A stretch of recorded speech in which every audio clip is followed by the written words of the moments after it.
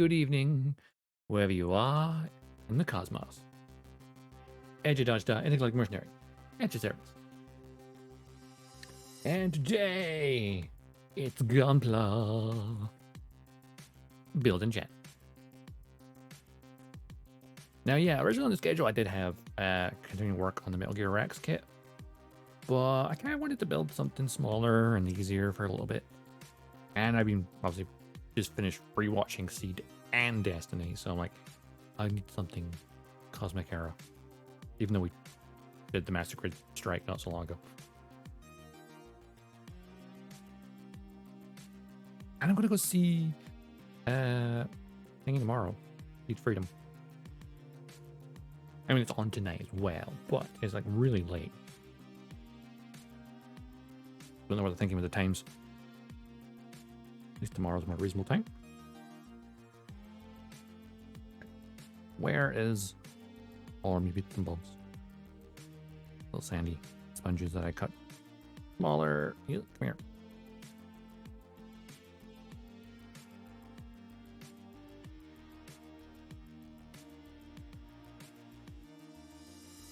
There we go.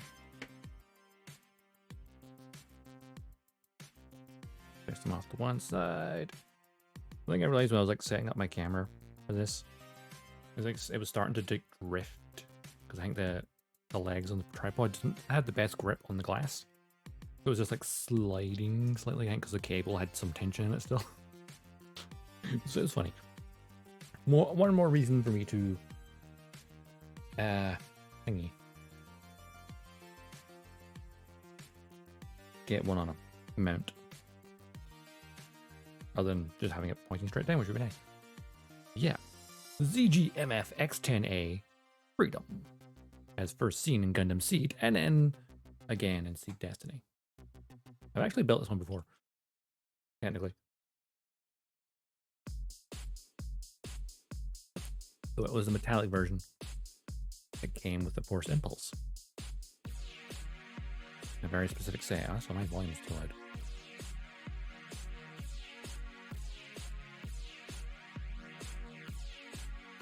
Interesting name for a song.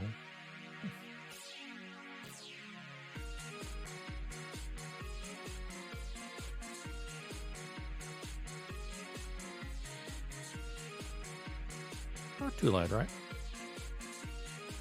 5%.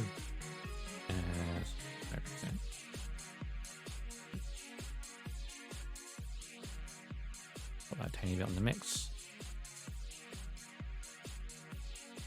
And maybe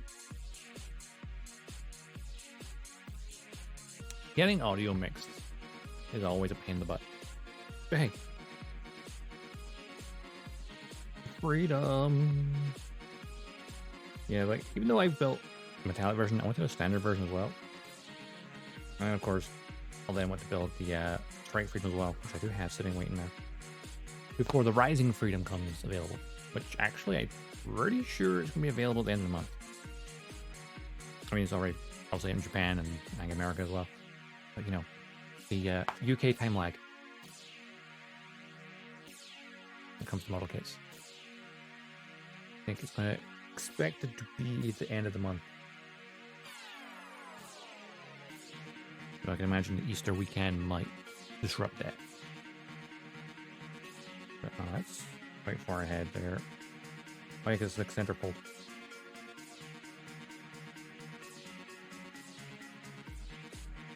Still all in Japanese. But I remember, I heard something that apparently this was the very first kit that actually had instructions that was in both Japanese and English. But maybe it was just... No, maybe it was Strike Freedom. I mean, it's got some English in there, but not too much. Okay. Always nice to have something in your own language. You can understand it more. Yeah, I watched Seed originally with the old dub. But the translation of the new dub is, let's just say they screwed up the second episode, and I'm like, nope, done. So I just rewatched it in sub because the movie's going to be sub when I go see it, so get used to the cast. There's little bits of story I forgot about in Destiny.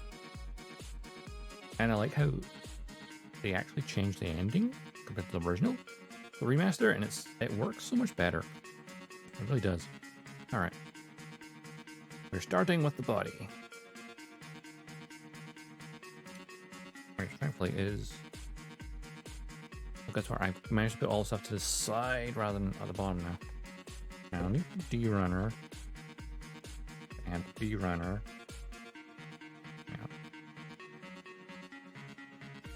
Well, my boom armor is slightly in the way of doing this. But I'll work around it. Best I can. B-Runner, more importantly, polycaps. Eat those. Right.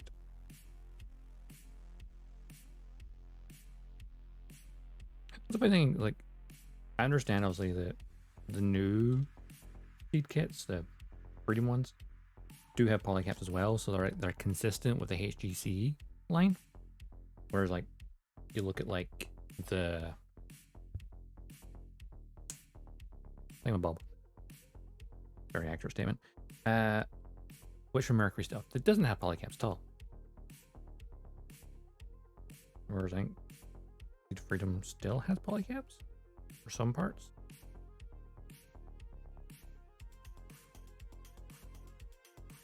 Okay, that 8 looked like it was really weak, so that's probably gonna leave a mark. Okay.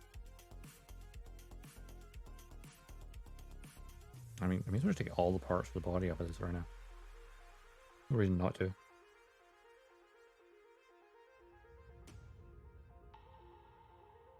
I have actually built this kit once before, as I said, but it was metallic version, which the metallic version in the Battle of Destiny set was nice, but the metallic injection when it comes to the white plastic never quite looks as good.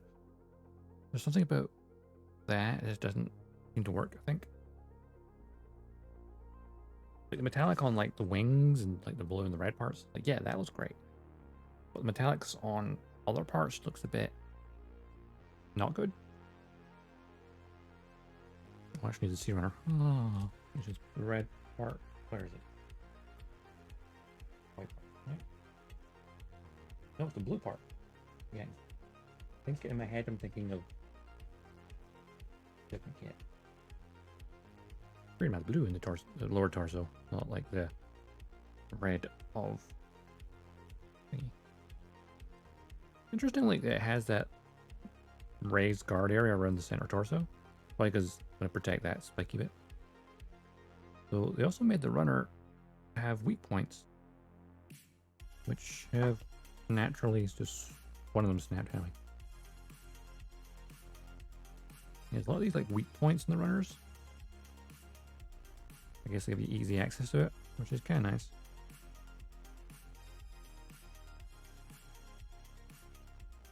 Got a lot of these like raised parts along the edges. Gets to protect it. Anyone else has built this kit, so a couple of years as I built the metallic version, so need that there. And I need number 19 off of this. Right? You want number 19? Yep. It is. Honestly, just building a high grade is nice for, you know, having built master grade of pigeon just bounces the window, nice. So the build master grade straight recently. I mean, we went straight into building Metal Gear Rex, and we haven't even finished Rex's legs. We finished one. It's only the upper half of the left leg, but it was bogging me down a bit. Having doing two big, complicated kits back to back. Usually I space those ones out. I needed something smaller, kind of get the dopamine of, yeah, finish something. So that's why I changed to this. In the meantime.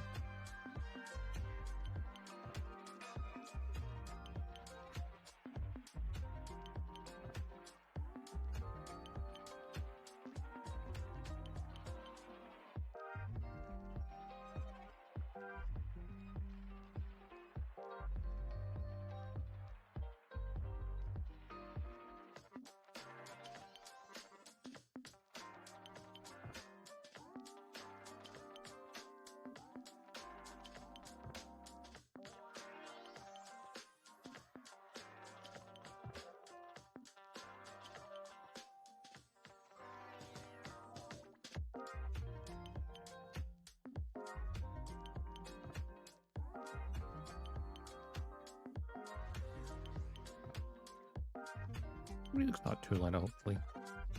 Hopefully. Alright. Sanding on dark parts is, well. I do have the Gundam markers though. I made sure when I was buying this, I managed to get the seed markers.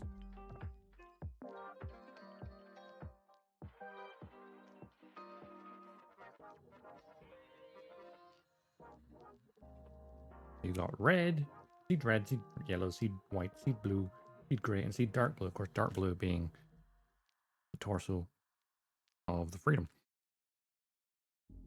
It's not black, it's dark blue.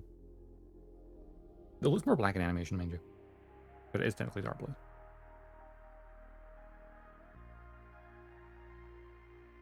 I mean, that's animation in general. You never use black, use dark blue.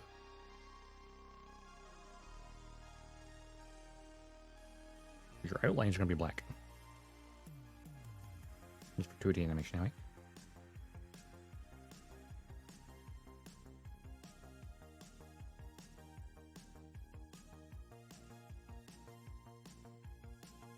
I haven't done my rewatch of Seed and Destiny now.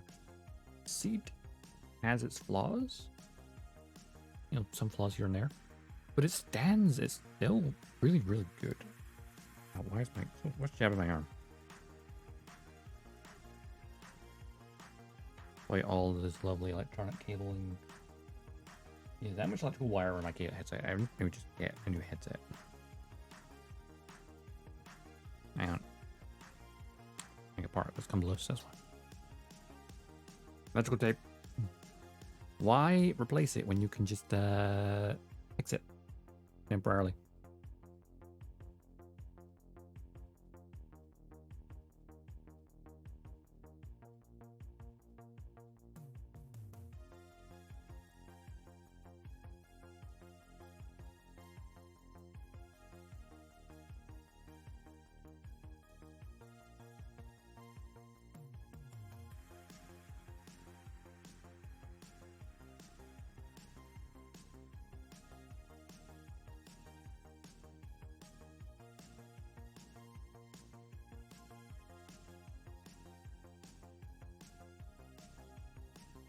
I'll have to do it. Alright, what was I doing? Yes. Standing nubs.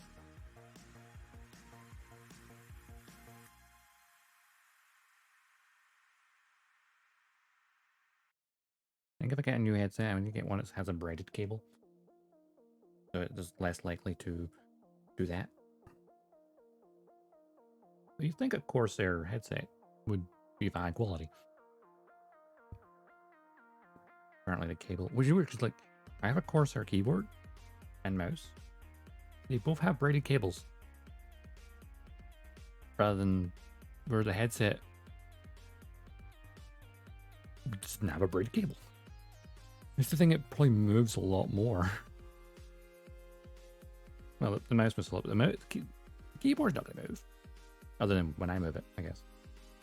Also, like my mouse is now rotating between colors rather than staying one color like it used to. Because I used to have it all set to green. But the IQ software is broken.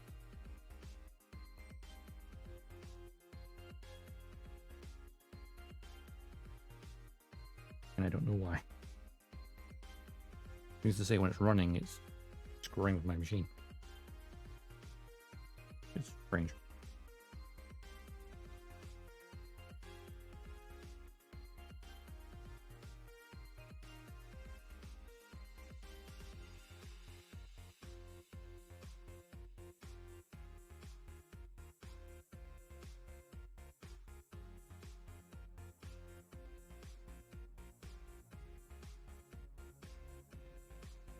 A lot of people say seed is bad, and they're wrong.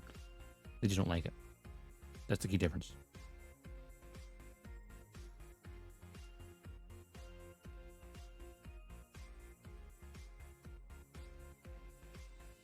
But it does have its flaws, mind you. It does. Everything has its flaws. Rare to find something that's flawless. I mean, like Seed Destiny. Originally, I was like, yeah, it's maybe not as good as the original Seed. And in a way, I think towards the end it's really, really good. I feel like early on, see Destiny, right? There's just like certain decisions that characters make. I'm like, you're a freaking idiot. Mainly Atherin and Kigali. Early on, the two of them, I mean, not when they're on the Maneva and stuff, really to start. But after that, after the Junior 7 falls to orbit, after all that, I feel like Atherin and Kigali just make dumber. Everything to do is a dumb decision. Now, Kigali at least has the excuse that she is struggling with the other ministers in Orb, like pushing against her. Atherin is just an idiot.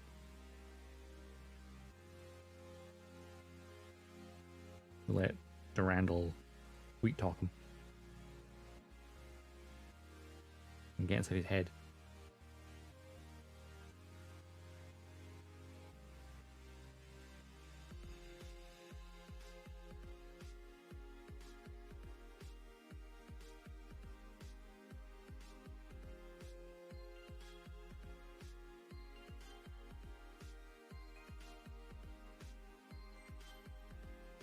But beyond that, really good.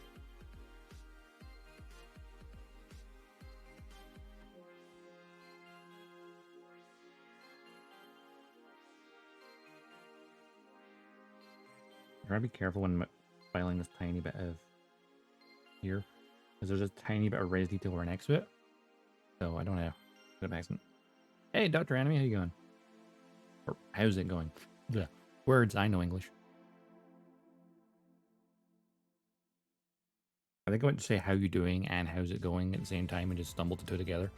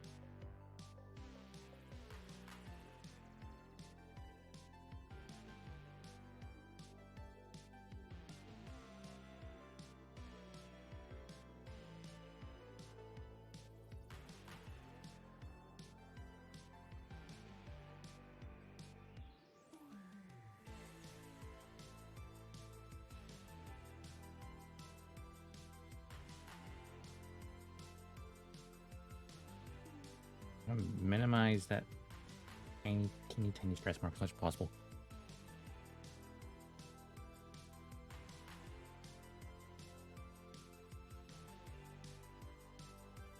This is why I'm a slow builder, because I get obsessed over the nubs and make sure it is as invisible as it can be without having to obviously paint it.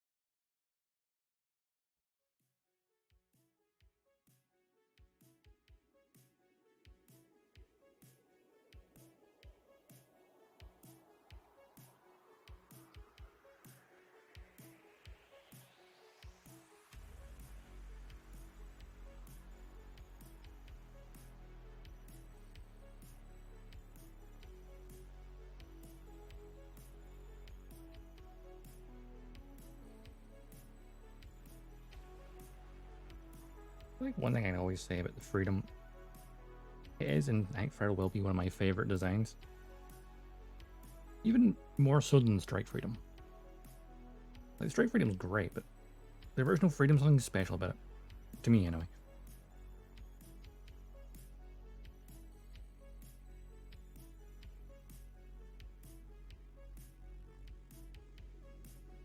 I love them both. I think I like both versions of Freedom, or in those any future versions, including the Rising Freedom. But the Rising Freedom has too much of the light blue, enough of the dark blue in it.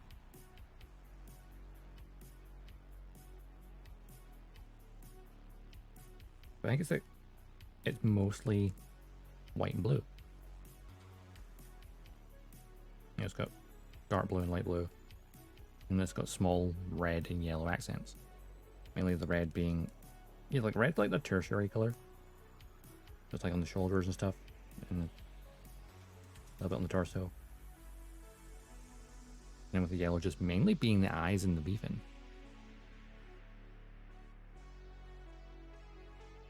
It's a really nice, quite uniform color scheme compared to the traditional Gundam tricolor.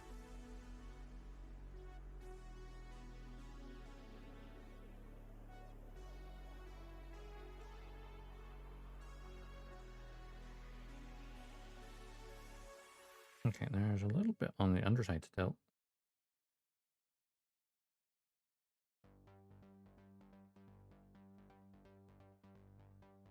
A teeny tiny bit here.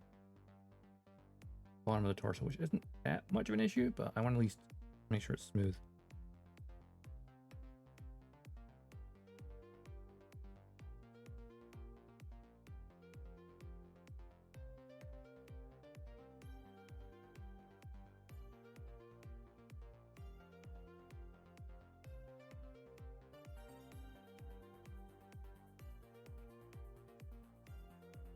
Hydrate, okie dokie. I either remember and keep forgetting I was going to set up like actual redeems so they pop up on the screen for that stuff.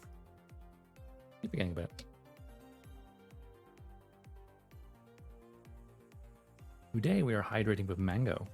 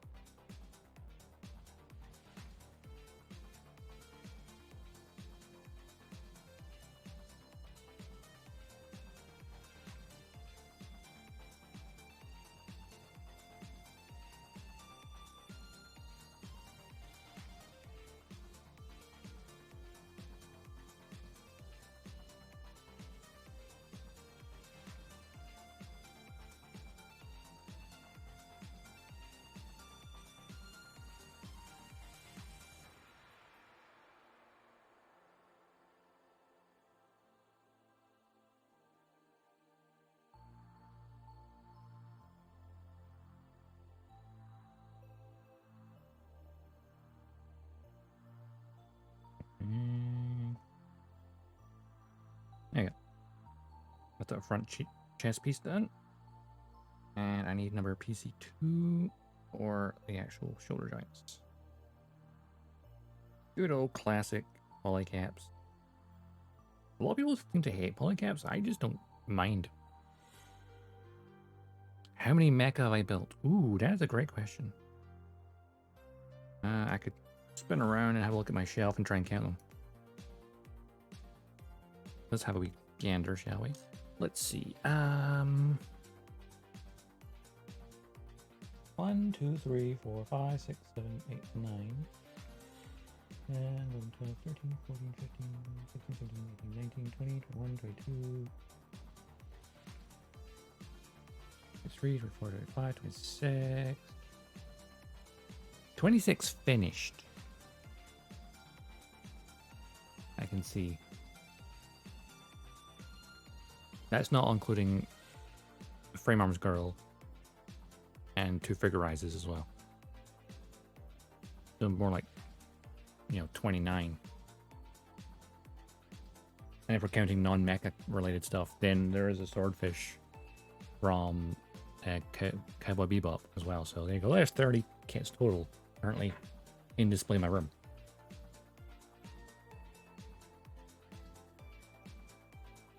Oh wait, no, I completely forgot the ones that are on my desk in front of me.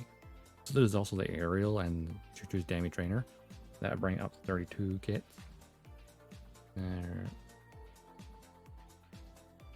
Yes, there's like at least 32 mecha related things that are finished in the room. And there's a couple of Star Wars ones on my desk as well. I suppose Harrow's a kit as well. So yeah, about 30 odd.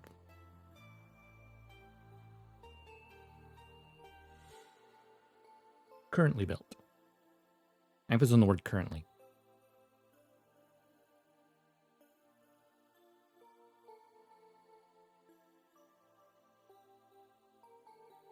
So as of built on stream, it would be all my G-Witch kits so far. Would be on stream plus a couple of things.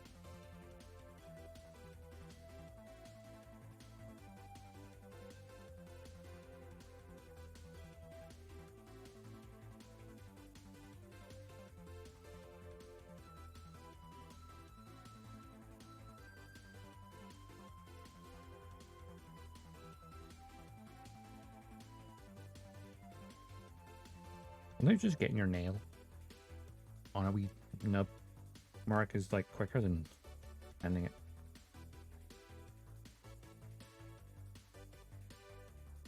Depending on how small it is.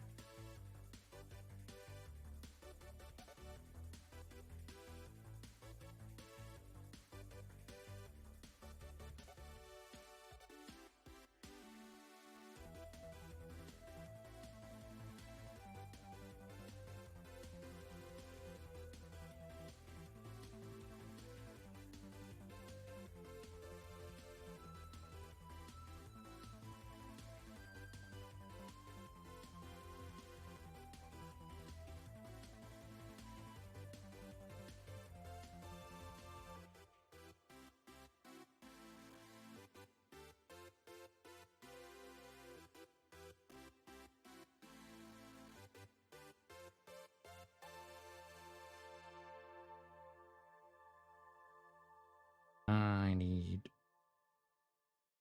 4.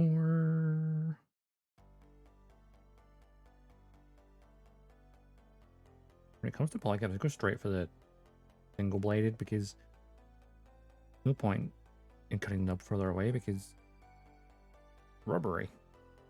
Well, you can sand it.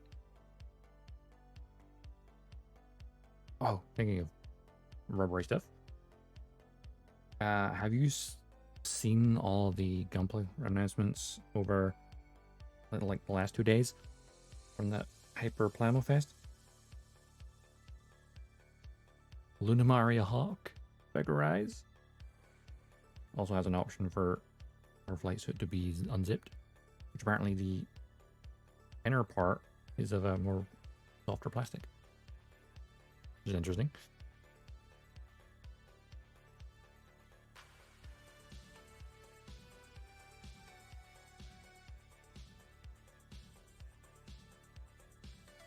That comes out in July.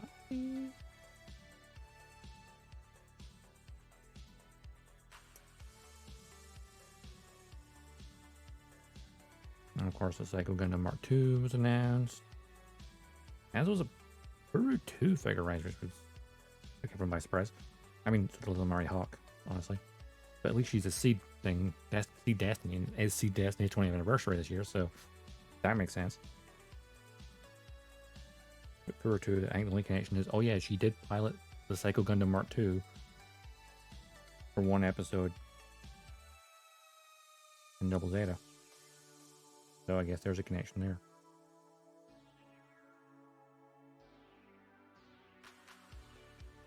Really awesome that Bandai is doing more figure rises. Because I think the G-Witch ones were so popular. I think Choo Choo, I mean, pretty much sold out as soon as she got announced.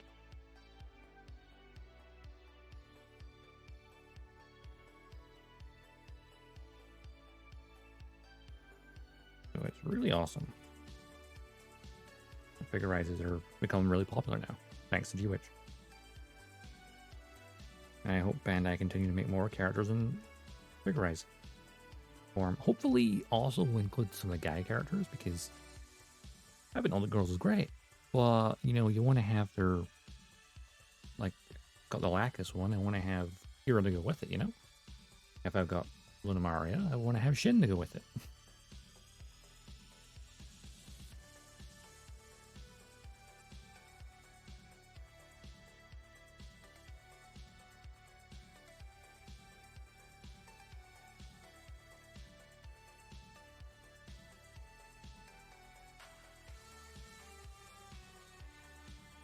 Where's that other node? There it is.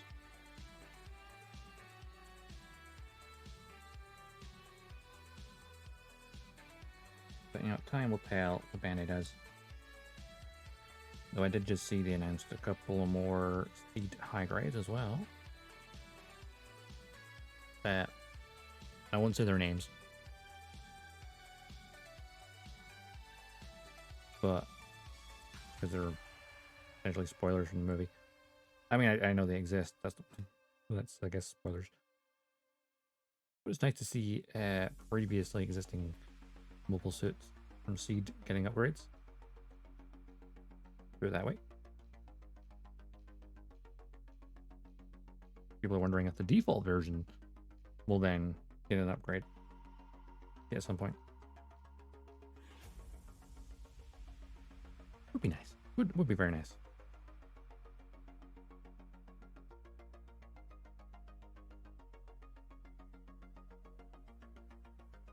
I still find it strange that the Force Impulse Spec 2 real grade has just come out. Why is it the only real grade?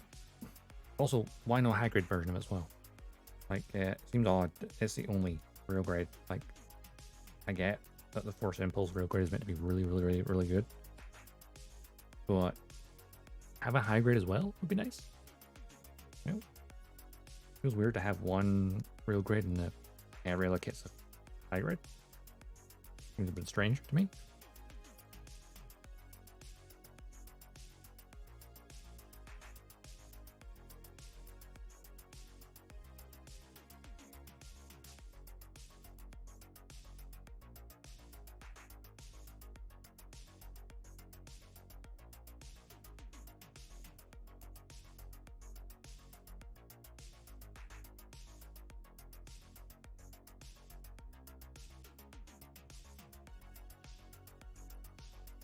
Okay, and then this part we should go right way around.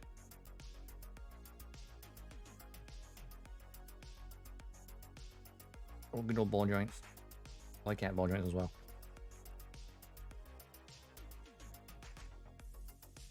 Alright, I actually go in a bit no further than that.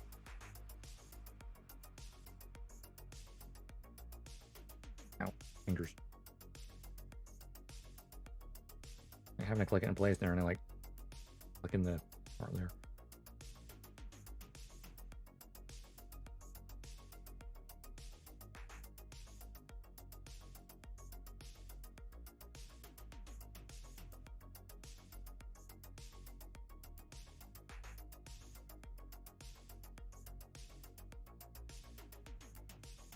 So like the metallic version, I've got this already.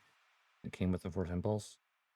It does have the extra parts to basically, well, have Freedom's last moments with the sword impaled through it.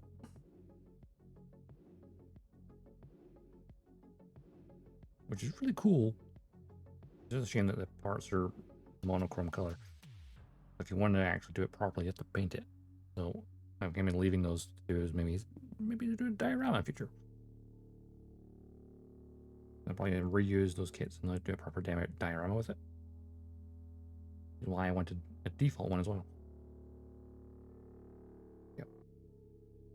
Pop that in there. Freedom! I love the freedom.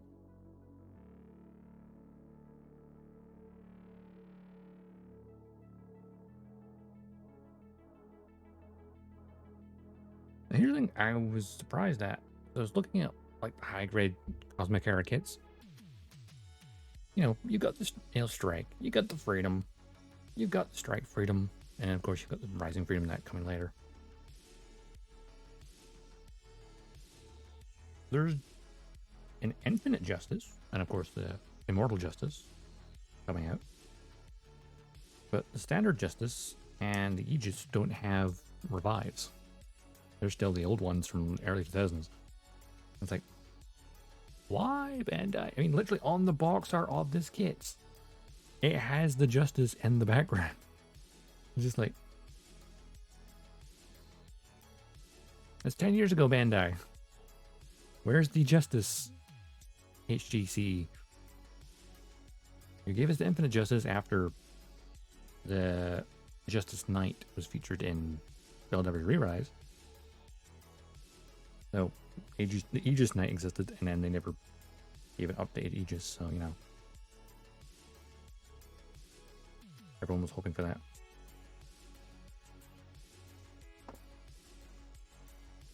No, I want to see an updated high grade of the Justice and the Aegis, and hell, the Buster and Blitz and the Duel.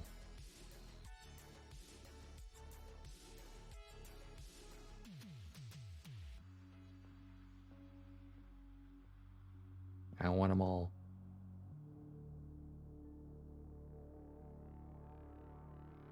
And I want them now.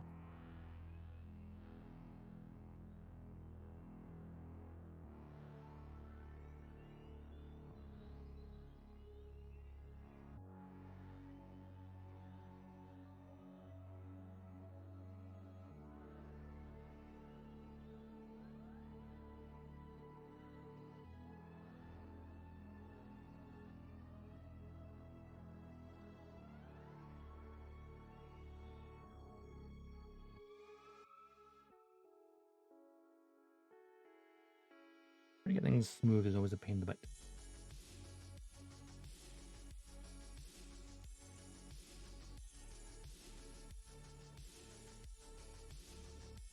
Basically, you're standing a flat surface and like you still see a part. It's just not sand in the middle. It's like, okay, that's not level.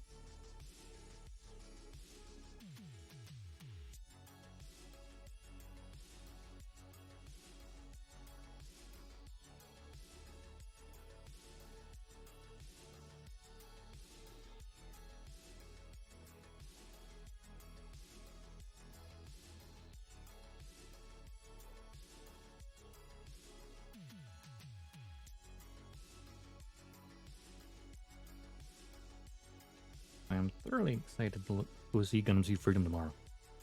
It's gonna be good. 20 years of waiting since the original, well, since Destiny originally finished. But I suppose it's one of the remasters, so it's only been like 10 years technically since they added to the ending. It technically sets up Freedom, I guess.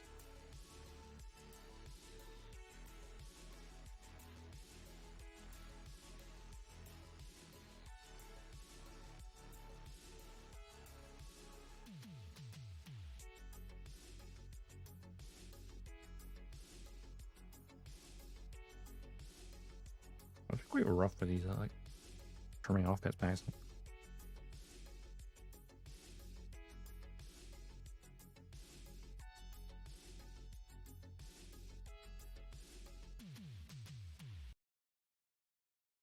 The other sites ended a lot quicker. Funny how that works.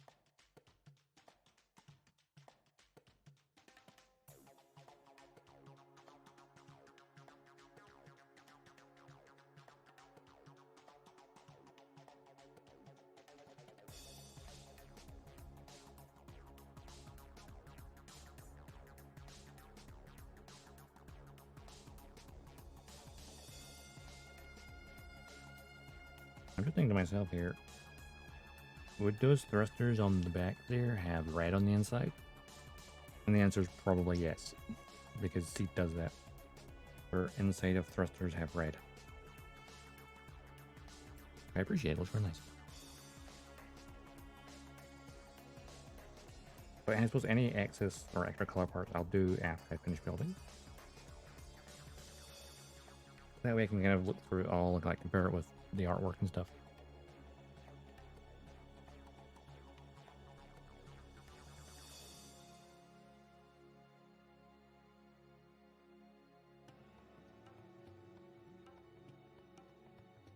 You know, like some of the thrusters and like the legs and stuff won't have the correct red.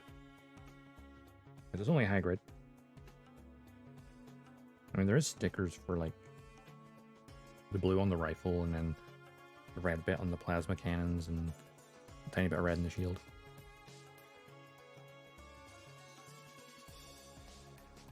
So since I have the Gundam markers, I think you could probably use them instead. That being said, the stickers aren't bad. On the metallic version, I use the stickers because they're shinier.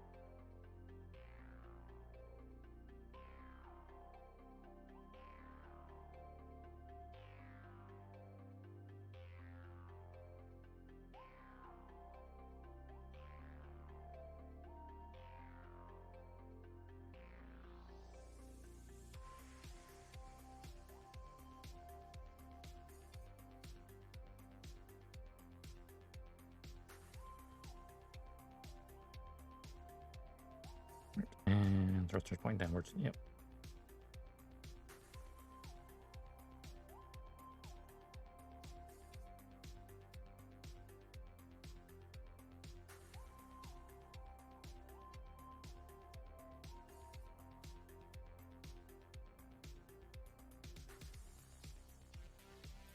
That bend in the torso was very limited. Like, there's ball joints there, but it's like, not much. But it's something, yes. Alright, I need a runner, and I need also a D runner for that. It's up here. Okay, D runner first. This is easy to hand. Number 5, correct? Yes.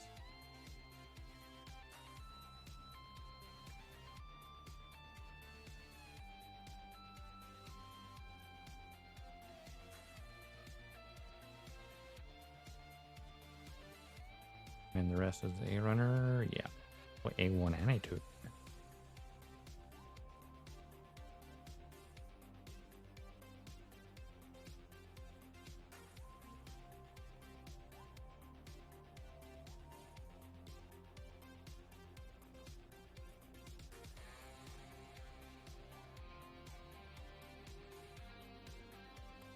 A1.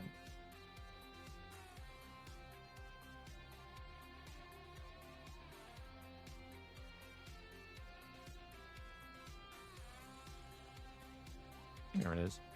Oh yeah, that's A1 and then A2 is this.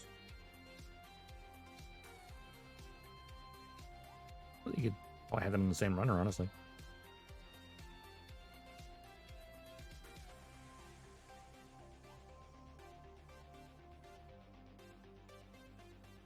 I suppose looking at that, I could probably make...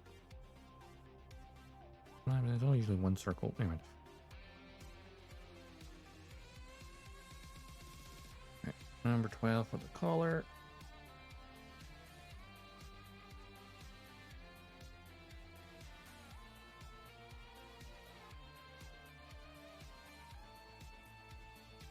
And then 15 and 16 for the vents. Just hopefully keep in mind which ones are which, because that kind of helps. 16 on that side, and then 15 on the opposite side.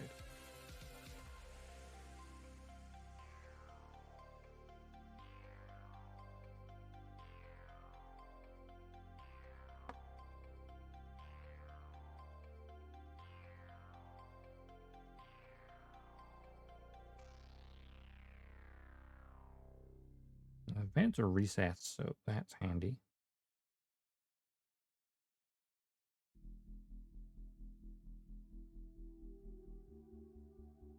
I should really just cut these off and then plop them in.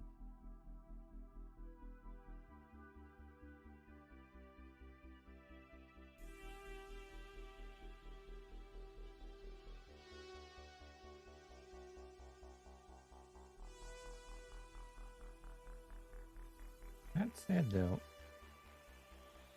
these do have vents, so I might.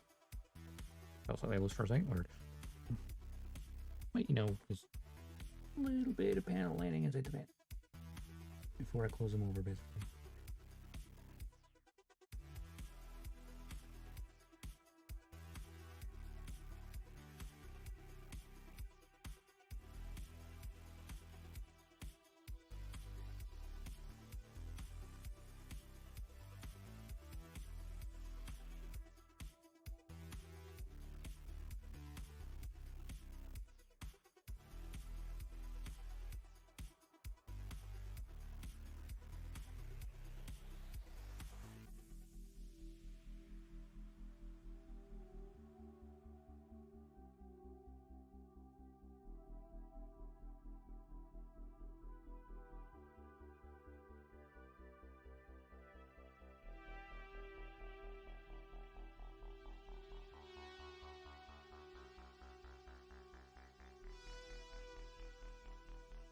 I think this part's dark enough that maybe I should use the black on the vent. Maybe.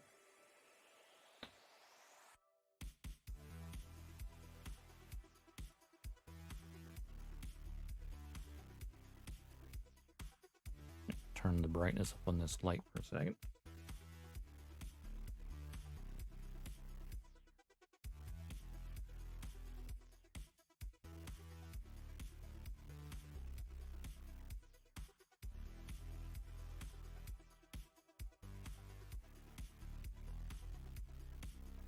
What the hell is this nip broken? I think it is.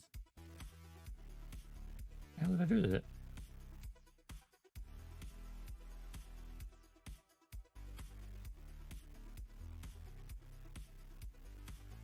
How did that happen?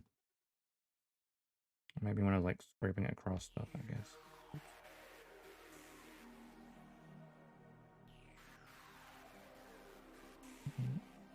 Just replace my gray ones as well. Replace the black ones as well now. Great.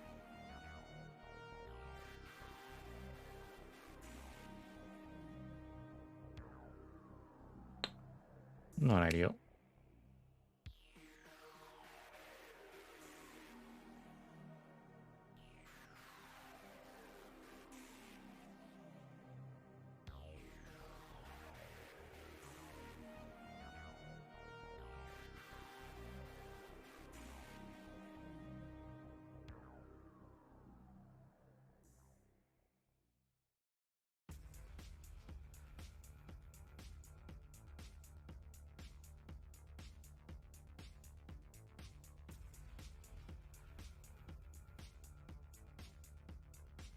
Actually, maybe I should just belt that just a tiny bit. They just stick out a tiny bit.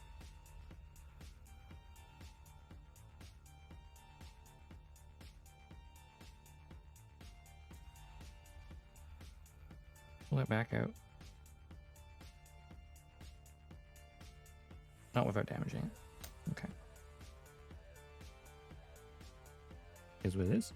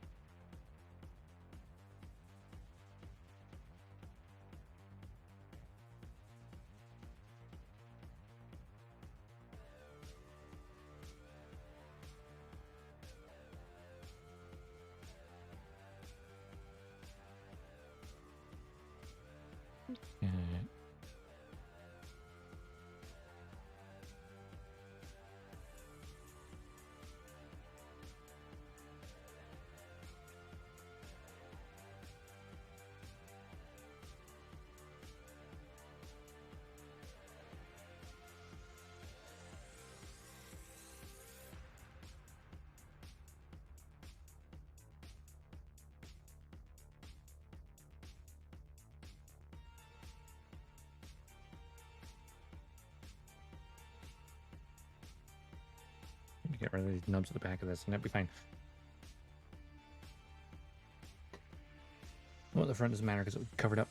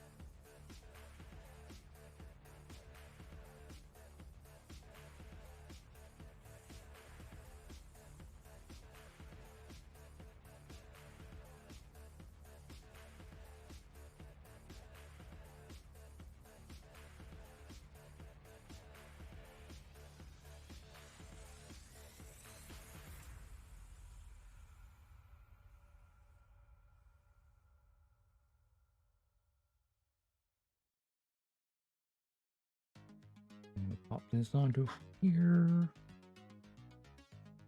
Right on the neck is the last thing that goes on here.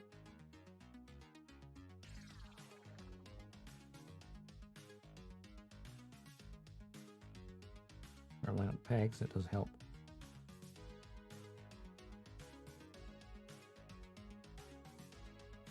Usually does.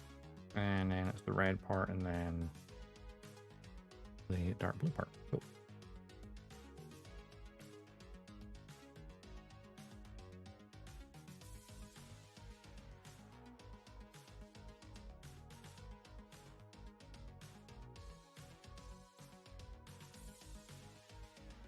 Red nubs cut off really easily. Or rather, they fell apart.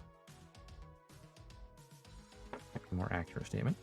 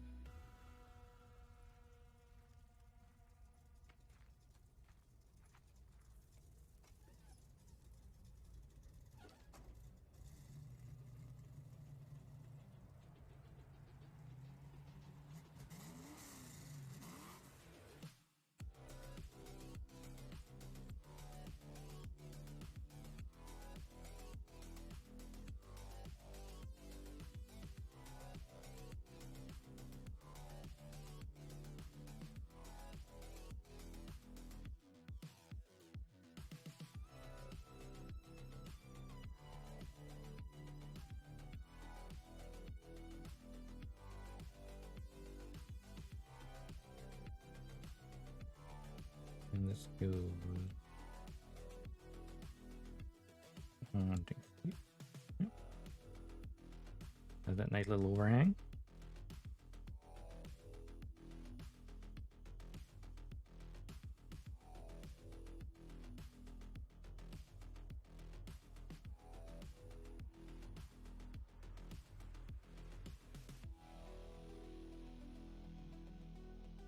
What I love about the Freedom is how its cockpit is in this bit here, basically. Like, it's not down here like it was on the Strike, it's up here. Like the hatch slides forward. Freedom of Justice. And then, of course, Strike, Freedom, Infinite Justice. And it honestly makes a lot more sense to have the cockpit there than it is here. Here, the abdomen is the center of mass, essentially, so everything is rotating around you.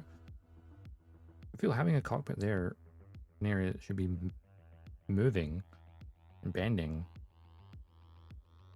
feels like your cockpit's going to get in the way of that, right? The real grade Gundam with the warfighter in it kind of interferes with the bending. Ooh, thinking of real grade Gundam though. The real grade RX-78 2.0 I got announced yesterday, which has a core fighter that can pivot inside. You can have the actual core fighter inside it and it'll still have the ability to bend the chest. It's kind of crazy.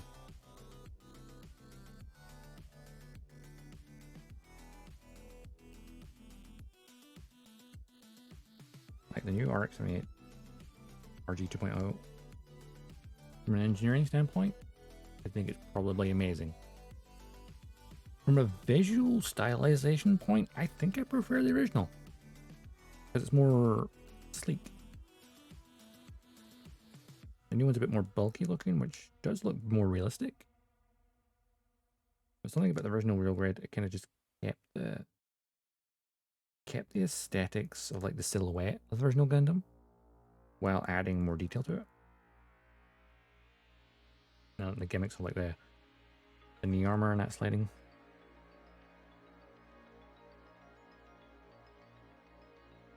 I think I'm really glad that's why it's 2.0 is different. So you can basically have both, and you've got two different versions. As I highly doubt they'll stop printing the original one.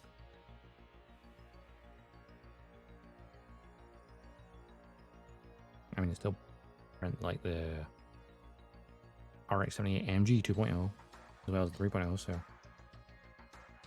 but they're different.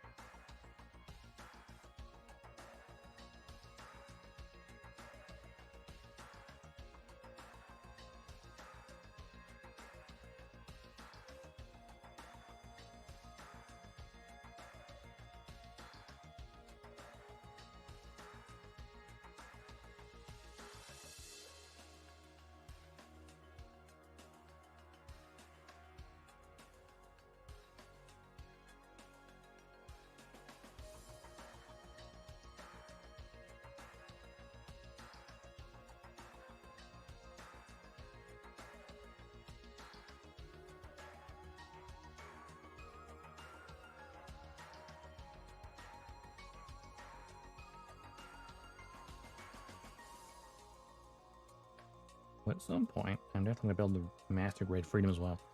Because I love Freedom. I need to get the real grade as well. You know. And I'm... No, it's not a perfect grade. The perfect grade is Strike Freedom, not the regular Freedom.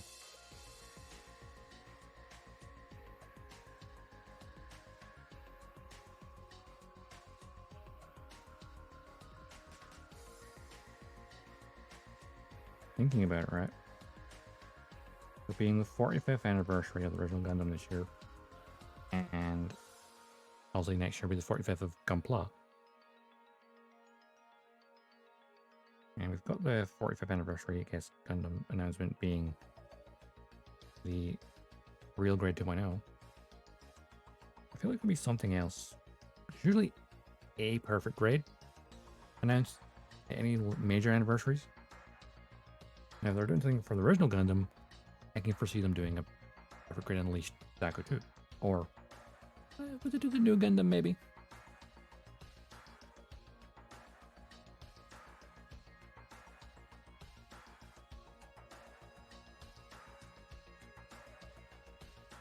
I feel the new Gundam would be more appropriate for an anniversary of Char's counterattack. I suppose the 20th anniversary of Gundam Seed got the Master Grade Extreme Strike Freedom, despite the fact that's from Destiny. But this year is the 20th of Destiny. So, you know, better be something. I mean, Bloody Mario Hawk announcement. Rise, that's good. If there's going to be something Master Grade or Perfect Grade announcement for Seed Destiny. And again, I suppose Bloody Mario Hawk, Big Rise, the High Grade Destroy Gundam are pretty big announcements, as is. And I suppose the Zeta 40th next year that has the Mark II announced, the Psycho Gundam Mark II. Probably be the end of the year it comes out. End of this year, anyway. Because, obviously, the runners from the Typhoeus Gundam, they 2023 for the Psycho Gundam Mark II's arms. So stands the reason it'll probably be out in December. The Psycho Gundam Mark II. No, it's something I'm in a hurry to pick up though. The Destroy Gundam, however, that is something I would like to get my hands on. I think it should be available in the UK in like the end of May, I think it was. Expected. Oh, there's my torso. Only took me an hour. Just an hour to build a torso, it's fine.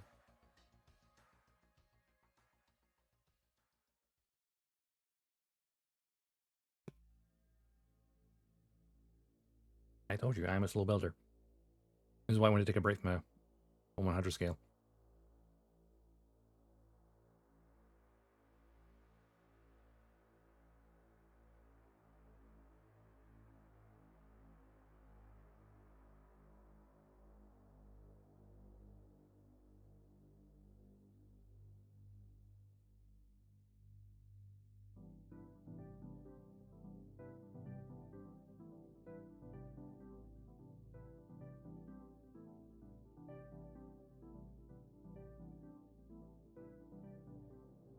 Okay, now the head. And I'll form the head. Let's see what we got here. Remember how this works. Okay, so you get the alternate. So you could have the reflector part on the inside of the eye, or have the solid sticker on the outside of the eyes. Well, let's get the parts and have a look. A2 for the red part.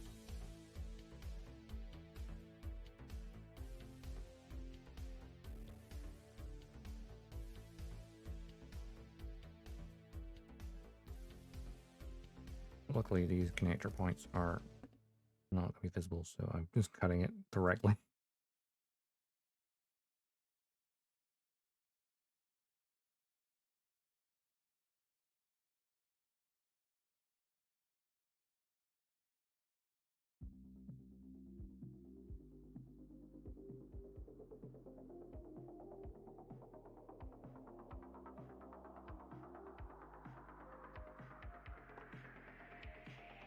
Anything else from A2 runner I need right now?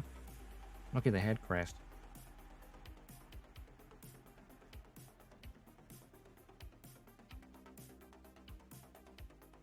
It's so small that I was like looking at this piece and I was like, no, it's this bit here. It almost looks like part of the runner. Oof. Right, I might use single blade for this. Go straight onto the runner because it is so small. You know, I don't need it right now, technically. Let's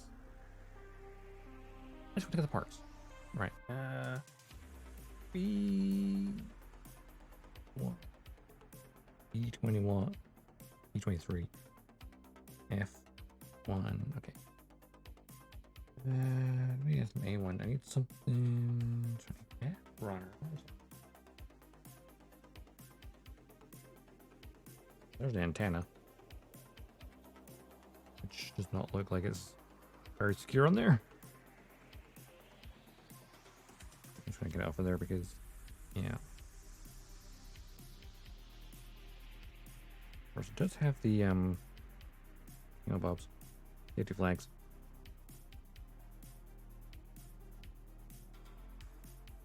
Now the clear eyes. Now the clear eyes.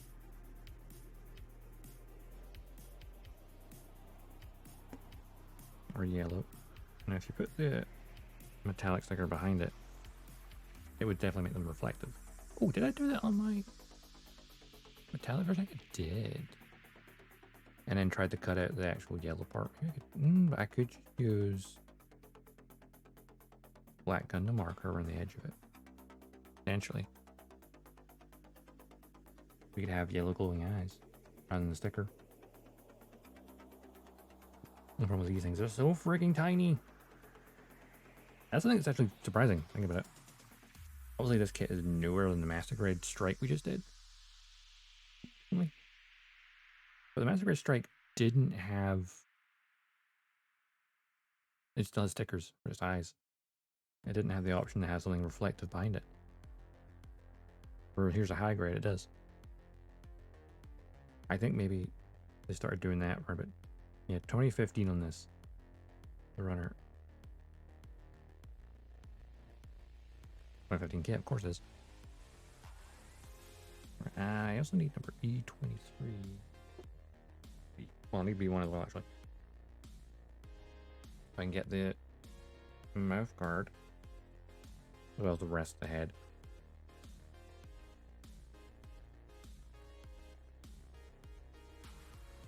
God, it's so tiny.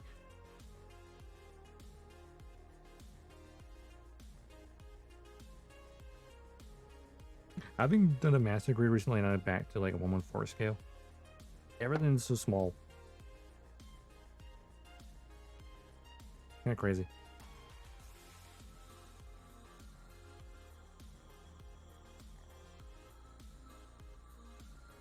There was a V-fin. Get all the parts of the head, why not?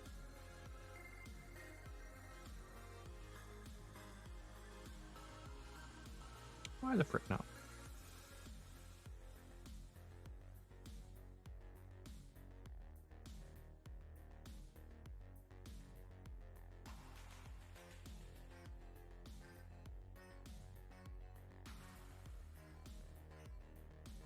Yeah, I'm just kind of going directly with my single blades. He's just an awkward shape. And honestly, even with that, they could have played well. That should be everything from the B runner, right? That's all the head parts from here. For a second, there's like, that looks like the white bit at the back of the Aegis striker pack, but no, that's the beam rifle. Cowling. Now I know, like, here's the leg part. Front of one of the legs, I know the inside that thruster needs to be red. The inner wall of it, not the entire thing though. That becomes the awkward part. I also need F1 number 1. F.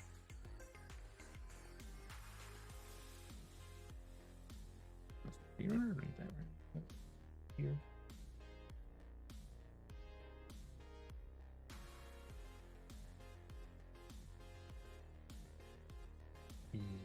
2, 27, right? F1. There you go. There's F1.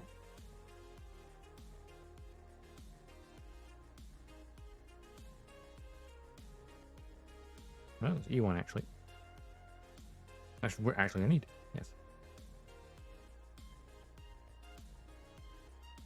This was F. My brain's getting confused. Number 23. Here it is, this very teeny tiny part. Because it's the head, and the head's teeny tiny.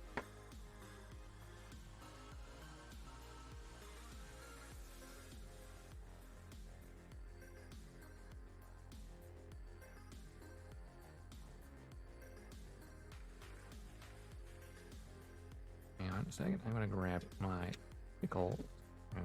Because it's reflective, I'm gonna hold it off screen.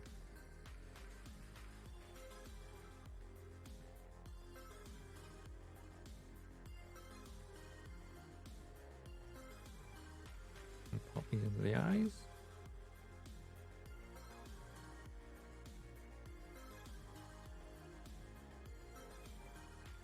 Let's see how it is, and if it's not, like, I don't think it's good enough, then I'll just swap it back out.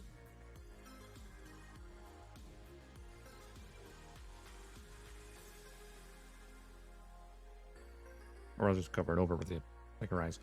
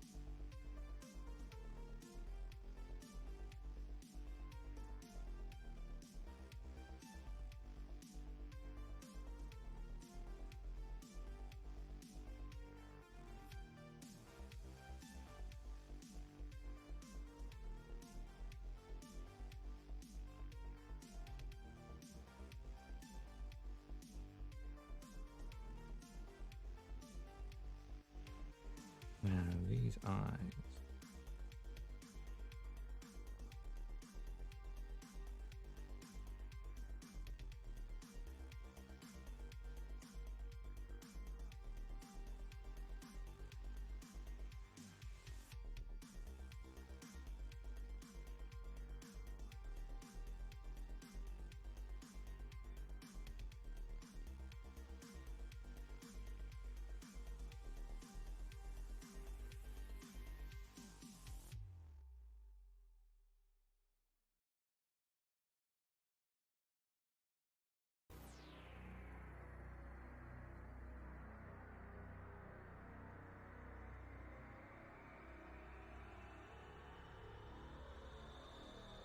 It was because I'm before that. Okay. I think.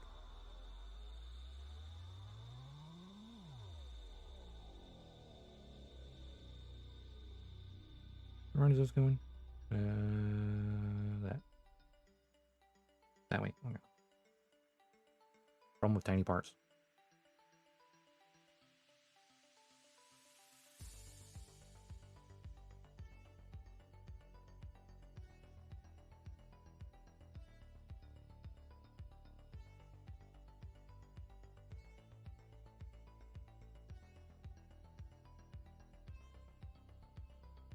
Now these eyes. I'm gonna try with the clear ones first.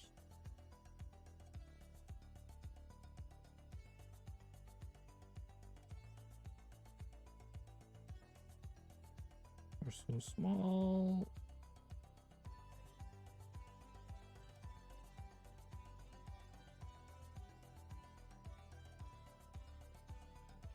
Now, I'm gonna try something.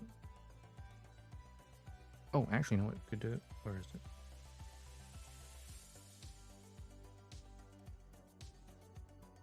Good. Black marker. Alright. You want to go with this? Black panel liner and go around the edge of the eyes. But it's actually really hard to see though.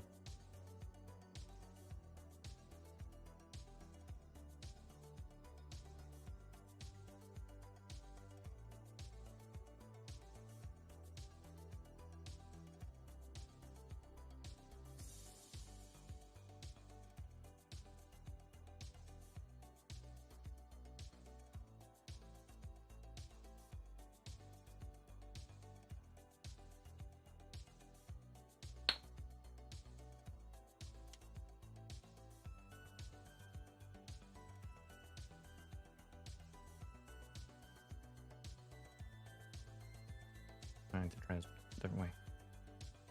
Because I might get the excess on the rest of it by accident.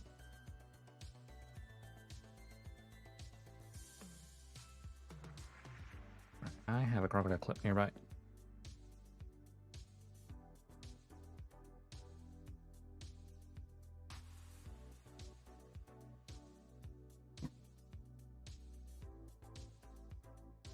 That'll help.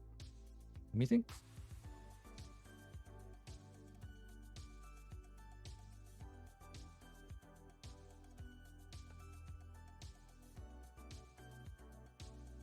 Yeah, best way to grip this. Probably right about here on the peg area. Yeah.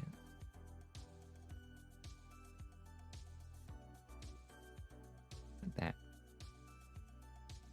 And then try to do what I was doing again.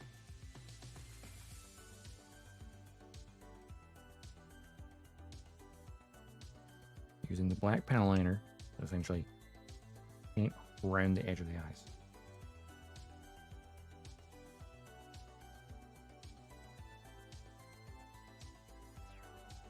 Just need to let it dry for a little bit.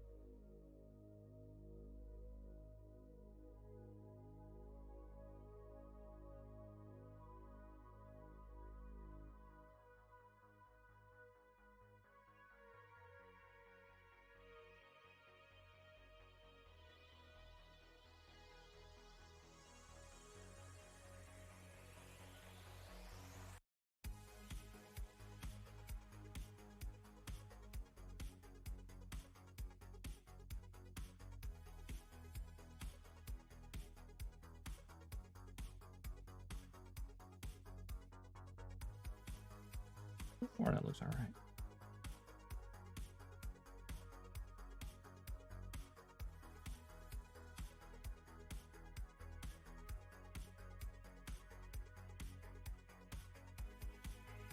This nib's busted. So it is looking at more ink, which is actually working in the favor.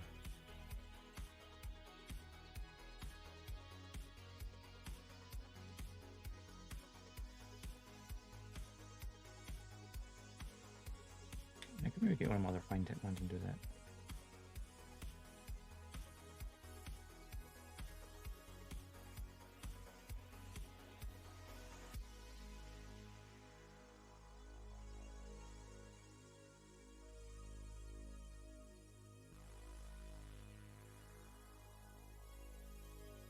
I think what I did on my metallic version is I used a craft knife to cut out the yellow part of the eye and the sticker, and then just use that.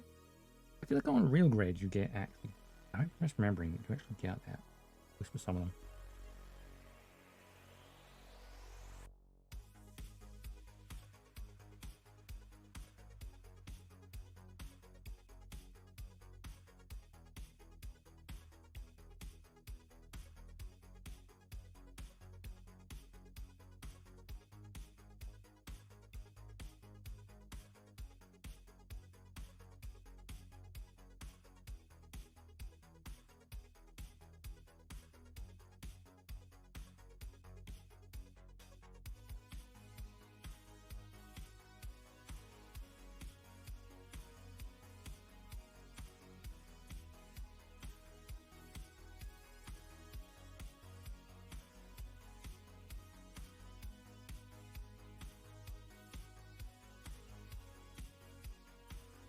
course, if it ends up not looking nice, I can just stick around top of it. So,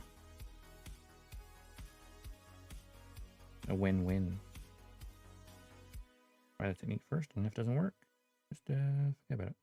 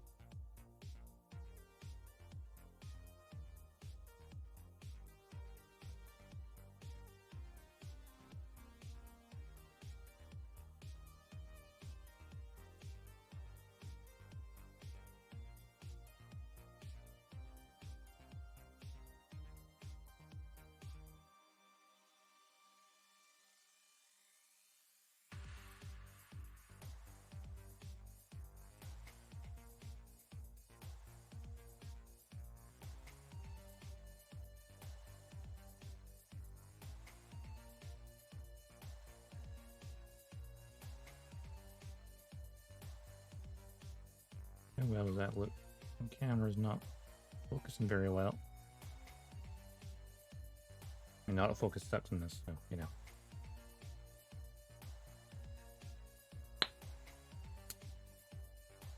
Now let's autofocus for a second. If that helps. Focus on this.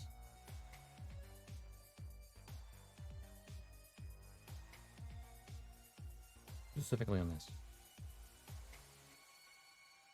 Ooh, oh, I had it for a second.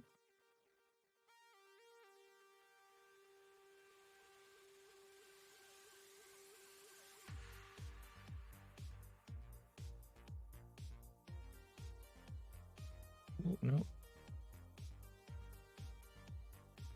There's a sweet spot right there. There we go.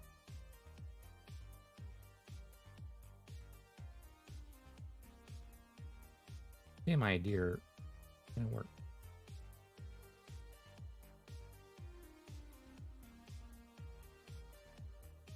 Just put black panel liner around the eyes to essentially mask it off. Right then, I'll let that give it a few minutes to dry before I assemble it to the head. Again, if it doesn't look good, I'll just blow the back off. You know, stick over it.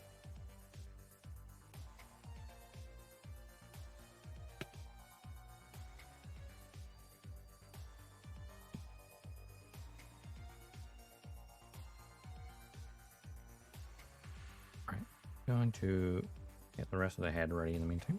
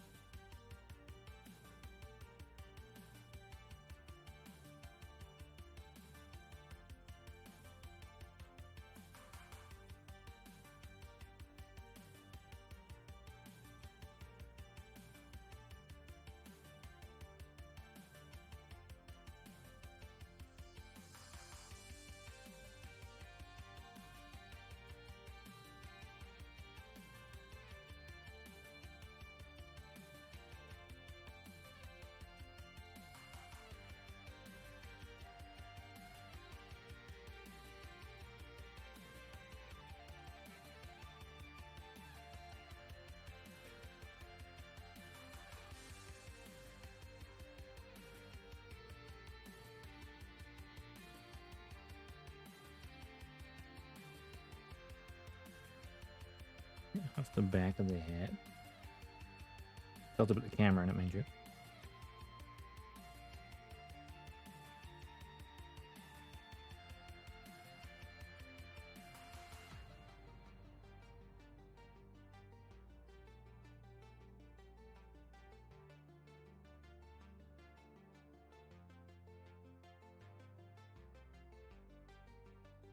Oh, wait, the Vulcan guns on the head. I just realized they might need to be painted as well. Possibly.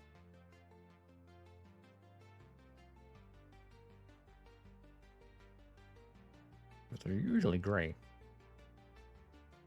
aren't they?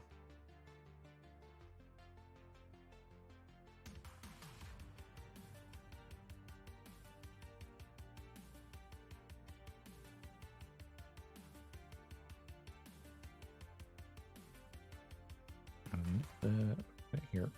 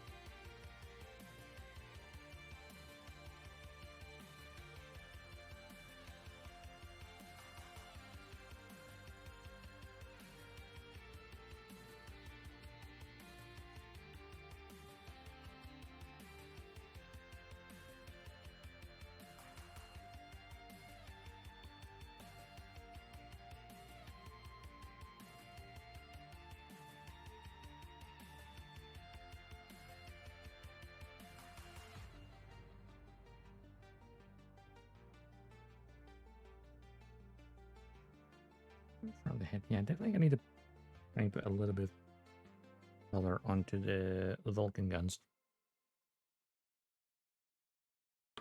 Because I'm fairly certain that they have color. Yes, they should be grey.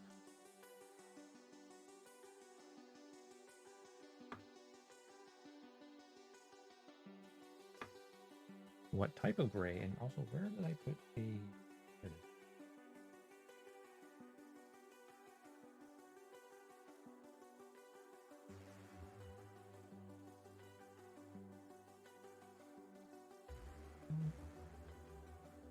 Important.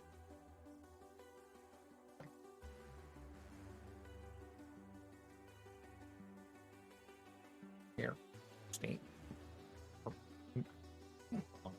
Oh, look. Alright. The floor may be a little bit uneven.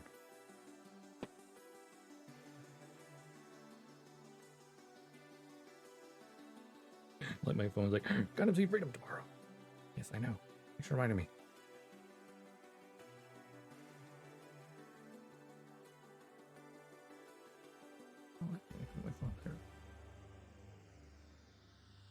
Alright.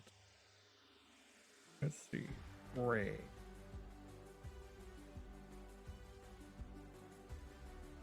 These are a lot thicker, aren't they? These are the thick type. They are the thick type. I wonder if the fine ones might be better here. I mean, they probably will be better. I mean, more in the...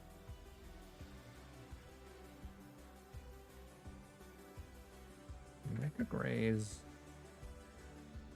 similar, but it's lighter.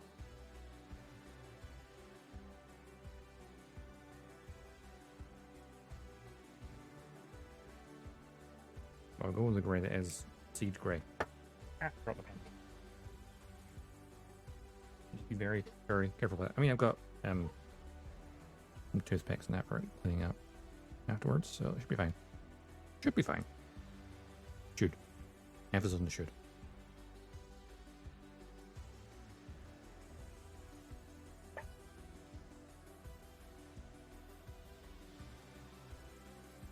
Oh, what doesn't just remember? I'm pretty sure there's a Vulcan guns on. Are there Vulcans in the chest? There's definitely little things on there.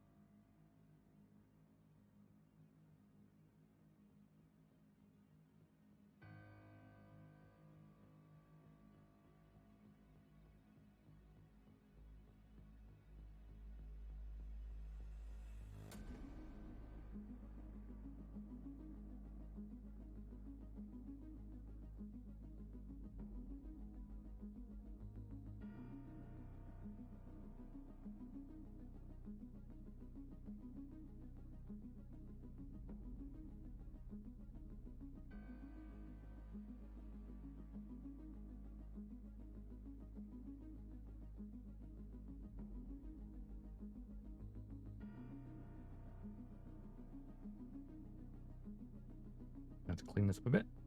That's fine.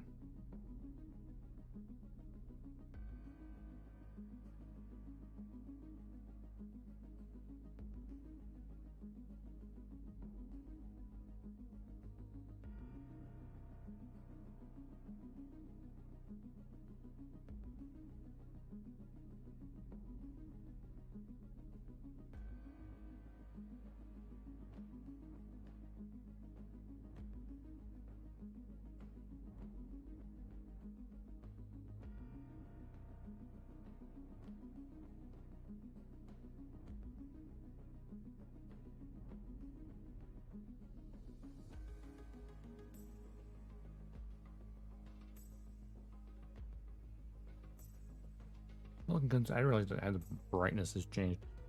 They've got that white there now.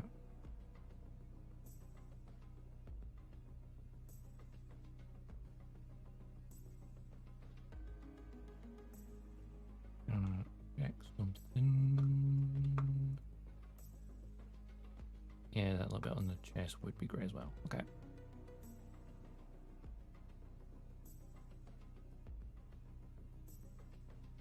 Okay.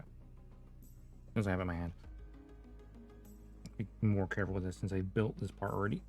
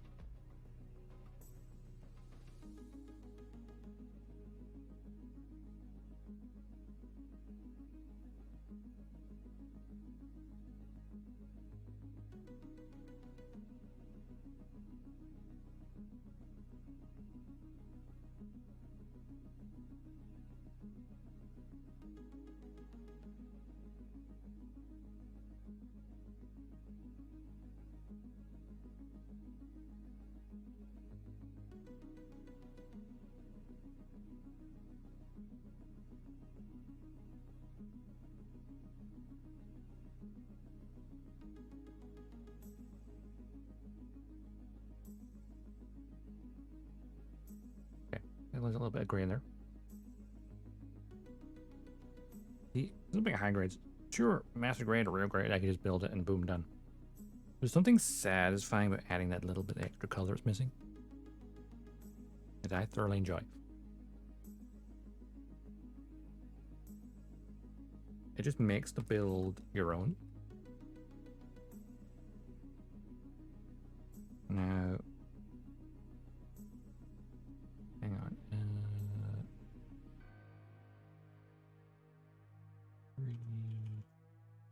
Freedom Gundam.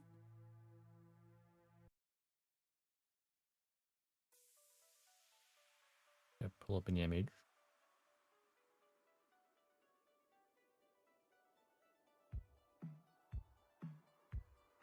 got from the front. Yeah, I've got my grey Vulcans now. A little bit on the wee bit there. Yep. Yes, inside of the thrusters would be red. Inside the torso thrusters.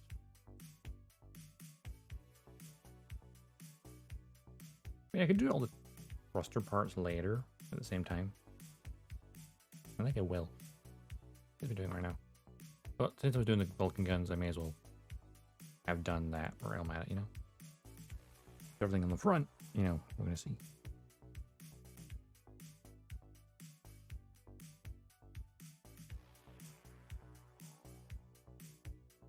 Of course, now I need to tidy it up a little bit.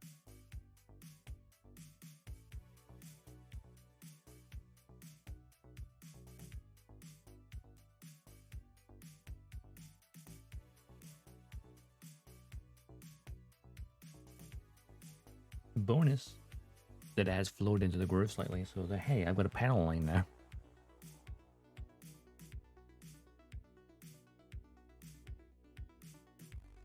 Get rid of a little bit in front of it. It's just the gun. Barrel, it's colored that way.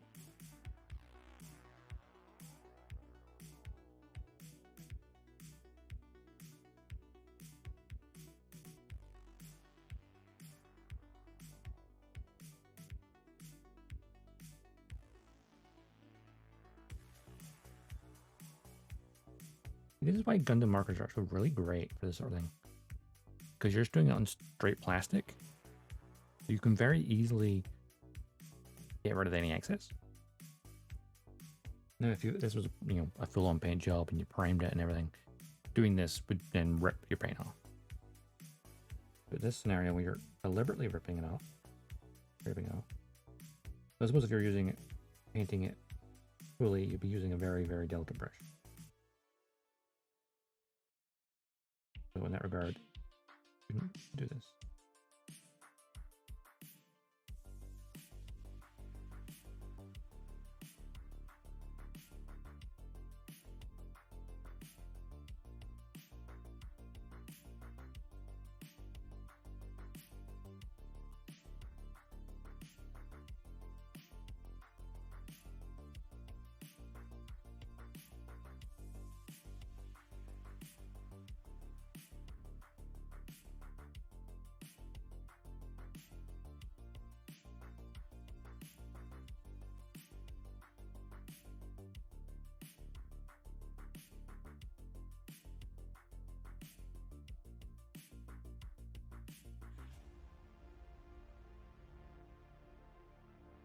There's something about when you do the headcanon Vulcans that are just...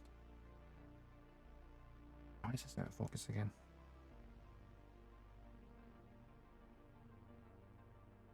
Really having it all focused on, it's going to just start derping. Where's focus even at?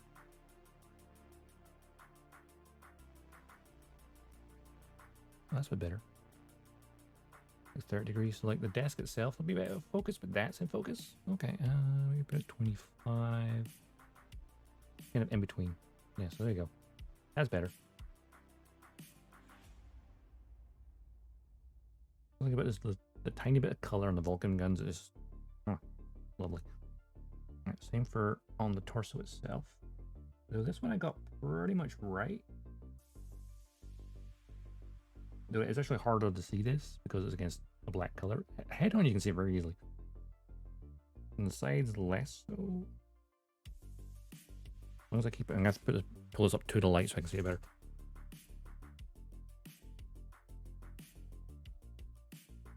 I might be out my tracking camera in it.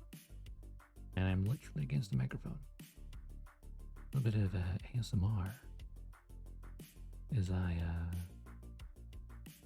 clean up around the chest. Vulcans, I'm assuming they're Vulcans. I don't think I've ever fired them though. I don't remember. It would just be like sensor stuff. They look like Vulcans though.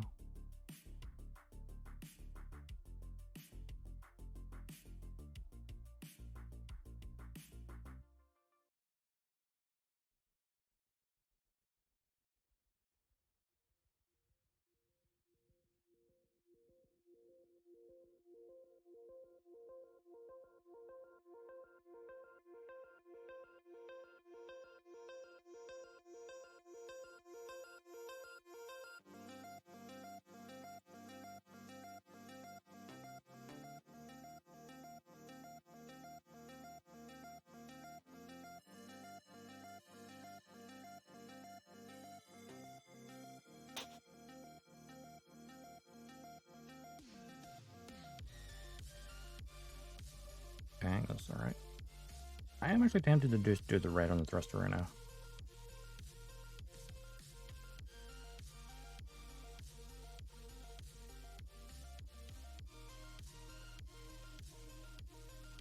Because, I mean, why not do it, you know?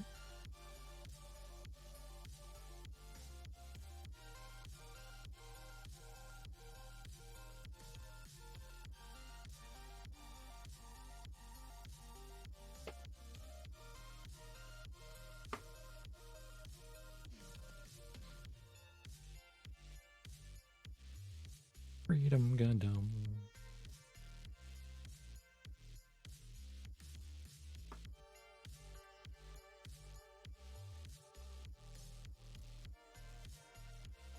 The rear view is like really low right on the wiki. It's really funny. Well, the ads at least muted. Now we'll scroll all the way down. There's some nice images from the rear somewhere. I think you're very rarely from the rear. Oh, there we go. That's a nice, good shot. Shining sword. Ah, yes. It is very obvious to see it there. Perfect.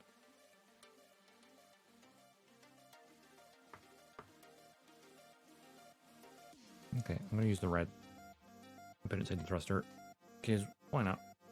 While I'm doing it.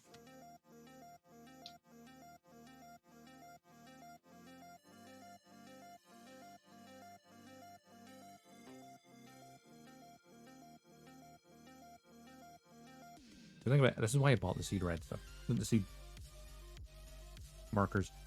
I was gonna try and get the seed destiny ones as well. Sold out.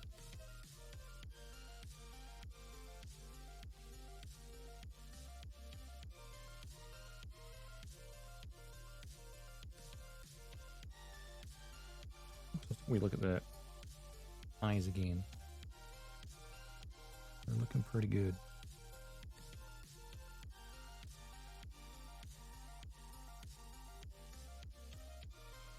Yeah, those eyes are good.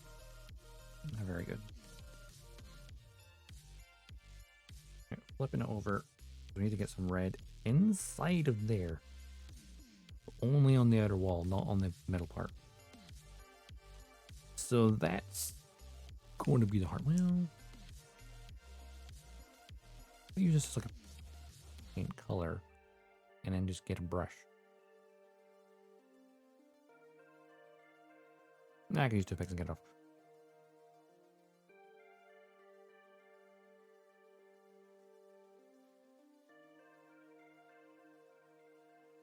Watch the paint flow to the nib. The first time I used Gundam markers, I made a mistake of pushing it against the ground Gundam, and I mean, I didn't keep that VOD for that one, but needless to say, it like shit. Well, I've had a lot of cleanup for that. The ground Gundam was very overly colored. Right, I'm gonna close up a little bit.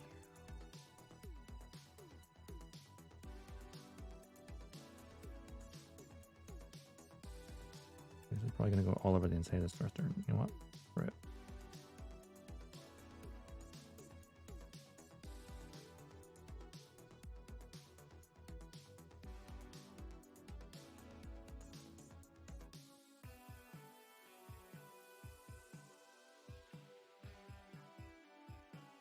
Yeah, flows a bit too easily.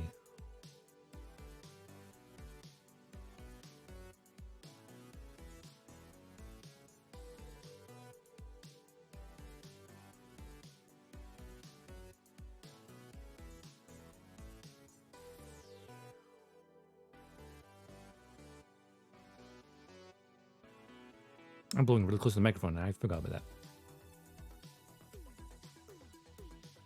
The red's in there. I need to clean up now. Did everyone need it though?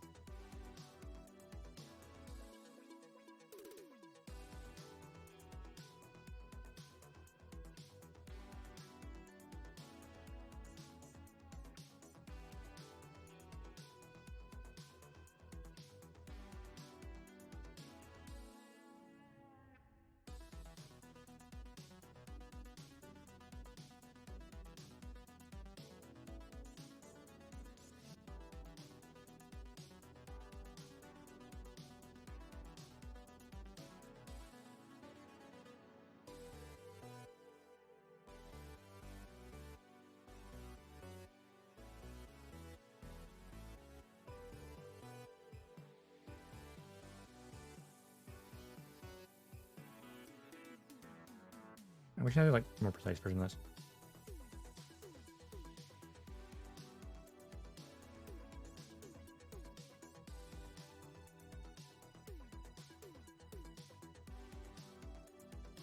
It's gonna.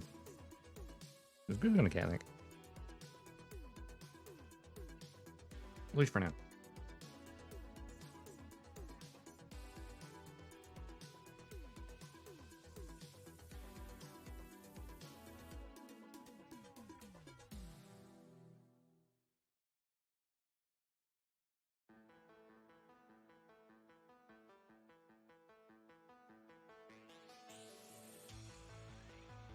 Well, there's like, I'm just gonna, do the eyes and then the Vulcans, and no, I'm gonna do the thrusters as well.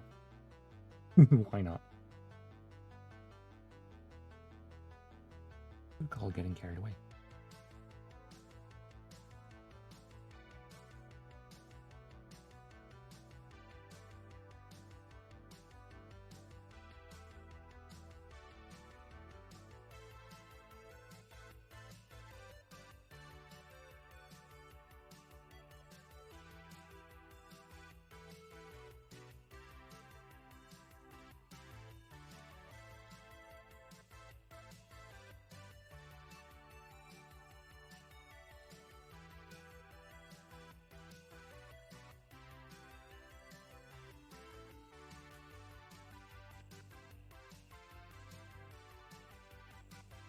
Yeah, tiny bit of excess paint on the outside there is great.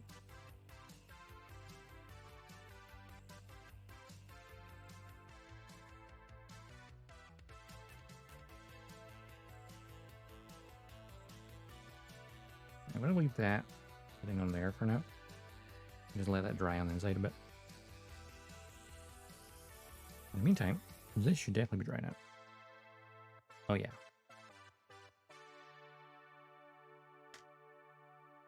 Open these eyes, shall we?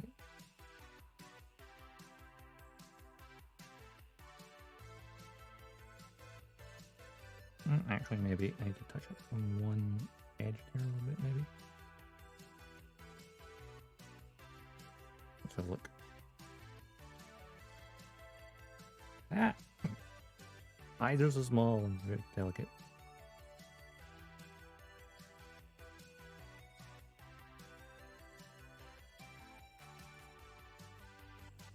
How's that looking?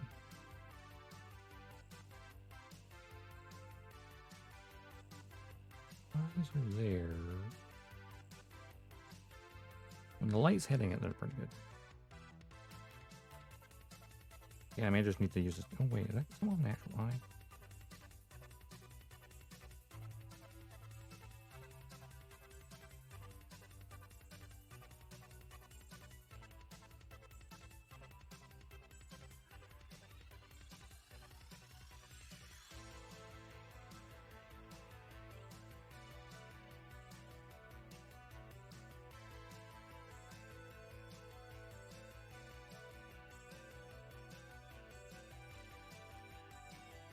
Should I just put the sticker on it, I wonder? Or if I just got a black marker instead of that channel liner and just let it flow? Maybe that would be better?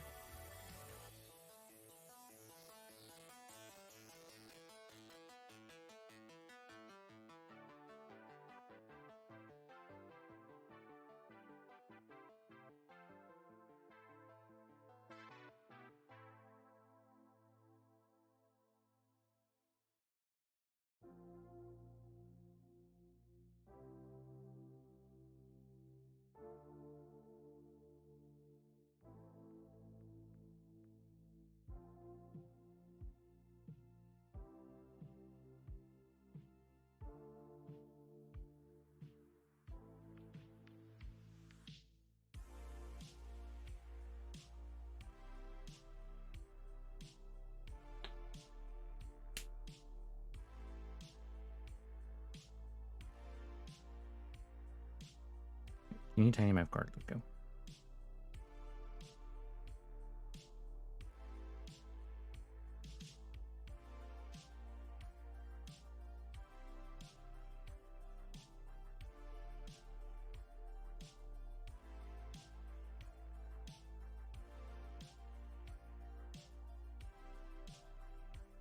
believe that's right.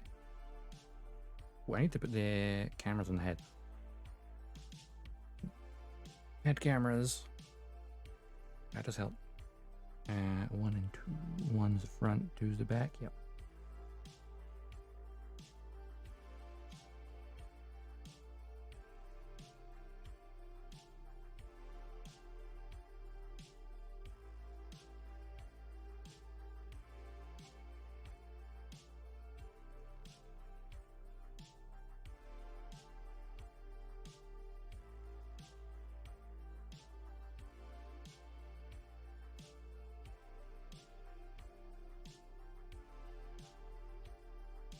What station is this in?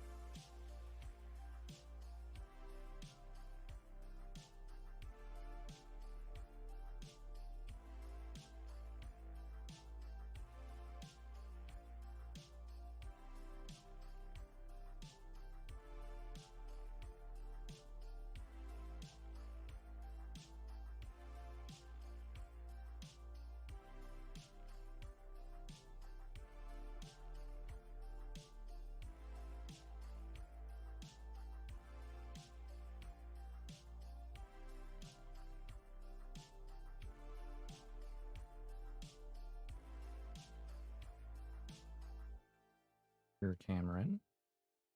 The front camera.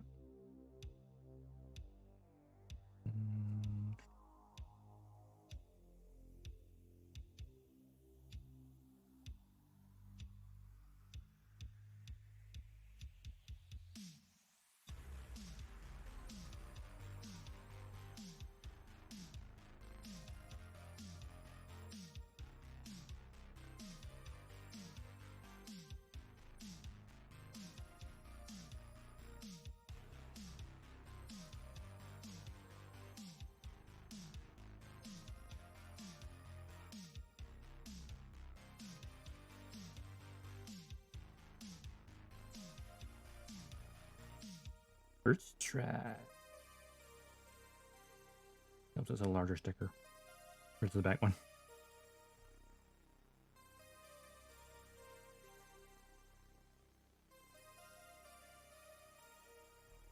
Now, those eyes.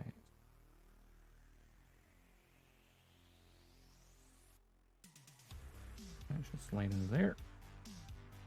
And then the front of the face.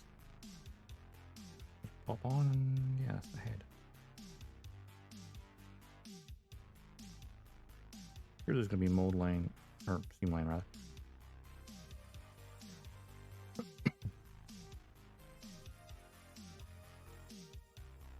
Hola! No, my brain's trying to think how to pronounce her name. Didi Linguine? What didn't butcher that?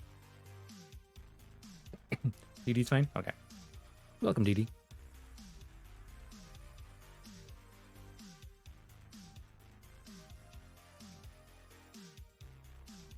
Got it? Cool. Always want to at least attempt. Get it right. We got the Freedom's little head there. With the actual clear part for the eyes.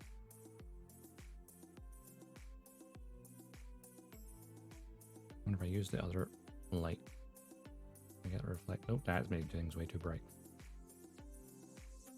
Yeah, blind. The eyes are still kind of dark looking with the yellow. It might just be better to use a sticker after all.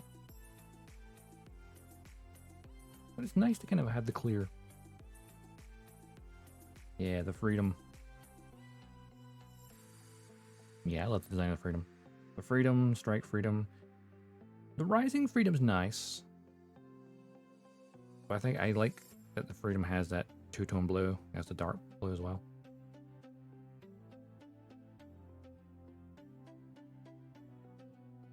Well, it's got the reflective stickers behind the eyes. But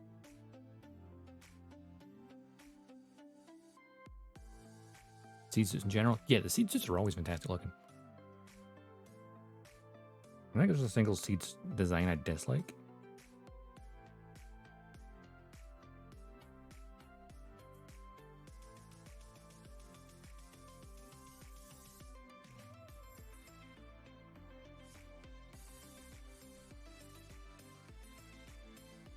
I need to clean up inside these thrusters. I made them a little too much ink.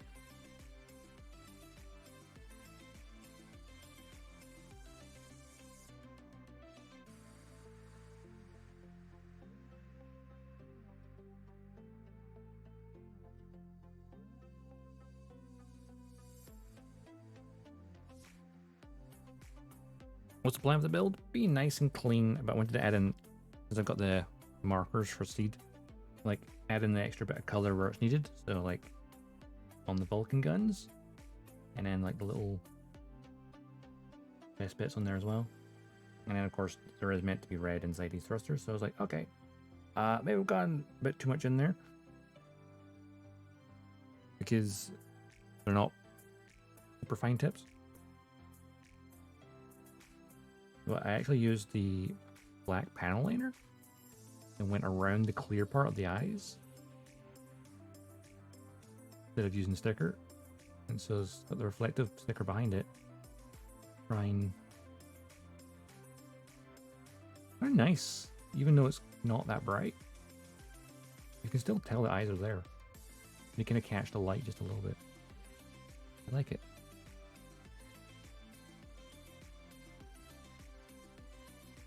Catches it just enough. I've actually built this kit once before, but it was the metallic version, which was nice. Yeah. Gundam markers. The seed versions. So this is the red from the thrusters, and I got the gray I did for the Vulcan guns. That way the color is correct. So these ones are like, the tip pretty thick.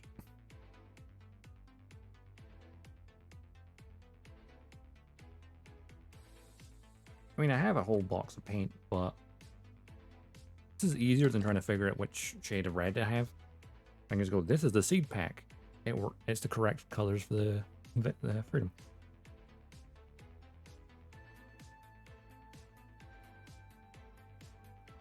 No, this is why I have 2 picks. You can just kind of scrape off the excess. With little issue.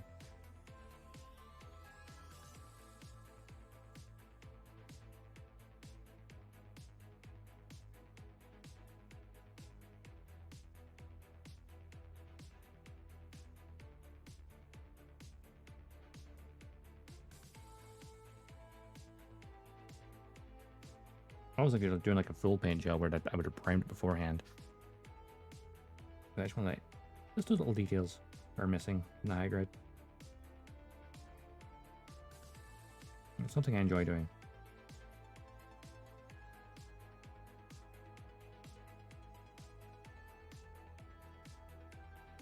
I could just get a bit of sandpaper and do this. Probably quicker.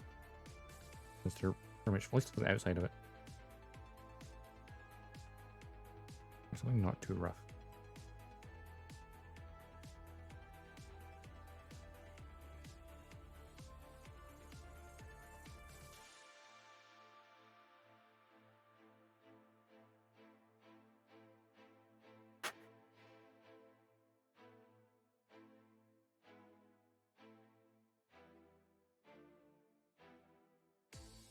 Detailing, decals, paneling are favorite. Yeah, they are the best part. Because like sanding nub marks are like, that's guaranteed, that's the worst part.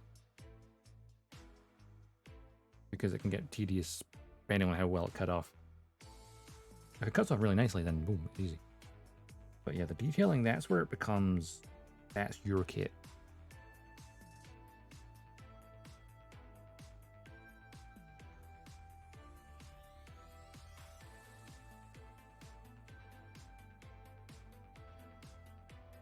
Like every little detail, every imperfection, what makes it your own.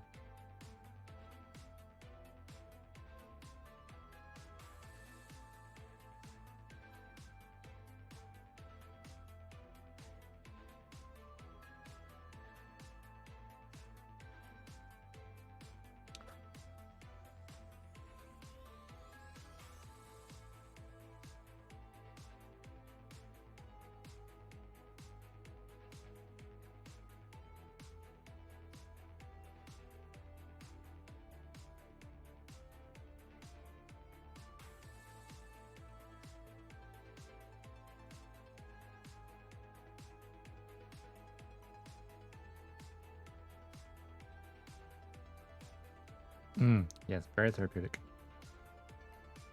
I guess why when I'm building like a larger scale or more complicated, like a master grid or real grid, I can't help but paneling the interior frame while I'm building it, even though I know I'm putting armor over it. It's just really satisfying.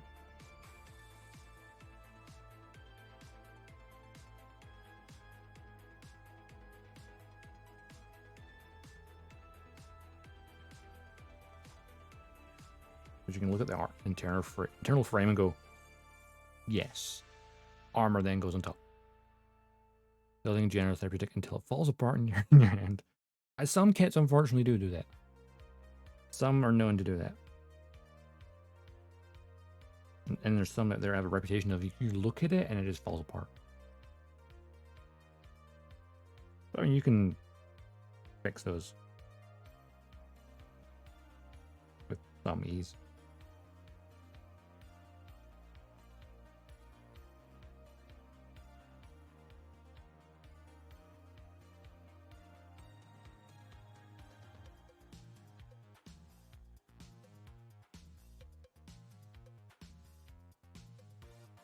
RG yes, I know that by reputation. Why I bought the high grade. Sitting waiting to be built at some point.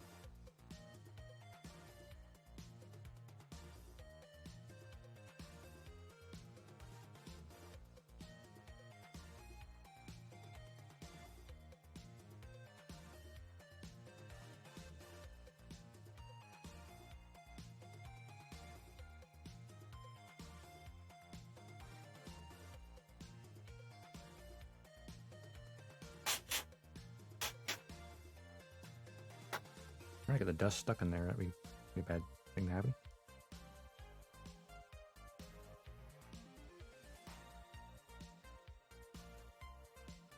Okay. Not too shabby. Yes, the RG 2.0 RX-78. It's basically, they've just taken the perfect grade Unleashed and shrunk it down, essentially. In terms of, like, style and how the frames built and stuff. It's like, yes. Really cool looking. Though, just from an aesthetics point of view, I kind of prefer the original real bread. Just because it still has that classic silhouette. Whereas this new one's a little bit, you know, more boxier, which I still like. I'll definitely get at some point. But no, yeah, the multi-layer frame will be really cool.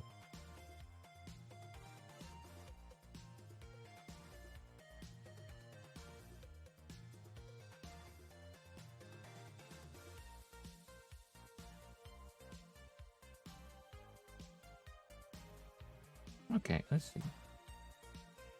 A little bit of dust kind of stuck on there.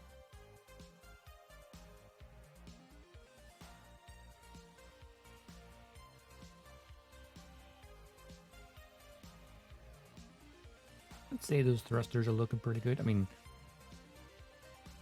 I need to clean up the inside a little bit because obviously the actual thruster on the center of it should not be red. I just need a little bit in here to clean up. Like the inner surface, not the walls. The walls need to be red. Where's the other two? Get a fresh one. Yeah, we should probably build that beef end before I lose it.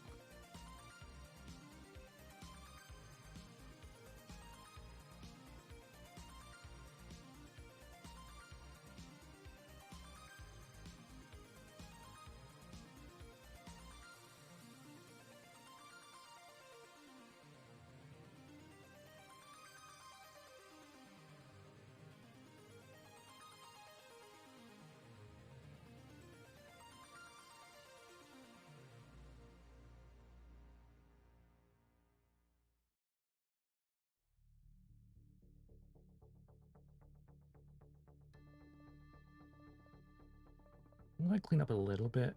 I don't mind if still being a little bit red in the bottom.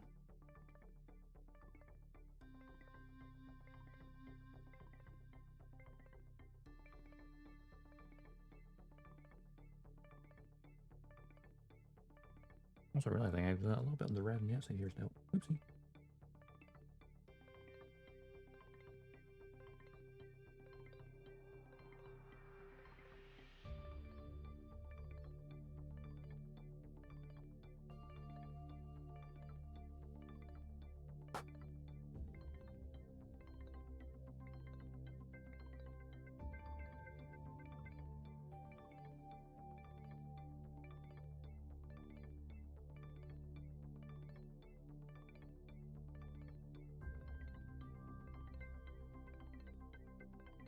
Honestly,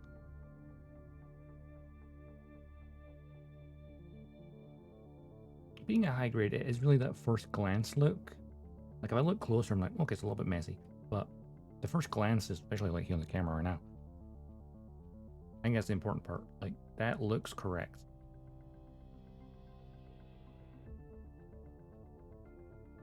When you think of the thrusters on any seed thruster, they always have that kind of red on the inside.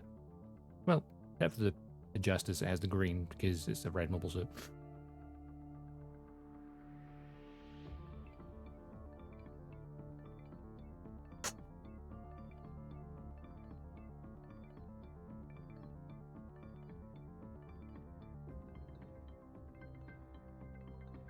I'd say that's pretty good. Pretty good. Alright, so I got that torso. Got the head, I just need to leave in stuff.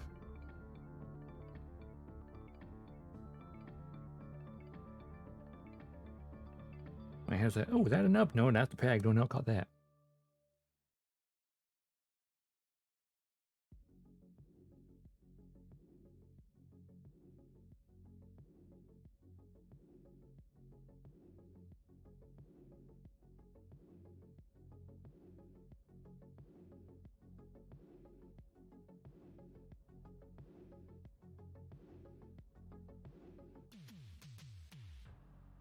I don't want to mistake what I did with my Force Impulse, where I mistook the peg for attaching the barrel tip as a gate. I may cut it off. It's fine. I was planning this display with my beam zipper anyway. It's fine.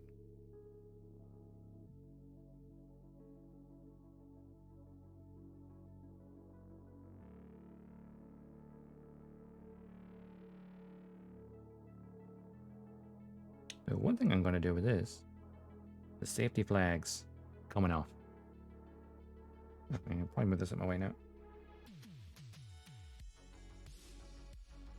If it works, it works. Yep.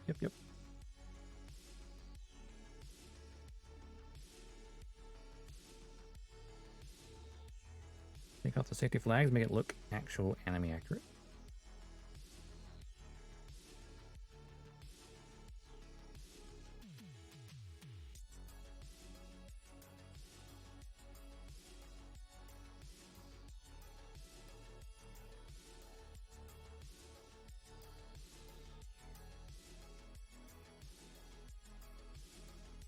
That got up pretty smoothly. I think the trick here is to make sure I line it up.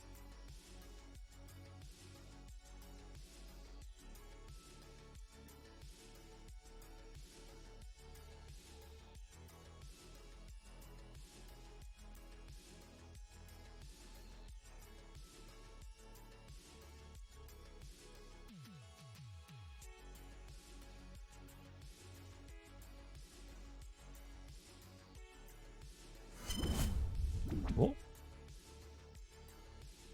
Yo. Hula. Ah. Thank you for the follow. Ah, hello from France. It's afternoon, so I was gonna be bonjour, that's good morning.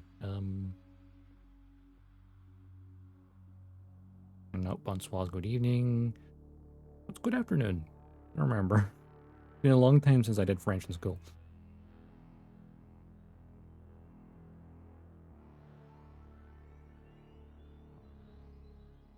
And welcome, welcome.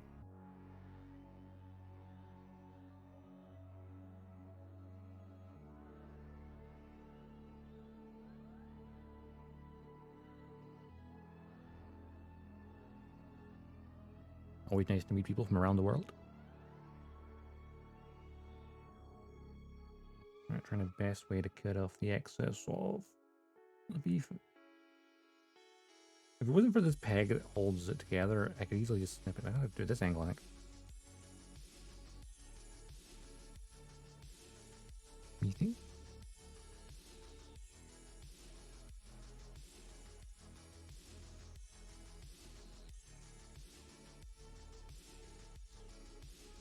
Oh, careful. I don't want to bend that. That'd be bad.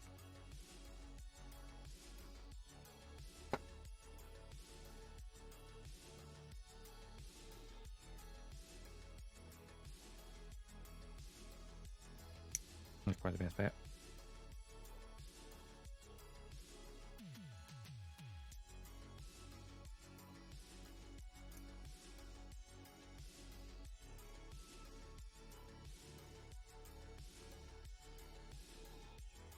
I'll take my finger with it. Not be bad.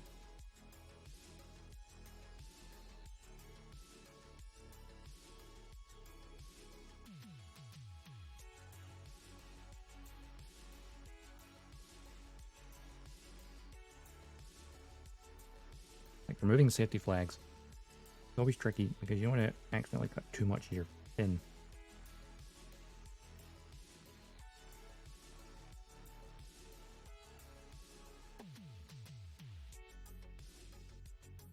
I think I got it without damaging it. At least majorly.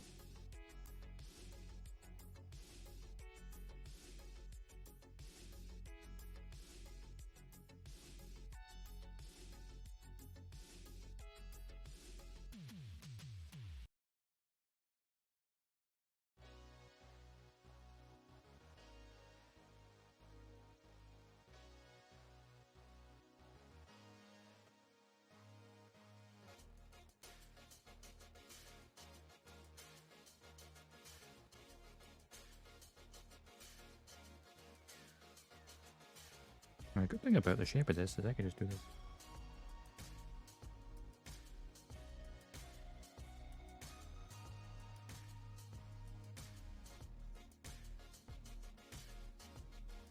Make sure the back is flat.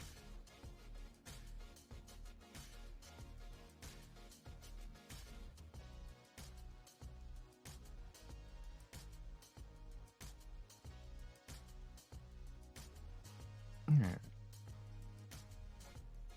Work my way through the grid.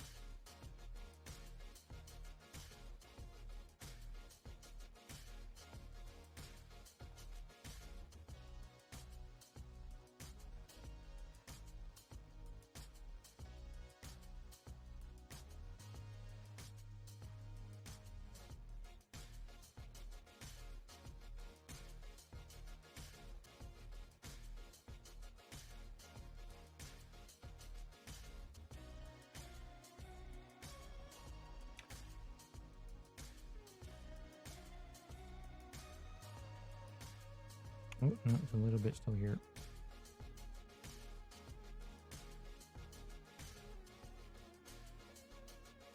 The thing about being the yellow and white for the V-pin is not going to be a stress mark issue. Thankfully.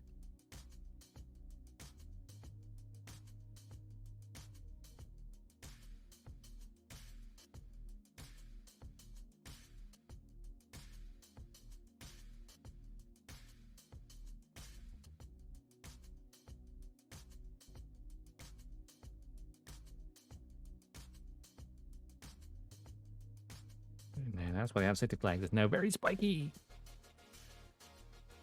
But it's now more anime accurate, so, you know, win.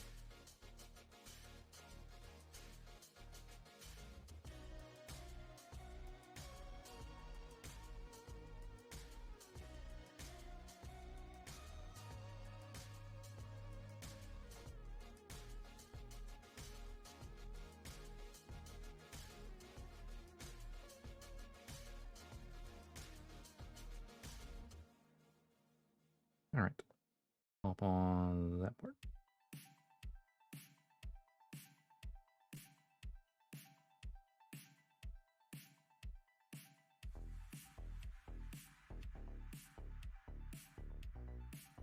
And tidy up the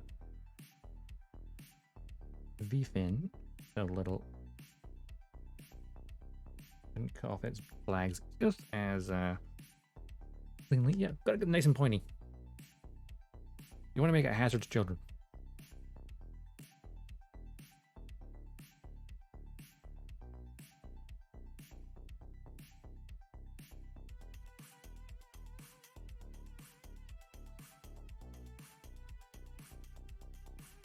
Gundam, it's built for war, not to be safe.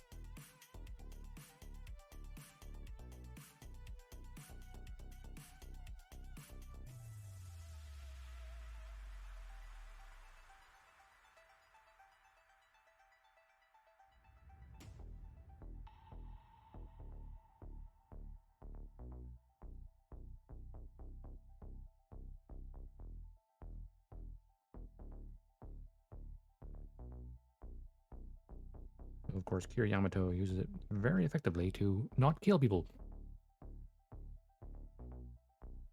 by shooting off the heads and the arms, legs.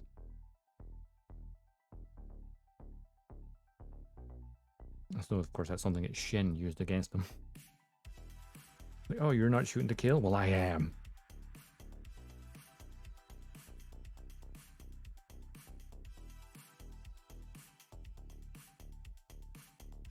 In Asuka, such an Engie boy.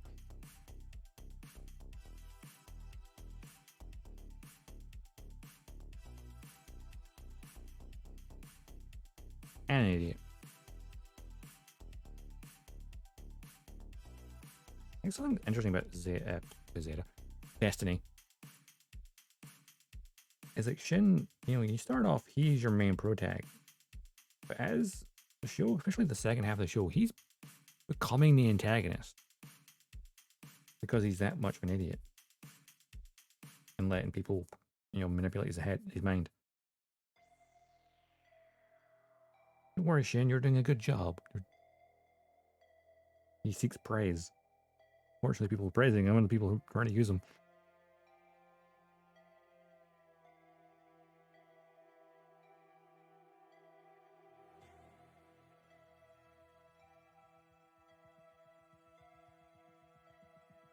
Blinded by rage, exactly.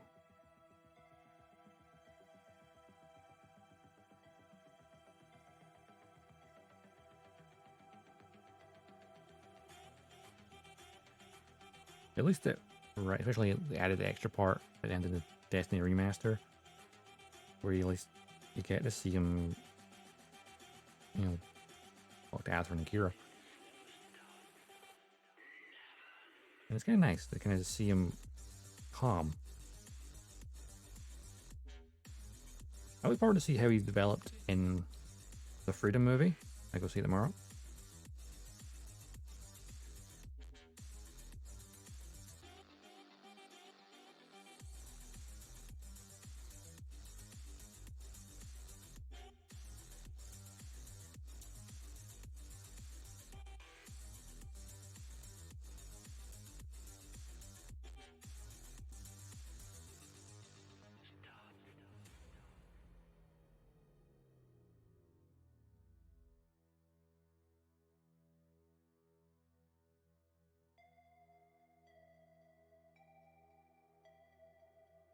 I think some people complain that, like, because Shin kind of stopped being the main protagonist of his own show, and Yuhei kind of took over from it, that's like, that's bad writing. But I think that was actually really, really clever when you think about it. Like, you think you're following the good guy, and then as the show goes on, it's like, he's just letting the bad guy tell him what to do. Because he's oblivious to it.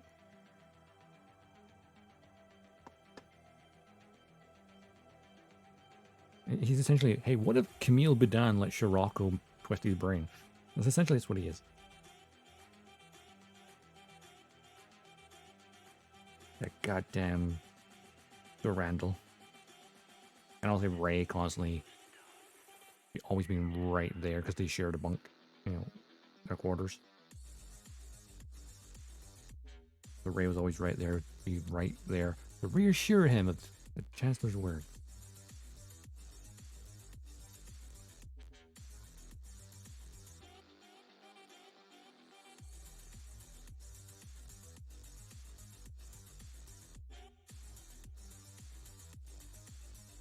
Well, he's comparable to Anakin Skywalker a little bit. That you had a man, a chancellor, manipulating a young man to do his bidding.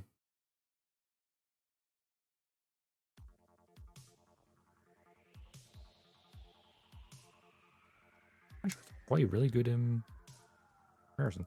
I think that she's not the brightest kid. I mean, yeah, he was what, 15? So he was even younger than Kira was in the original Seed. Because Kira was like 16 in the original show. 16 going on 17. I believe.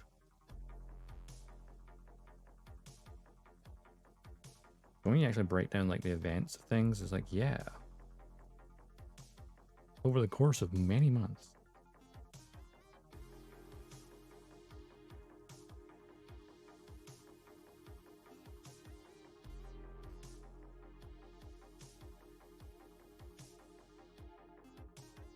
Shin wanted to be the hero.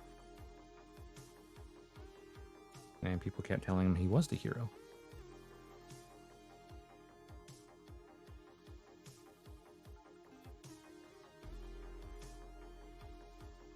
And in fact, because he was like crucial to Randall's plans, it's like, no. See that nonsense of taking a mobile suit and then freeing a prisoner with Stella? Yeah, no, just ignore that. He's not gonna get punished for that. Because he needs to be, you know, part of his plan. So like he got really cocky. Like, I can do anything. Including destroy the Freedom.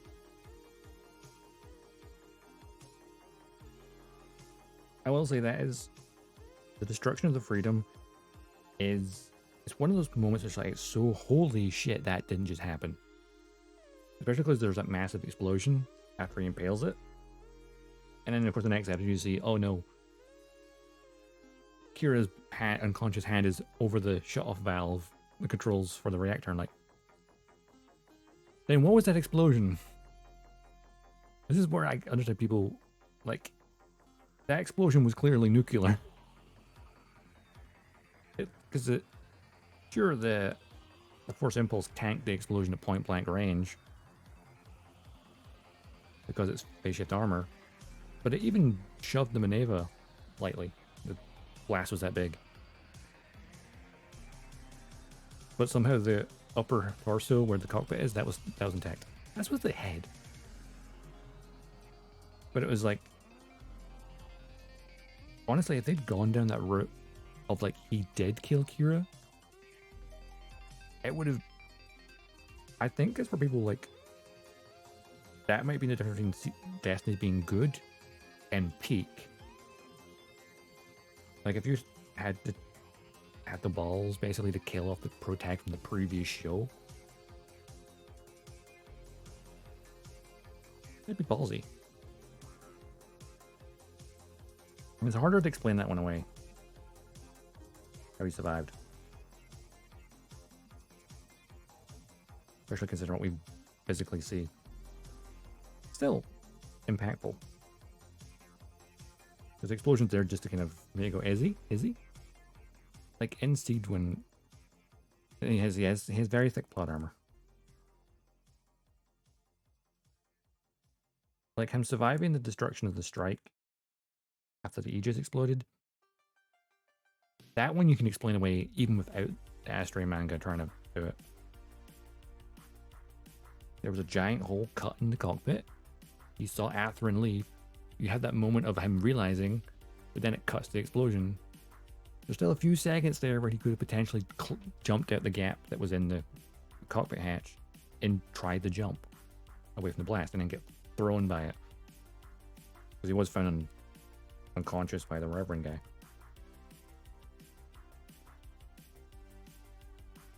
And when we see his injuries, when he's with Flacus, it's like, yeah, he's sustained a lot of injuries. Compared to Atherin, who was also thrown by the explosion from the Aegis. The Aegis already hurt his arm, really. Because he was further away. So, you know, that one can be explained. Second was the fact that he survived the almost point-blank gamma ray laser near the end of Seed. Fighting Pearl. Yeah, I mean, I suppose the advantage of being that close to the emitter is he did fly backwards just in time.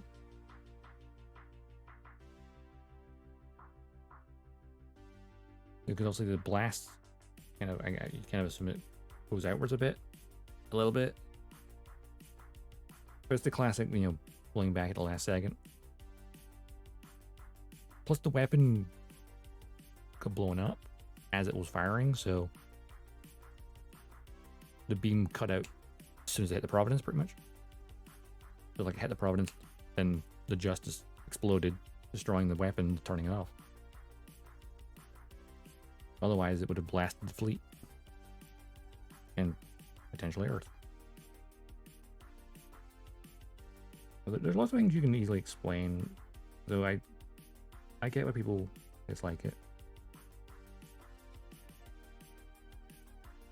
I think what Seed does well is it's all about Seed's really good at pulling out your emotions. Like it's necessarily doesn't make sense at times in places, but it's good at like kind of just pulling at the emotion, give an emotional response and kind of symbolism. I think. Ow. Ah. Oh, actually, that went under the skin slightly. Ow! Some of the scenes are cringe. Maybe. See, the V-fan's now so sharp, I actually did stab myself in the finger with that when it slipped. Actually got caught in the skin. Those scenes are cringe for that. I mean, yeah. I'd say some people like to say it's kind of trash, but it's good trash. I think it's just generally good. It's like, it's not the best Gundam show, by far. Definitely not the best one. And I'll accept that. But it's still a really damn good one.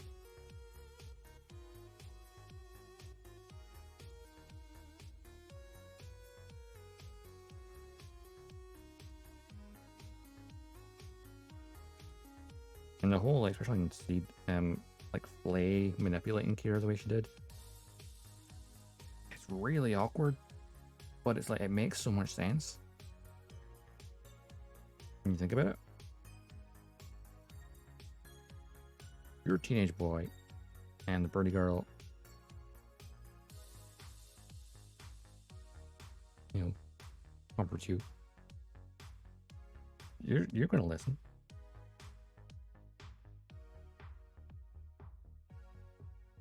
Seed fans with bias. Yeah, oh, absolutely. I mean, I'm a Seed fan, so I'm biased there. The theatrics are pretty. Yeah, it's definitely good at its message. And it's like being very theatrical.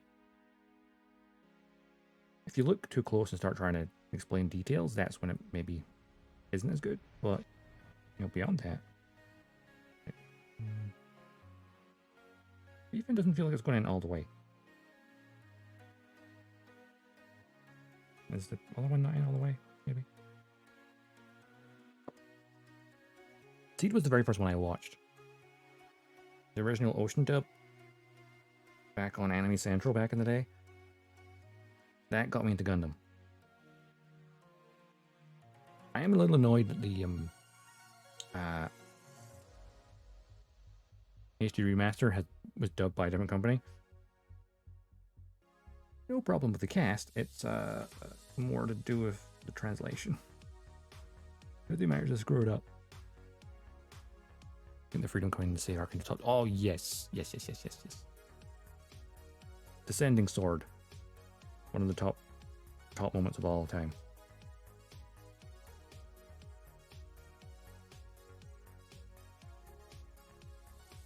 This V-fin is very loose.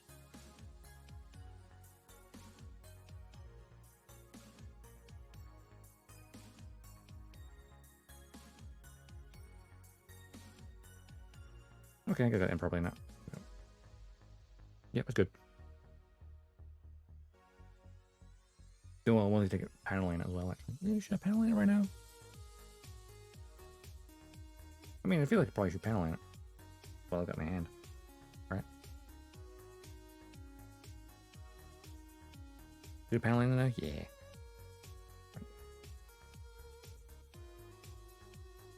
The gray. Actually, I'm going to panel it. I should probably pop the V-fin back off while I'm doing it. That would be useful.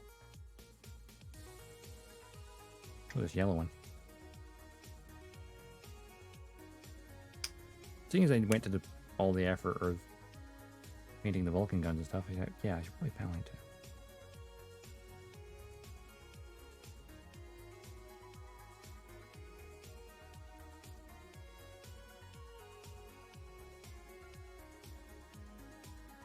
A nice, fresh marker.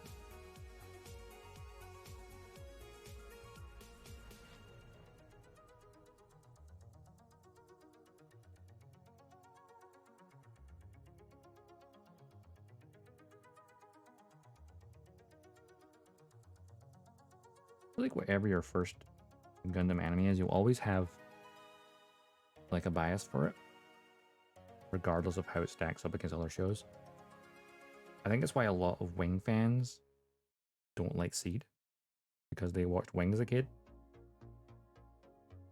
and Seed doesn't appeal to them in the same way. Whereas like I've gone back and I've watched Wing, I think Seed's better. Definitely biased there.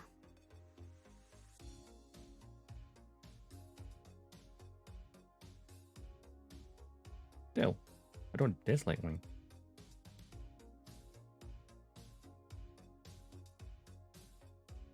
I don't think there's a single Gundam show I dislike. There's ones I like more than others. With Seed being like one of my favorites because it's one of my first.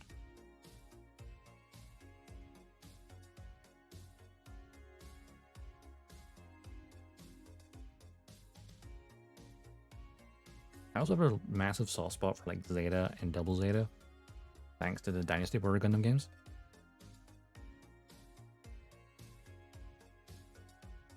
And then of course the shows themselves are really good as well. But yeah, Gundam Seed, first anime show I watched. Dynasty Warriors Gundam was playing that around the same time, so yeah. Those two combined got me into Gundam.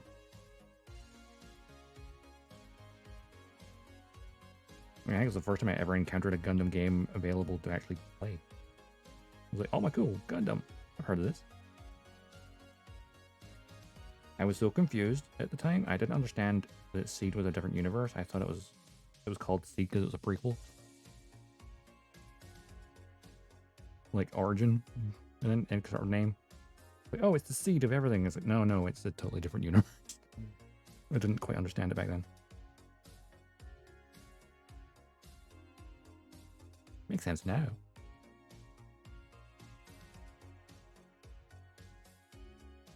I think the seed itself, of which Seed's named after, never been really much explained.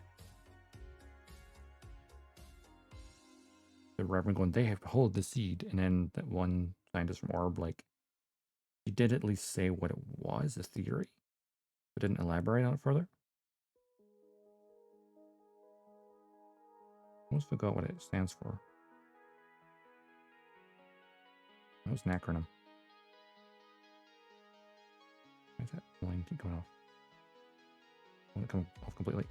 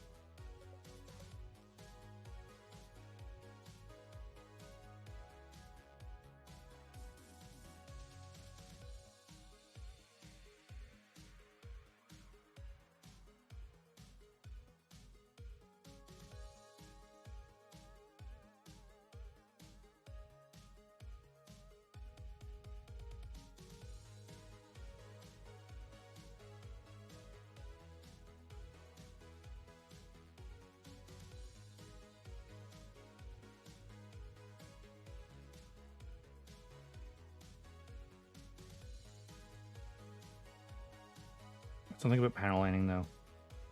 I love it. It takes like this, like lots of plastic, one color, and then suddenly it's like very, there's so much depth to it.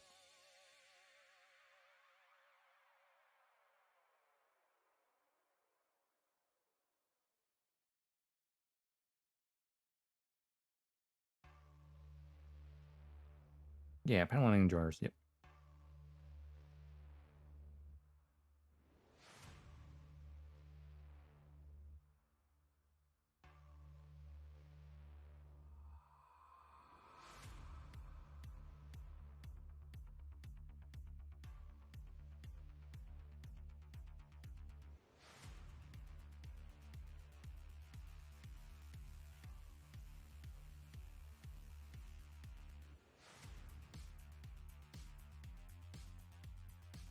This is where I have to be kind of smart with what I'm doing right now, because while there is a panel line on the lower cheek and on the head crest, this seam line on the curved part is not a panel line. It is just a seam line.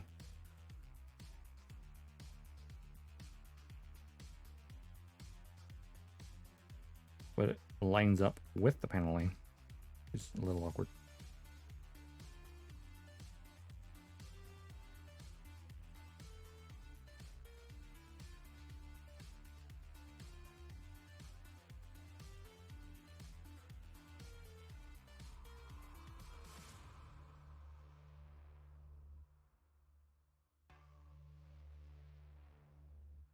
Of course, some of it has leaked into that gap anyway. Oh well.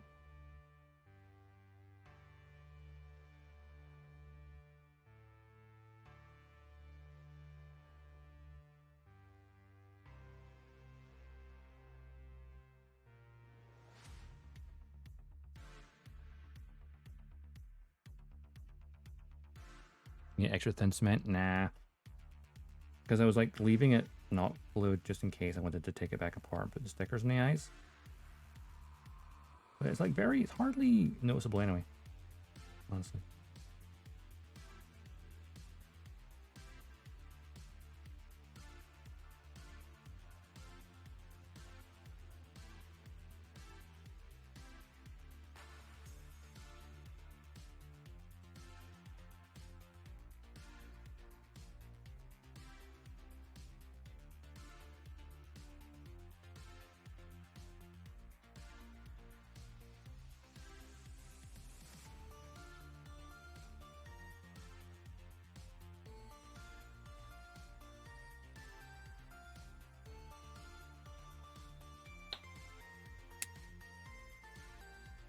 Let's get the V-fins. Oh, actually, no. Bottom of the head. Yeah, it's fitted in pretty nicely. It's just like a tiny bit on there where the Vulcan gun splits. Other than that, it's fine. Oops. I always like with like more modern kits, especially like real grades, where like they can pretty much hide it with a panel line. I think the origin line does it really well.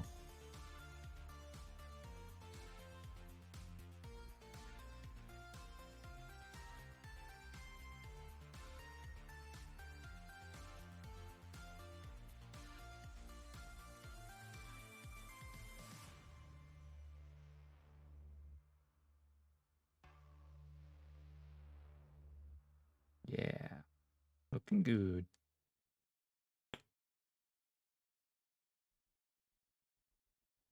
Sometimes you can't avoid it though, and it's just gonna, it is what it is. Like they can hide most of them, but not all of them. There'll always be some that they can't hide because it's just the way it has to go together.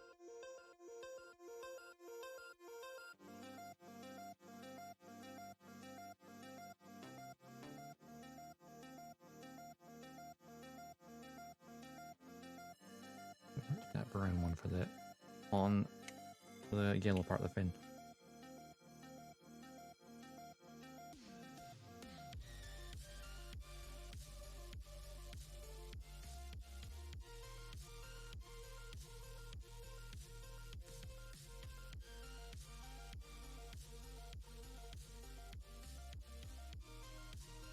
always seems to work on yellow really well.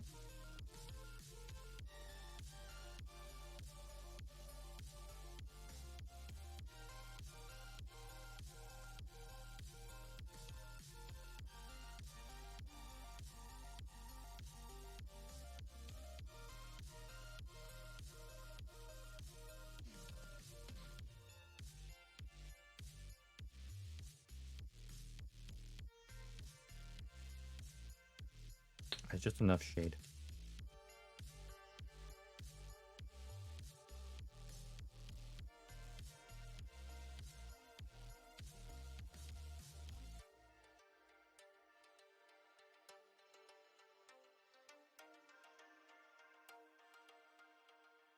The fin, which keeps popping off.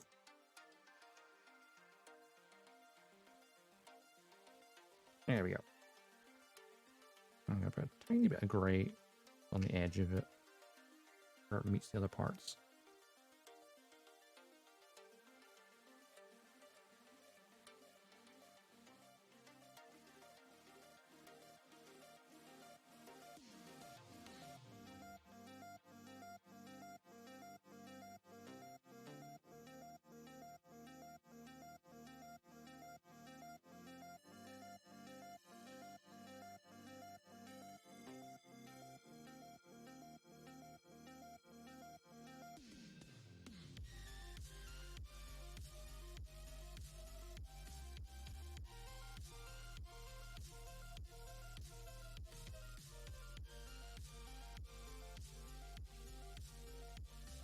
I'd call that a complete head. Freedom! Torso. I'm going to use the gray on the dark blue for now, but I might go back with it. Black. I think usually the gray's enough. Sometimes the black just stands out too much. Even on the darker colors. Sometimes you want that though. Depends on preference. That my black marker is kind of damaged, so yeah. I may have leaned too hard with it at some point, and it broke the nib. Oops.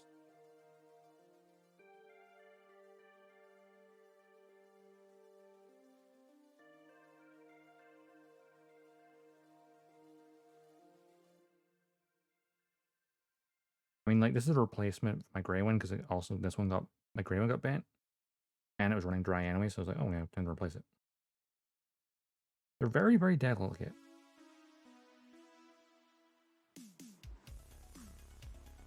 I mean, I might chuck some black into the actual thruster, though. I put a little bit of black on the grill in there before I put killing over it, because it's, you know, hidden in there.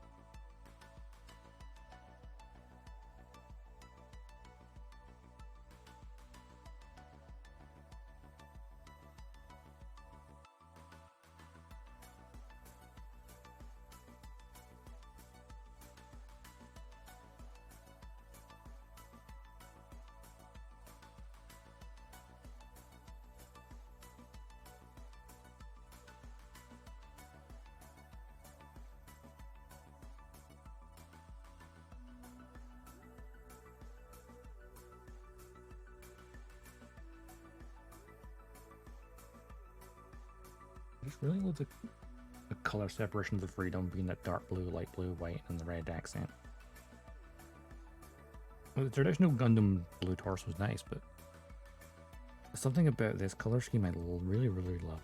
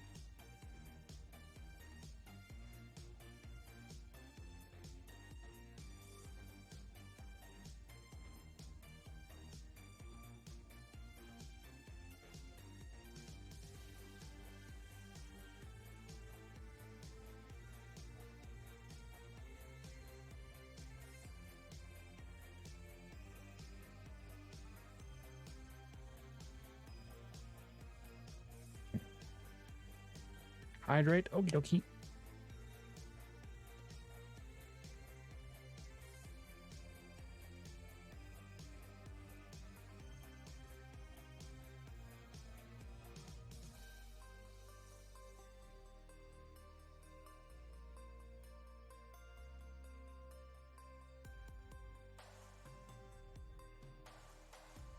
My gamer stuff is running out. I have for normal water.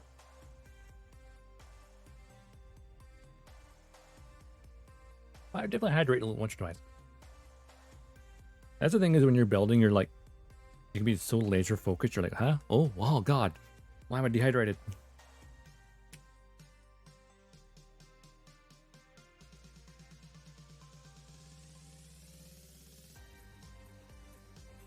You know, this broken liner, the black one, that's going to come in handy here. This is leaking out ink. It's handy for the thruster.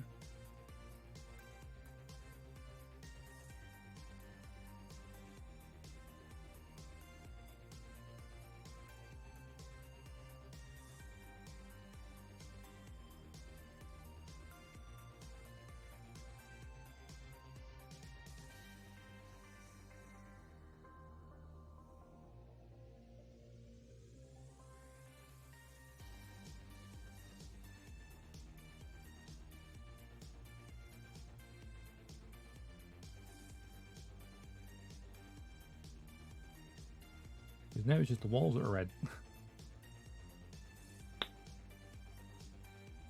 little frayed on the end.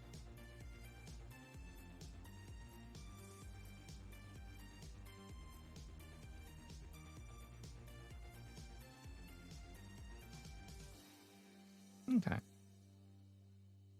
I think that's the whole upper area done. Put the head on, shall we? There we go. And that is one handsome mobile suit. Hey, that's all it survived when it got impaled. Well, actually, no. Could be the entire lower section down as well. This thing is like Force Impulse stabbed it here. The entire upper body where the cockpit is, and the head was still intact. I mean, the V-fin was weird, but the head was still there, surprisingly. I guess because that's like the explosion went outwards and not upwards.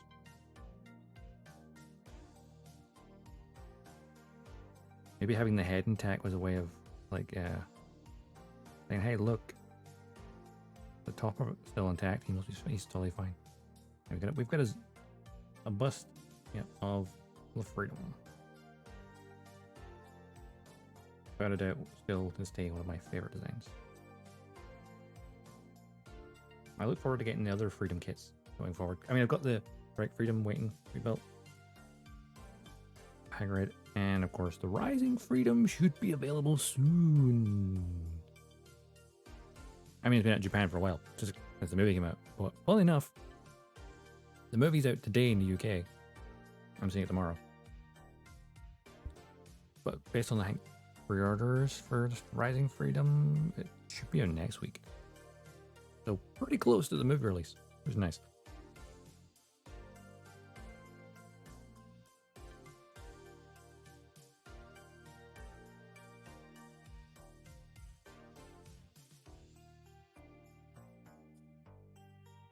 Yeah. I would have gone to see it today, but whatever reason, that's like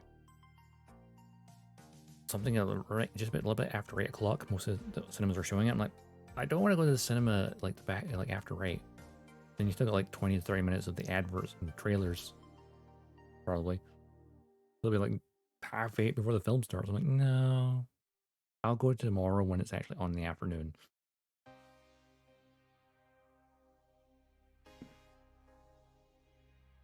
Haven't watched yourself yet? Yeah.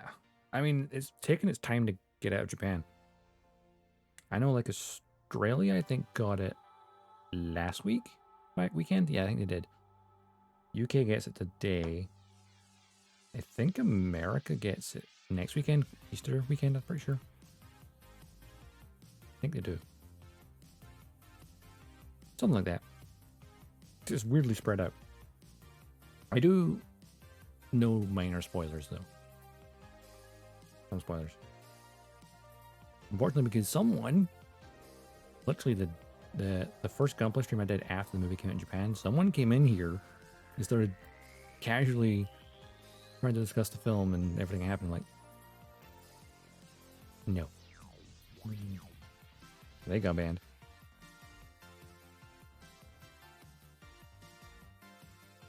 Like, why would you do that? What? I don't know why they did that. I read it, probably no. Yeah, unbelievable. Especially more unbelievable considering it wasn't someone, it was their first time in my chat. It wasn't the first time to chat either. That was the weird part. Someone who drops by once in a while. And I'm like, yeah, you've never made an enemy.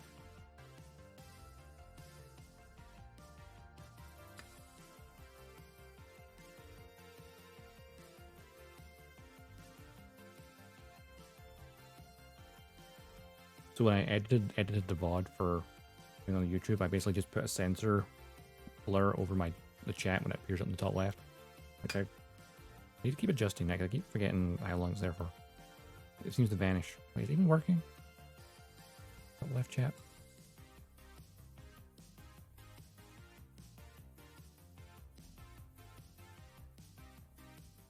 I'll keep it there for a full minute rather than 30 seconds.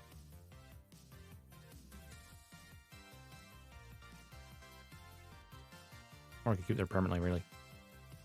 I can do because like I keep changing because it's the same chat box for my full screen thing. So like when I'm full screen gaming, I don't want the chat to be I want the message to appear slowly over time. But when I'm on this screen, I want it to stay there. I should maybe say a different source rather than the same source. That'll be the smart thing to do. Right, arms.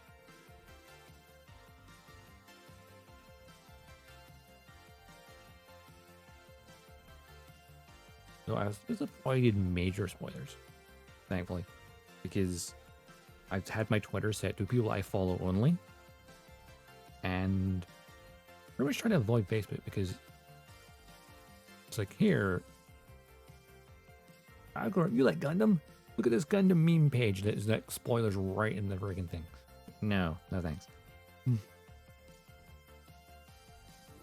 actually surprised me that spoilers were up that quickly from the Japanese release, because like in Japan, how are English speakers that quick to get it?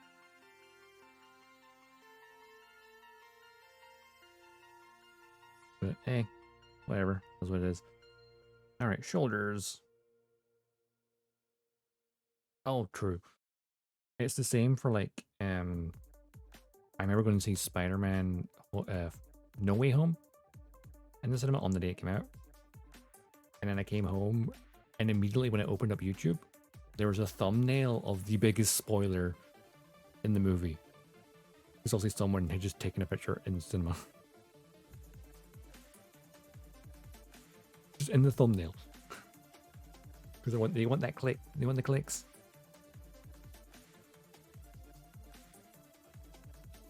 Glad I saw it beforehand.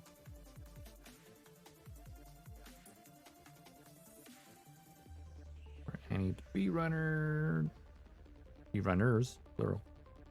Because there's two shoulders.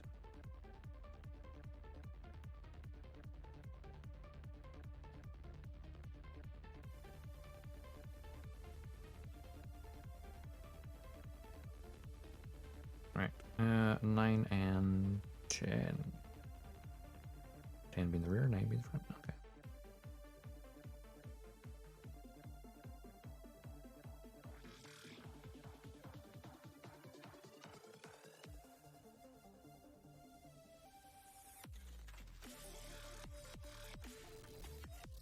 What's like probably the most heartbreaking thing ever when you Google something, and like you Google a character name and then it autofills to death, and you're like,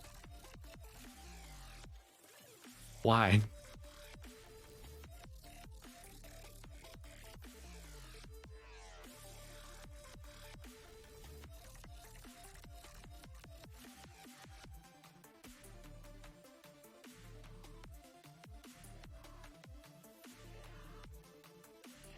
It's like shows that I enjoy. I don't just.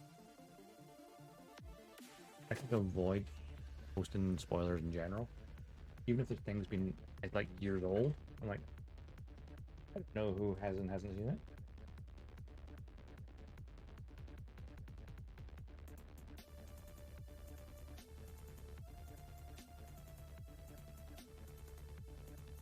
I hold it upside down and could not recognize the part.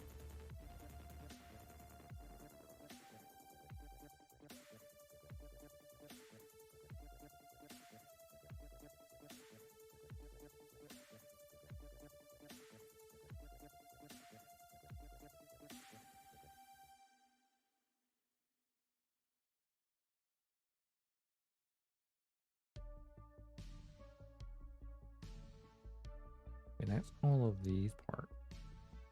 White parts. Put them there for a sec. That is true. You can have spoiler for discussion. Sometimes, like spoiler that slips out in conversation, that happens. Like that happens where like you're talking about it, you get excited about it, and it slips out. That shit happens. That's nature. There's no malice there.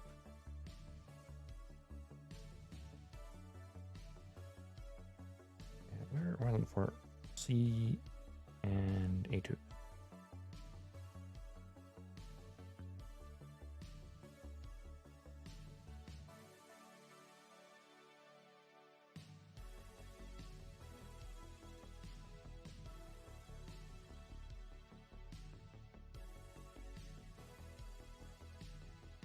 I love that And just had parts that are like weak, so it just comes off as the whole thing. I need Sea Runner.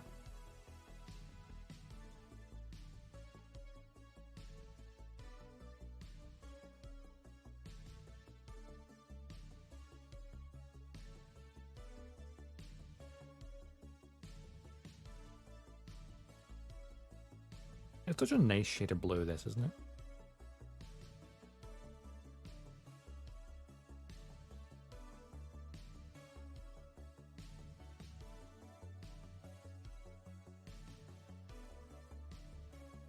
Oh, bollocks.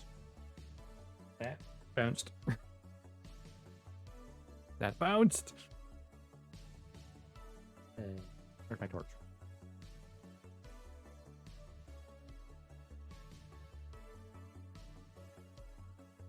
At least it's blue.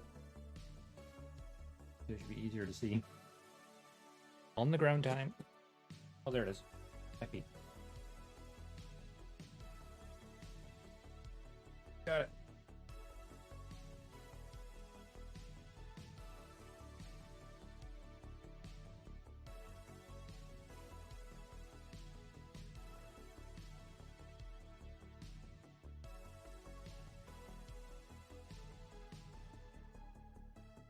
Always the worst thing when you're building, isn't it?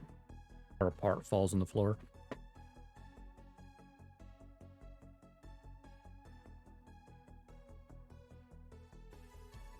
I remember used to be like a build group I could go to. And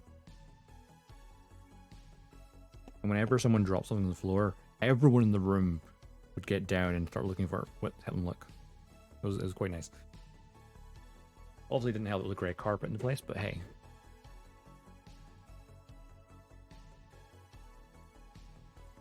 It was always fun to see that everyone immediately like, and then everyone got down under the table to have a look.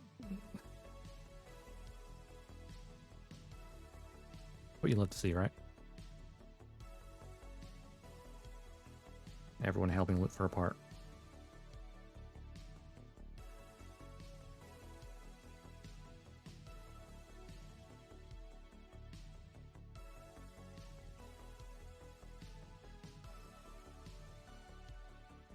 We're building the RD unicorn, the smallest part dropped. Terrifying.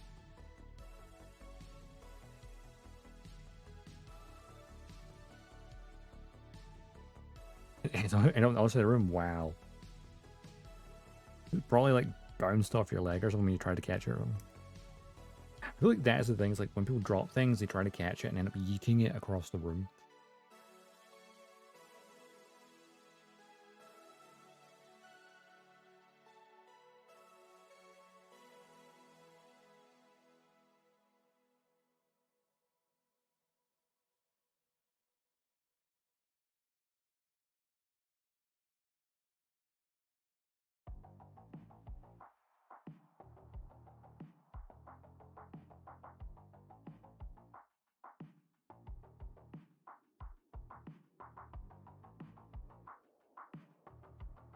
You didn't realize it dropped, you had to assemble it? Wow.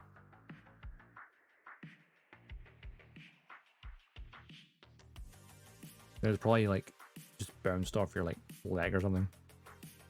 Completely unoblivious to it.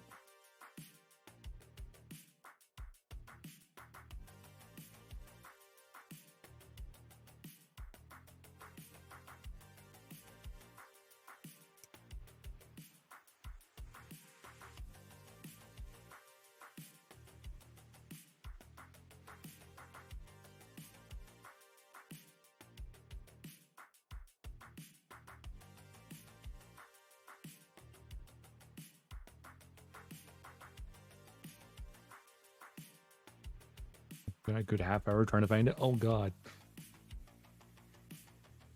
Going snail mode to look for it.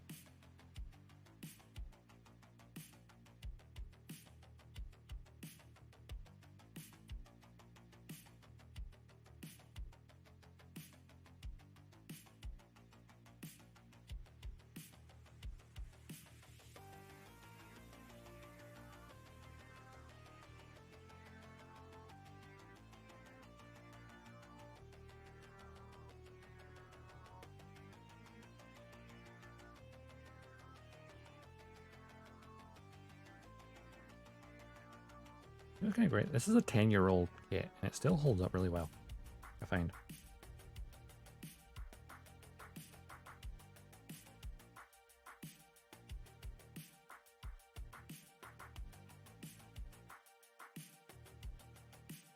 I think just like revive kits in general.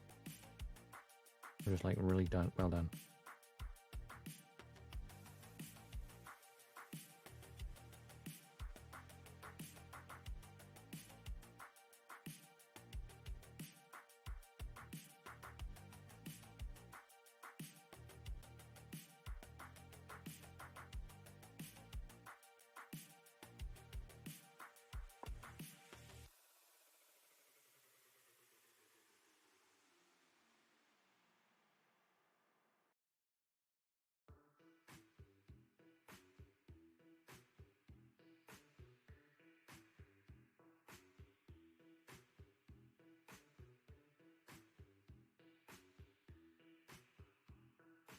Wow. Just fitting out our boxes and that's where it was. Wow. That is crazy.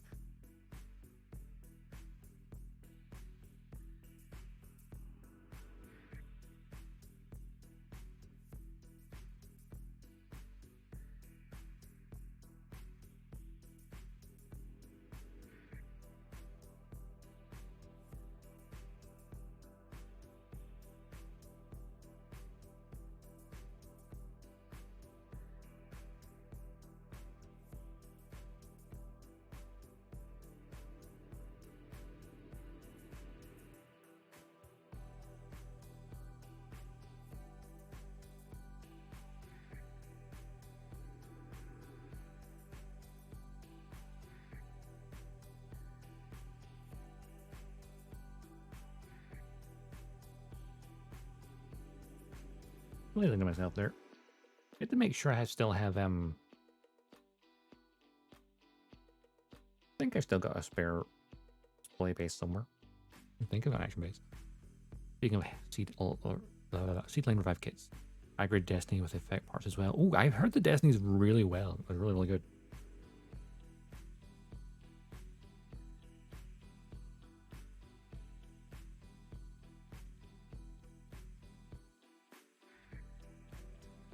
That one's only, I'm gonna say 2 years old, but I think it's maybe 3 at this point.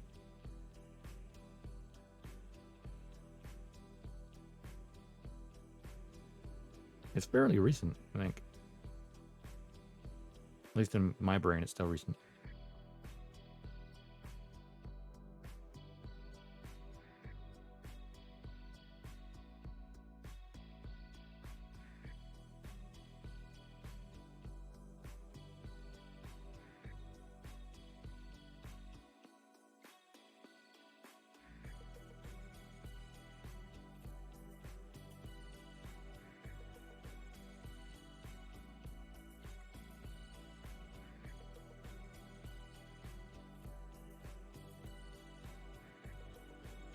The MG hasn't got the same treatment. Yeah, I was actually looking at like on Gundam Mad not so long ago and seeing like the Master Grade Destiny that has, don't think the Master Grade Destiny has effect parts available. It did. There is a full burst version of it that comes with the effects for the wings and the hands. Also comes with a metallic coated frame and 1/20th scale figures of Shin and Kira. Like they're just clear plastic, you can paint them. I was looking at on Gundam Mad. I was like, tempting if just for the 1/20th scale statues. Because they would be really fun to paint, I think. I don't think the parts are separate though.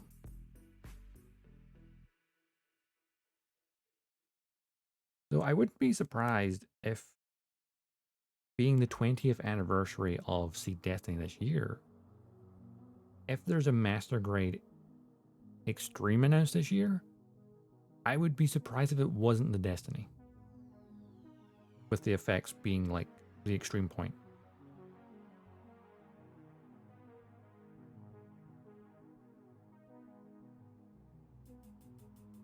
Or, maybe a perfect, perfect Unleashed? Yeah, maybe not.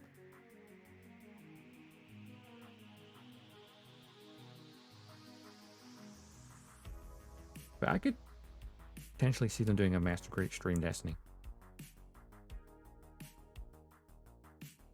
as a way of kind of giving it 2.0 and celebrating its 20th anniversary.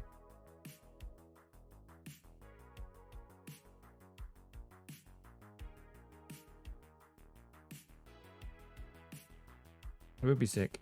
It's all I made like a wee prediction thing on like Twitter, like at the start of the year. Like, what are my predictions? It's like it's the 20th anniversary for Destiny, so like, I think a Master Grade Extreme Destiny would be a sweet idea. I'm also very much expecting to see, because we've had the full mechanics of the Raider, Forbidden, and the Calamity from Seed. Stands to reason we could expect full mechanics of the Gaia, the Abyss, and the Chaos, right?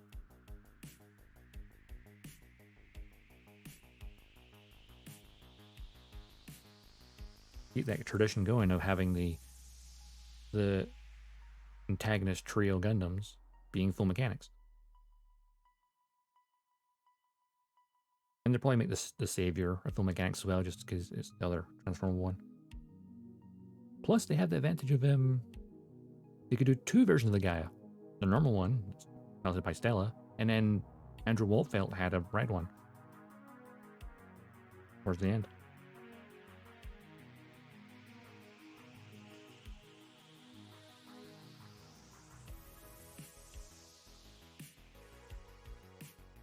I'd probably expect to see them when I was probably towards the end of the year. I haven't got any of the full mechanics ones yet. They're on my list. Seeing as how my birthday is the end of the next month, you know, maybe I'll get one of them. Or two. We shall see.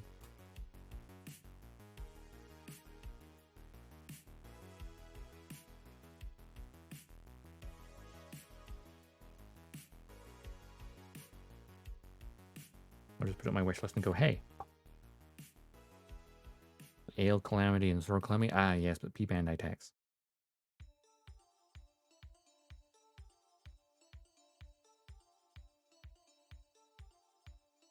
I feel like Japan's the only place in the world where they don't complain about P-Bandai. Because it's like, literally just, it's just a mail order service essentially. Over there.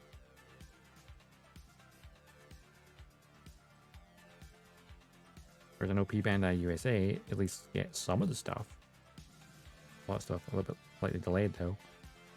And then P-Bandai Europe, very, very, very far behind and only available in France. Because last time I checked, France was the whole of Europe. I don't understand that. Ah! We are being raided! Caesary! Welcome on in, welcome on in. Thank you so much for the raid. Hope you had an awesome stream. What you streamed today? Ooh, I'm gonna put that in for a second. And how was your stream? Maybe I'll give you a little shouty out. Can't see my light is right just in the way of, I just realized it's slightly in the way of me seeing the chat box where I'm typing. There we go.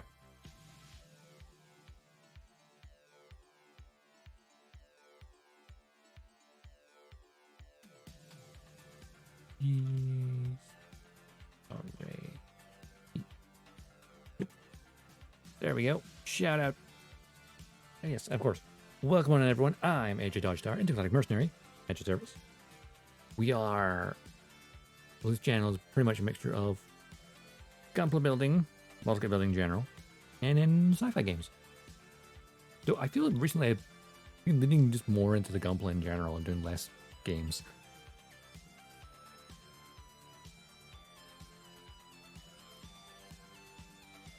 I was building my friend's Master Grade version 3.0 RX-8. Nice. That was my first AMG. Really, really great kit.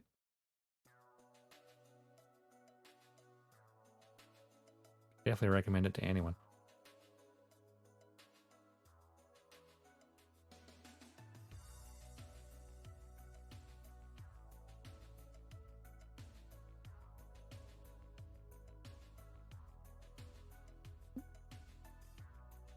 check on there quickly.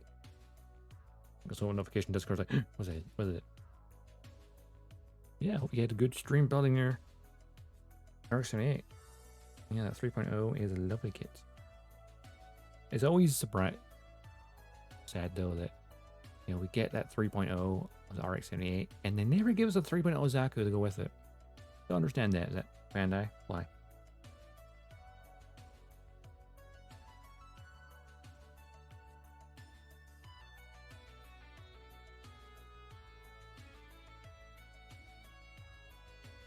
If you're going to give a 3.0 Gundam, get a 3.0 Zaku. Same goes for like the Origin. There's a Master Grade, the Origin Gundam, but not one of the Zaku. Like Bandai, you could make a Master Grade Origin Zaku and then make all the variants that you've done with the high grade already and print money. Because everyone loves the Zaku Origin.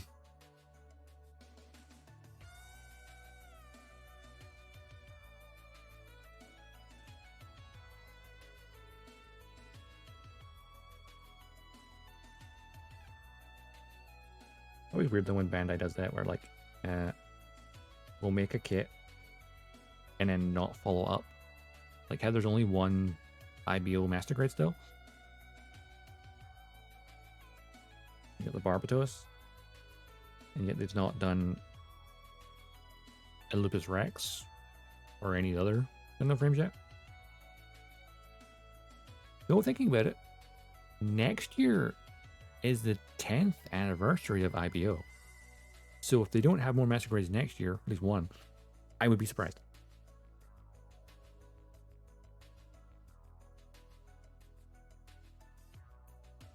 So of course next year is probably when they'll broadcast the Urdura Hunt animation. Or tie it in with the anniversary. Would make sense, right?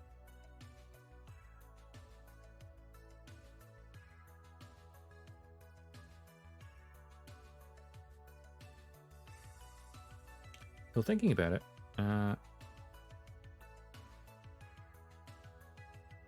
there was a leak for the RX-78 2.0 real grade right before it came out.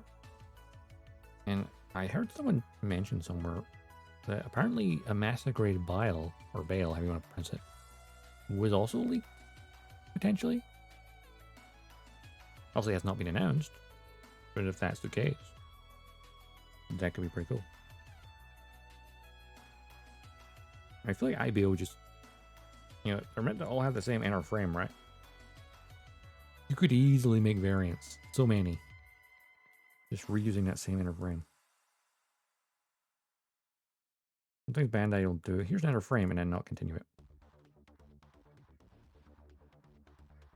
Like the Zaku Warrior, I believe its runners for its frame call it a Zaft frame, not the Zaku Warrior frame.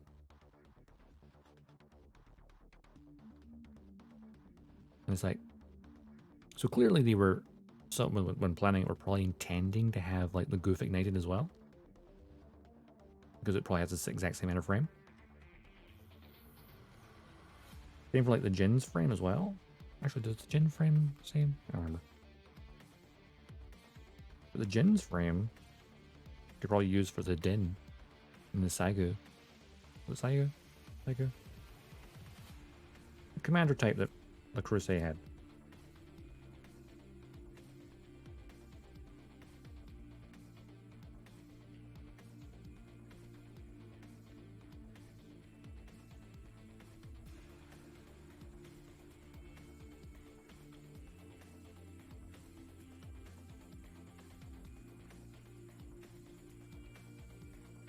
There's so many kits that you're like, Bandai, where is it? Give it to us, please.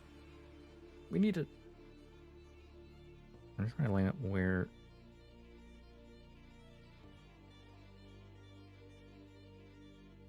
Which nubs I should file now and which ones I should do afterwards. Oh, the nubs are actually so well hidden. I can barely see them myself.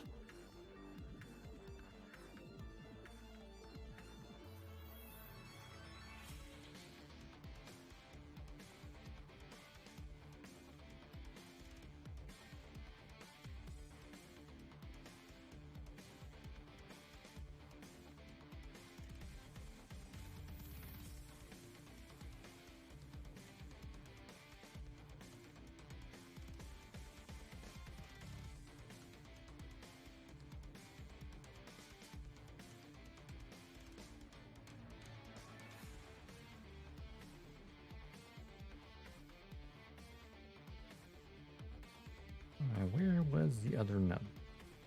There's one here.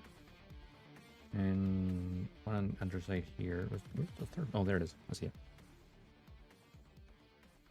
Intentionally holding off on the kits. I feel it's because they can only... They don't want, like... Except when it comes to high grades for a new release, they obviously focus on that.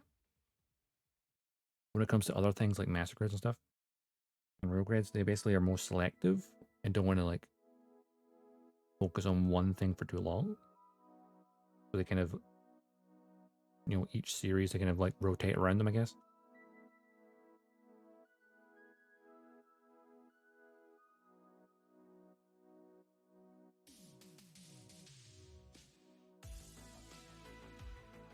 Maybe they have ideas for things, but save it for anniversaries.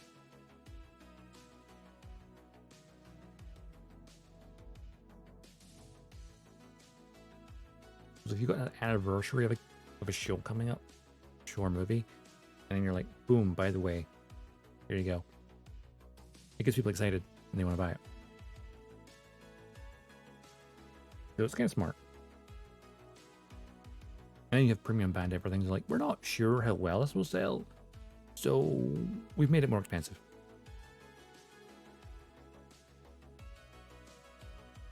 And you're not going to make as many of them.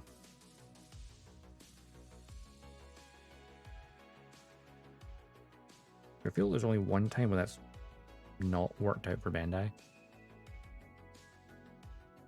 And that's like the Strike Dagger being P Bandai, and it's like, why would you make this is the equivalent of a gym and you made it P Bandai? Didn't they mention a new kit for the Netflix? Yes, the Netflix show getting Gundam EX. And then that custom Zaku have been announced as high grades. Only things it says coming in the autumn. So there's no specific release date yet. Probably alongside one, because I think this show is supposed to be also in the autumn, as it specifies. So it will come out at some point.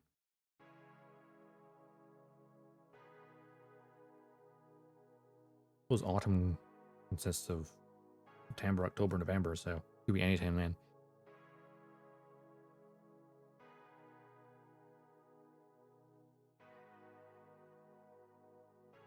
They look...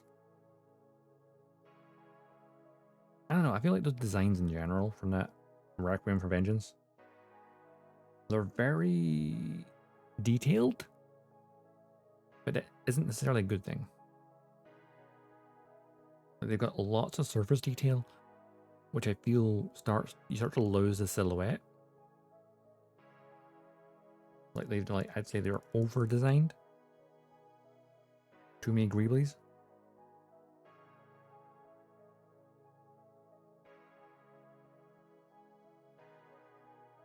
Interesting concepts. Just I feel like a little bit over designed. That's what it lends itself to the 3D animation, super gritty looking. I imagine if you like tried to like weather them, they'd probably be really good for like weathering and rust effects and stuff.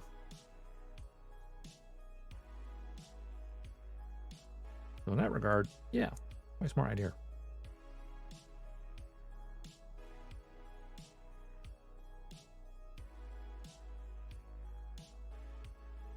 We also got a trailer yesterday as well, which also had the Goof Custom in it.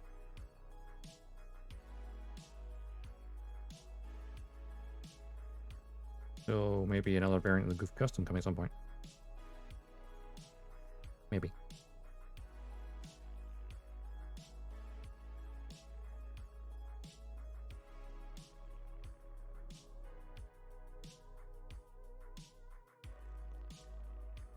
I also had a trailer for, what was it?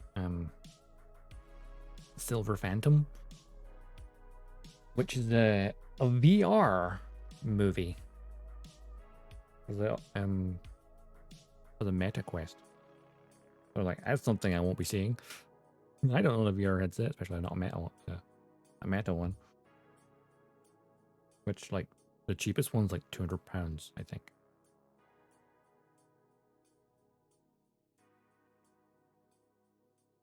Much as I'd like to have a VR headset, I'm not going to get one just to watch show.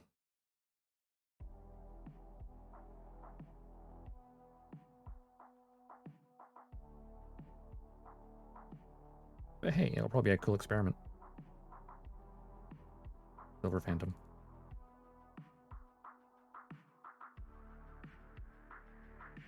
Also, unlike the Requiem for Vengeance, it's a side story that is not set in the 1 Year War. I know, rare. There's so many side stories that are like, it takes place in the 1 Year War. It's like, oh, how original. Another Gundam prototype in the 1 Year War. Every time you do that, you make each prototype less, less impressive. Like, you kind of water down the original Gundam a bit. And the 8th MS team worked because they weren't RX-78s, they were RX-79. They were the ground type that were kind of cobbled together from spare parts. I mean, literally the arms and legs are identical to the ground gym. Because it is ground gym parts. It's only the torso and the head that's Gundam, technically speaking.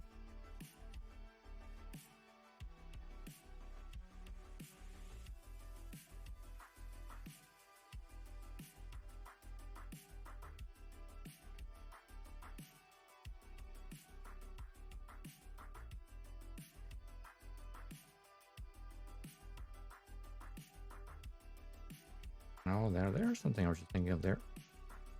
Something that Bandai teased a very, very, very, very, very long time ago. And then never followed through with it. A real grade ground Gundam. I think there was a prototype teased like early in the real grade's lifespan. And then they never made it. It's always irritating when Bandai tease something and I never don't make it. Like SH Figuarts, he showed off a fully painted prototype of Kira Yamato in his pilot suit with a deluxe version which had the strikes like cockpit chair. And I was like, I need this in my life. And then it never got put in production. It never did. So they do have, I think it's probably because they wanted to maybe focus on other things. Because I know there's a SH Figuarts of Kira and Atherin in their new flight suits. And then one of Lacus as well. Just in their normal outfit. For the movie. So those were announced, and I think those actually do have release dates. I probably look back up. I need to look it up again, actually. I'd love to just see more figure-rise kits, honestly. Because the SH Figuarts are cool, but I like having model kits. That's why I like the Luna Maria Hawk announcement and the Puro 2 announcement for figure rises. They're like, they came out of nowhere. I mean, Luna Maria Hawk made sense because it's the 20th anniversary of Sea Destiny. But Puro 2, that came out of nowhere. Other than, I suppose, she did pilot the Cycle Gundam Mark II one time.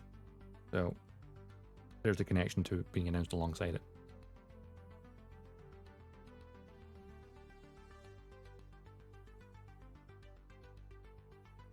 So I guess that makes some sense.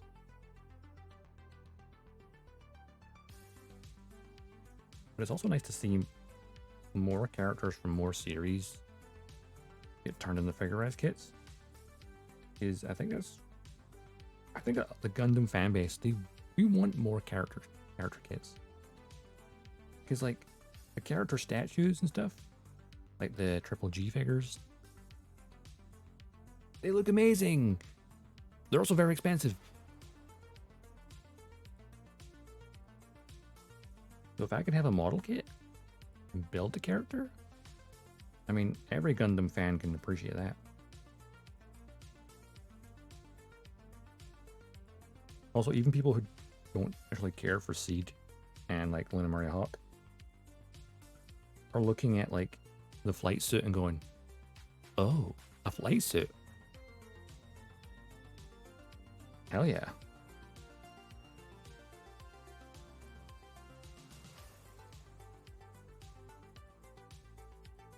I'm probably gonna buy 2 Lunamaria Hawks, one for her, and then one just to have the Zaf flight suit, and then I could pop her head on like a 30-minute missions, perhaps.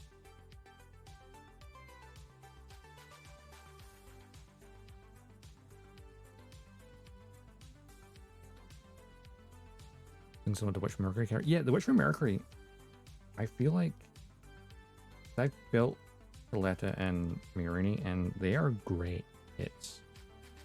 I think they need to do more of that because those were, I feel like they're probably the best selling figurized kits they've ever had.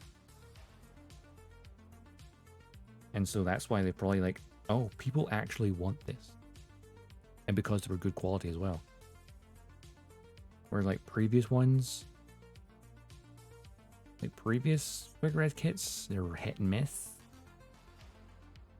Like especially like the earliest ones, like the old version of Fumina with her really derpy face. Like the Build Fighters era figurized kits, terrible. Divers, when they started to get good, from what I understand. And obviously Witch from Mercury is when like, yeah, boom, you nailed it.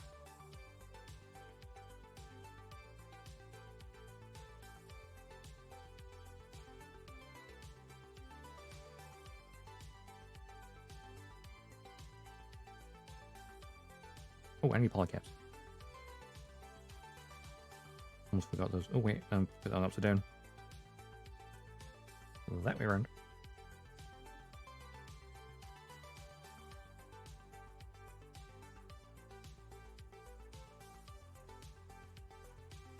I feel like Letta and Mirini was so popular in the way they sold it. You know, Choo Choo was like probably got the green light to be like accelerated in the process. Because like our announcement was maybe like, it was like a year after like those kits came out. We realized like, yeah, we actually nailed it. Okay, polycap number 3. Now what we need to do is give us some of the male characters as well, because it'd be nice to, you know, like I've got Alakis Klein, Figurize. Can I get one of Kira, please? I want Kira and Yamato as well. I need to have them together. I mean, I've got Sled and Mirini together, but now Galactus is by herself. Actually, I haven't built Galactus yet, but the point still stands.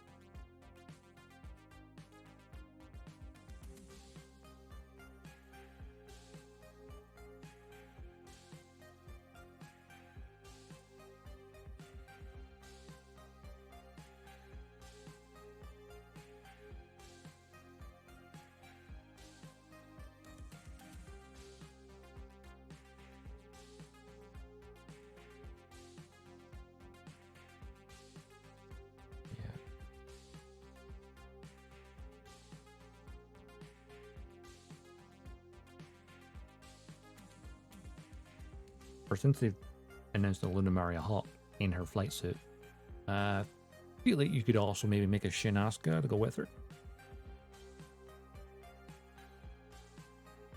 Seems logical to me.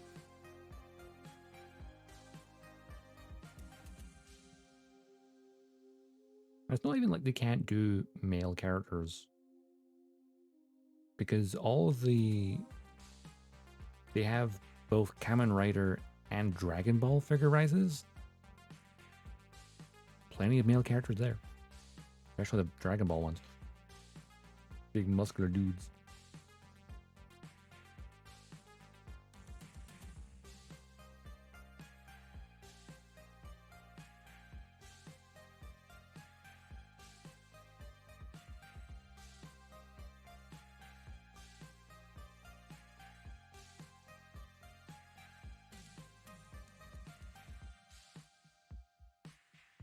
Oh, hang on a sec.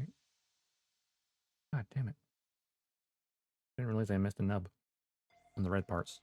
Yeah, no excuses, Bandai. We know you can do it. But do it. Do it.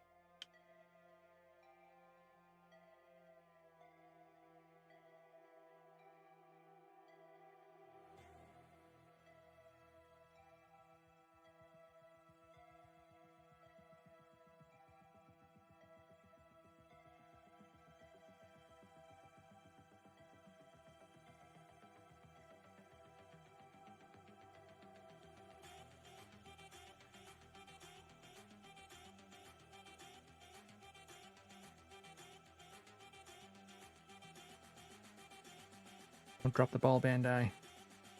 We're on the verge of greatness.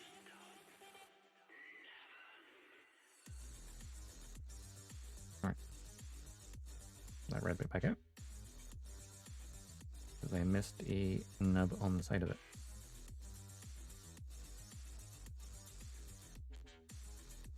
I felt like the ones on either end, but there's ones on the side. I was just holding it the wrong way, didn't see it. There's money to be made. Yes, there is.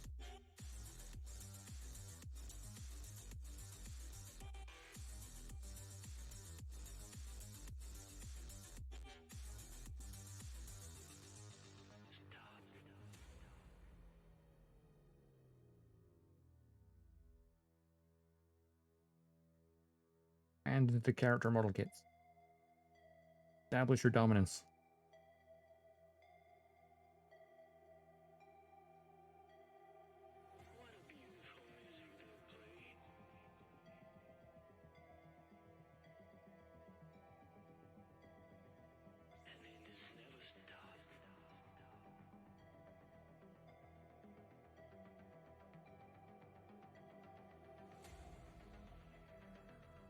Okay. Pop that bit back on now.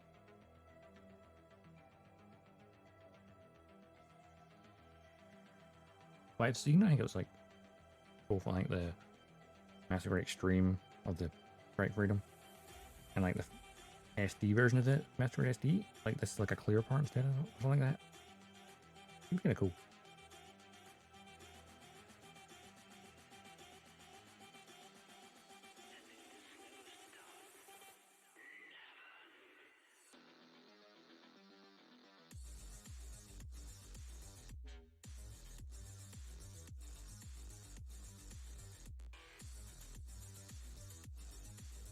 Make all the things, Bandai.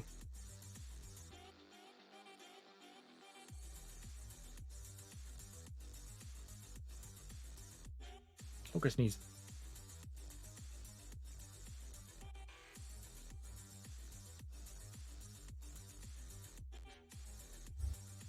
I'll do it eventually. Gonna be P Bandai. Oh no. Doesn't make any sense.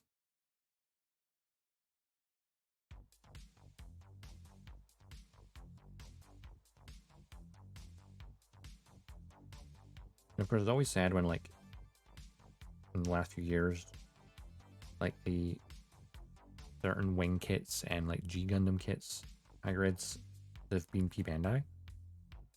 Which of course infuriates the Western fan base because while it's less popular in Japan, hence why it's P Bandai, it's probably the two most popular from people who grew up in the 90s.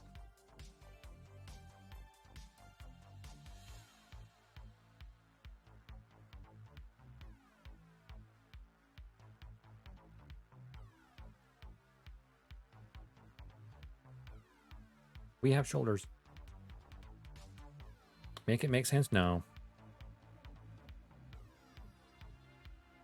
The only thing that makes sense is the Japanese market. We're the secondary market. Oh no, I'm the UK. I'm much lower down the line. I'm really, really far down the line in terms of what market I am.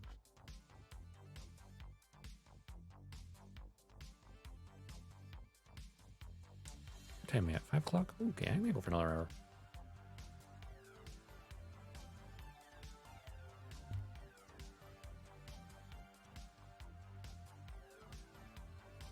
At least another hour.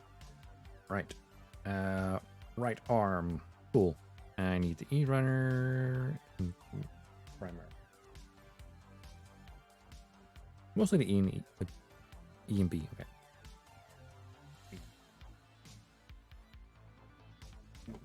Okay. E1 and B1.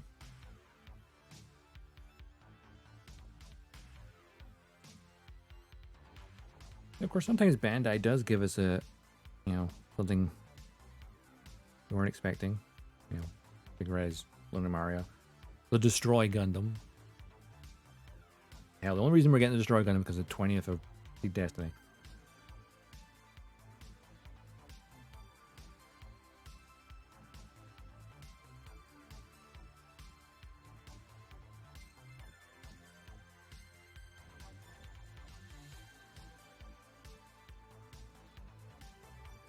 Number 19.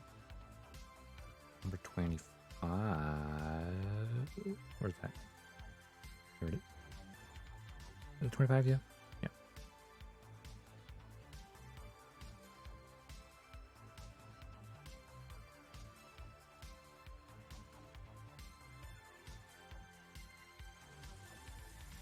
And number 20. Yep. Oh, and 21 as well, because either side of the elbow.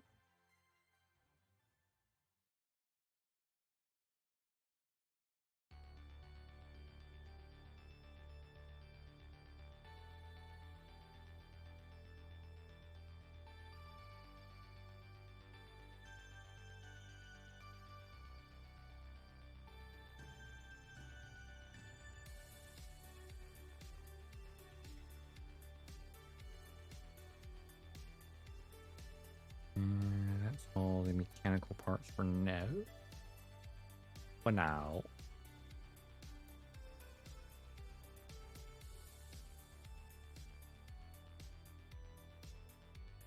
I just glanced at it and see my aerial on my shelf behind the light, and like, I need to give her a dust. There's a lot of dust in her shield.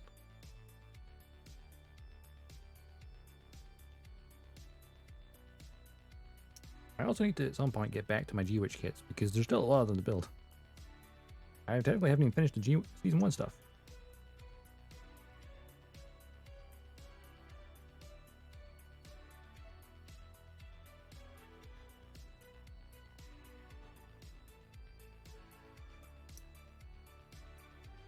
That's why I need to build more frequently.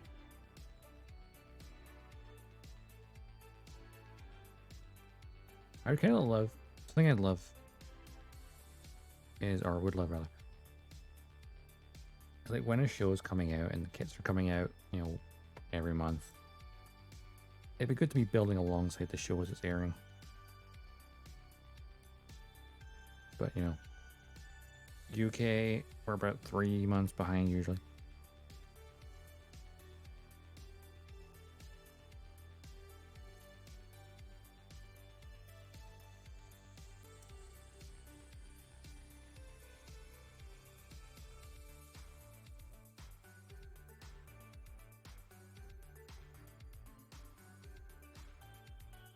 And of course, Bandai has reissued so many of the old seed kits, and I'm like, kind of need for the collection.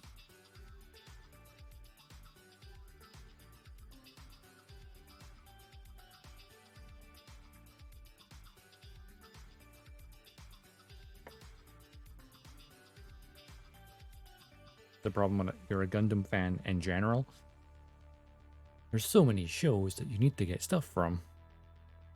Whereas if you're just a fan of one thing, then you're good. Suppose I'm primarily Seed fan. So.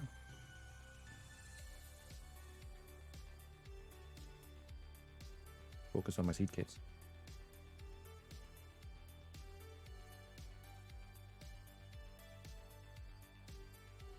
I mean, I'm looking to see that this is technically the second time I built the Freedom. Previous one was that metallic version.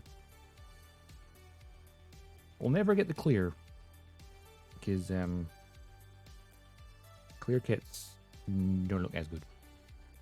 Except when it's real grades and master grades where the inner frame's still solid and the armor's clear, then that works really well. A clear high grade? Nah.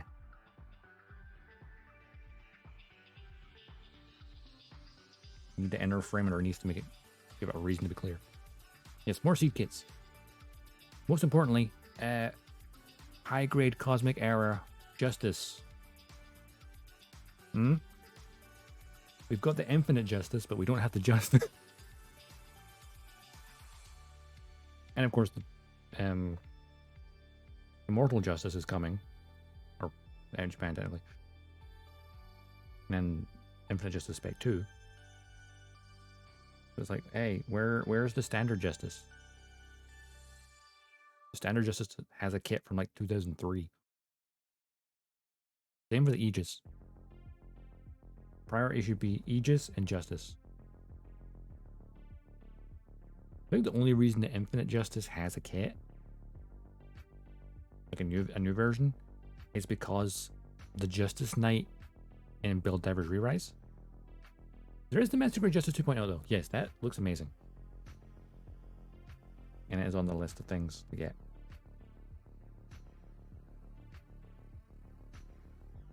I actually think they should make a Master Grade Extreme Infinite Justice just to go with the Strike Freedom. And then just make it have a silver frame rather than gold, because there is some, some of the promotional imagery in the actual show that show its frame looking quite shiny. Same as the Freedom, but just silver. What I'd do. Give it a silver frame. Have it be the same extreme point. Though I feel like Bandai don't want to do that. They want to make something that stands out. Hence why there's still not being a Master Grade Extreme Banshee. You literally just need to change the weapons. And maybe a little bit in the collar area. And the V-fin. Other than that, it's the exact same as Unicorn.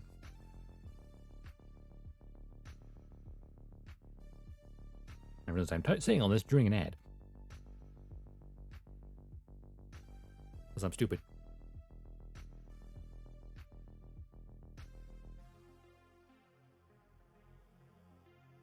Right, I think the ad is now over. What sentence did you last hear me say?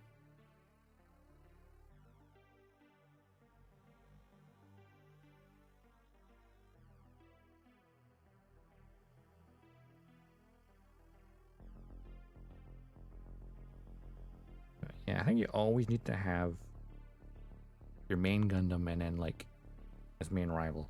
I suppose the Justice isn't technically the rival. Bathroom was the rival pilot to begin with, sure. But then it's the end, he's not.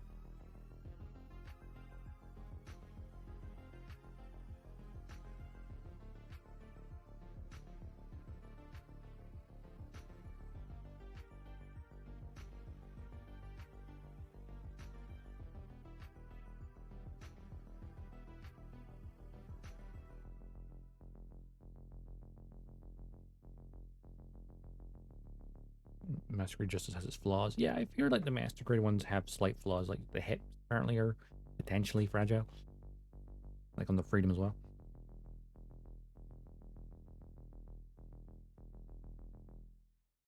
Even it may be a 2.0, but even that 2.0 is like 10 years old, right? At this point.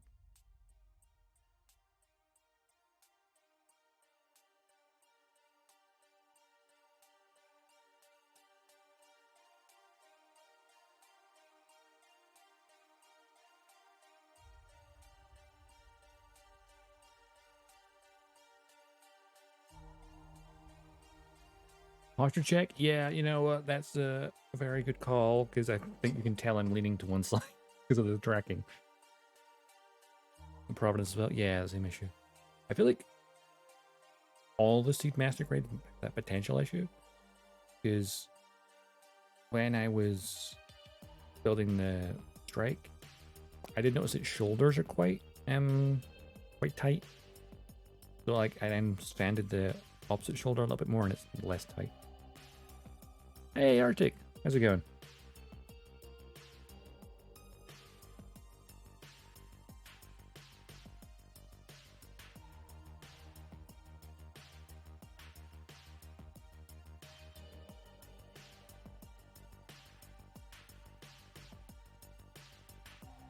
One of the reasons for getting a new setup would be the posture thing. Because if I'm sitting up straight, I'm actually here. This is me sitting straight. The camera is not lined up with me. Because my desk is a weird shape. So the center camera is here. This is me center. I mean, I can technically move my chair over slightly, but there's like an uneven floor thing and my wheel gets caught. Well, and there's a table leg. No bad challenges. How are you doing? I'm doing pretty good. I decided to take a break from building the Metal Gear Rex because having built a master grade and then going straight into building Rex, it's like it's one highly beautiful complicated kit into another wonderfully beautiful complicated kit. They're going from master grade to master grade, essentially. I wanted the high grade to kind of see progress quicker. And I've just finished rewatching See Destiny yesterday, so on my brain. And tomorrow I'm going to go see Freedom in the cinema. It'll be great.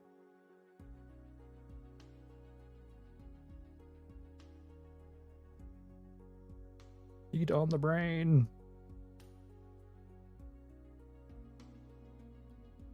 I'm doing good. Very good.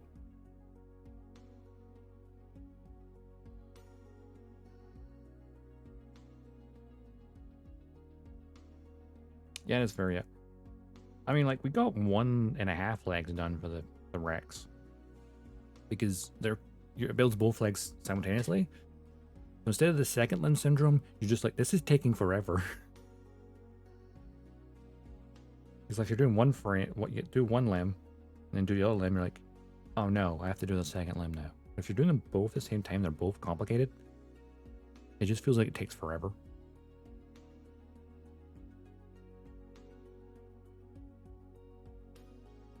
I might alternate between working on the Rex and then just like doing little high grades here and there.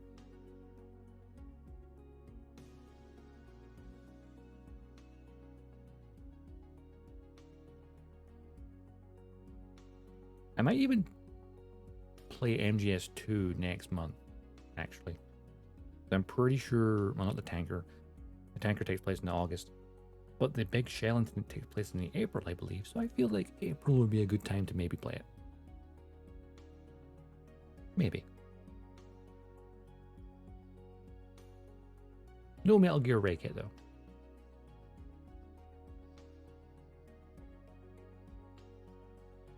Weird how they only have a kit of the MGS4 version and not the MGS2 version. Sure, they're physically identical, except for like the surface material and decals.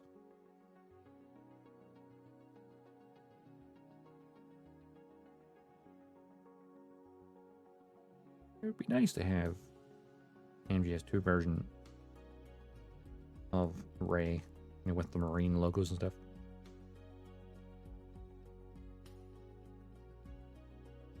Wish you could get third party and just paint it. Third party decals painted. Probably the easiest way.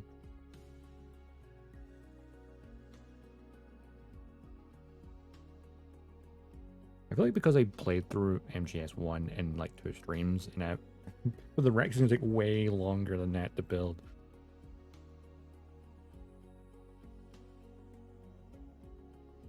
My initial plan was like the week by week doing some MGS and the kit, but yeah, the kit takes way longer. Gonna head up like 1 AM. Ooh, yeah. You gotta wake up 5 hours later from now? Yeah, yes. DD, you go get some rest. Definitely get some rest.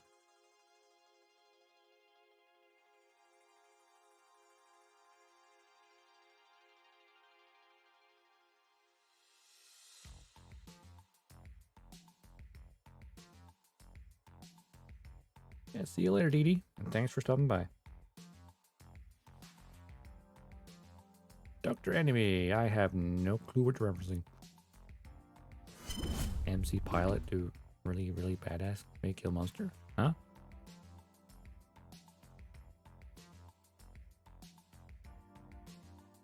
Yeah, thanks for the follow as well, DD. Much appreciated.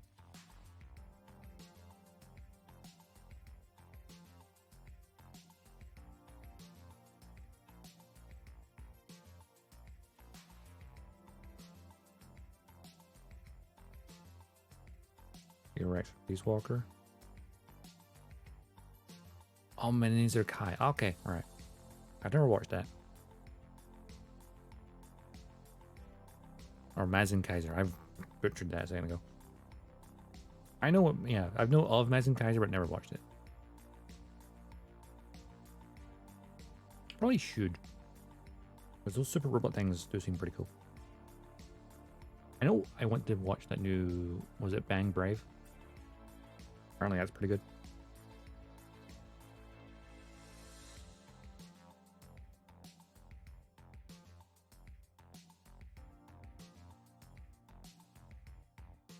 Peace Walker didn't have a Gear Rex, it had the Zeke.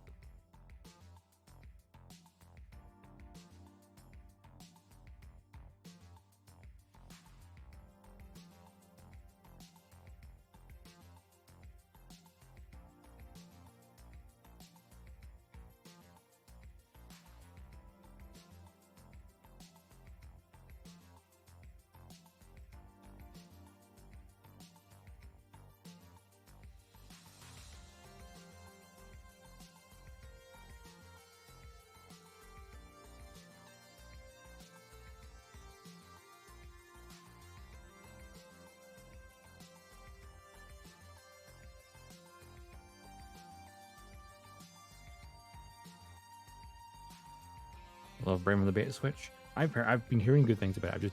I don't really know what's going on in it, but I've heard good things.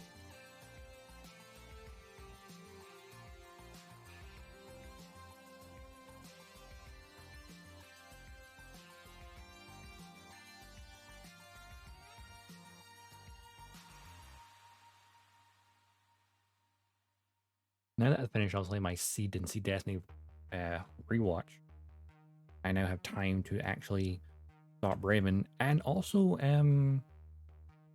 catch up on Free Run, which I know just finished yesterday. You don't play them. Oh, right, the Monster Hunter collab stuff. Yes, I forgot about that. They had like yeah, like a monster version of Rex. Yeah, I forgot about that.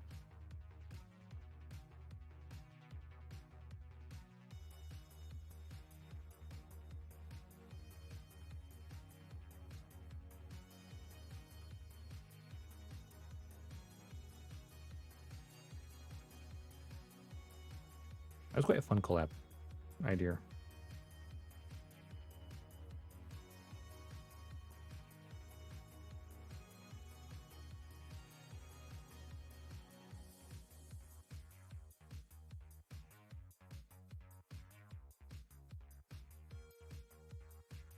Inner joints done.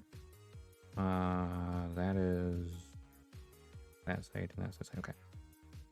You're basically a monster Rex. Yeah, I remember it now. Yeah. The name just slipped past me.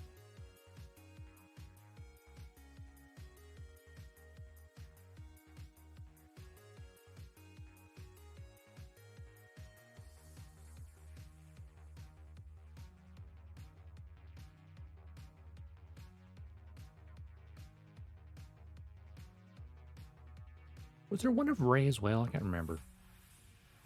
Or was it just Rex?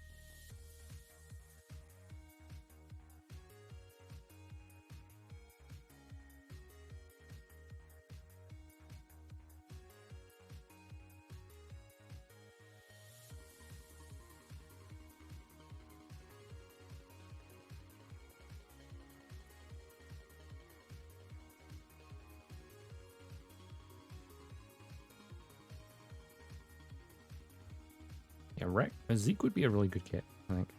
Zeke's kind of cute. Because it's like basically like a skinny version of Rex almost.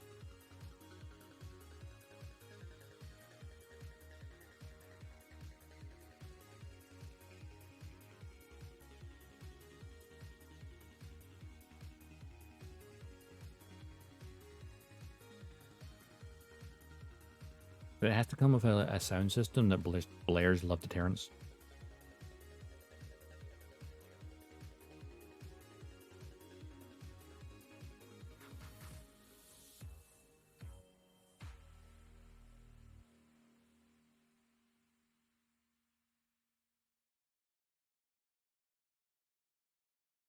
When you think about it, Peace Walker with that Love Deterrence kind of set the tone for Metal Gear Rising or Vengeance a bit by having a song that pretty much expresses the character's feelings during the fight.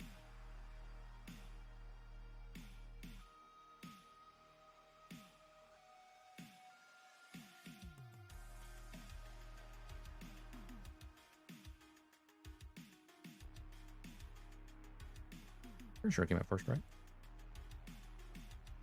Or the other way around. I don't remember.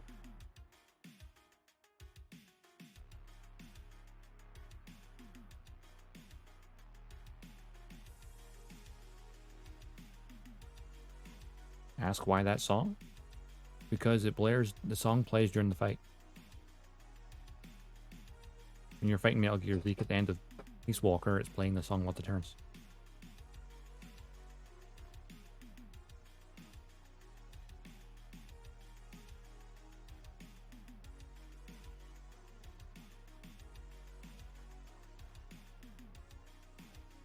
Okay, sus.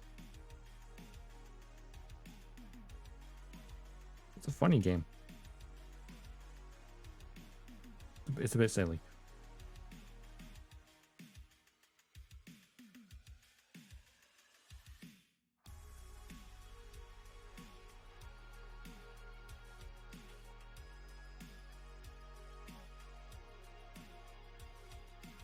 It's kind of funny, like having a boss battle against a giant robot while playing J-pop.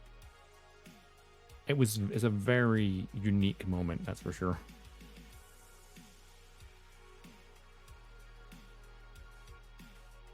So Kojima. I love how anything wacky is just that's just Kojima.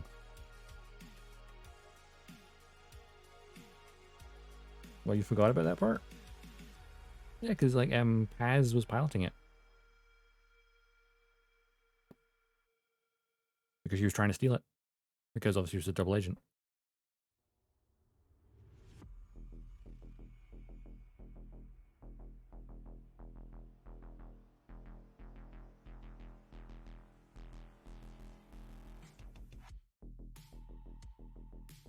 It made you think that she was just a teenage schoolgirl, but she was actually an adult. And a spy was the Ruskies, I think. I don't remember who she was a spy for again. I think it was the Russians. The Soviets.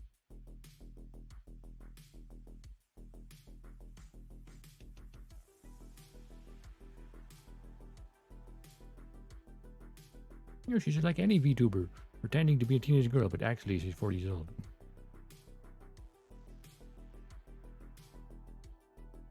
I jest, of course.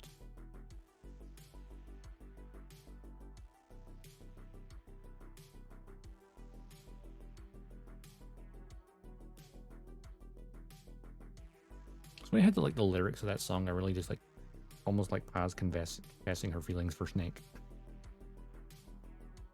And like how she doesn't want to go through with her orders.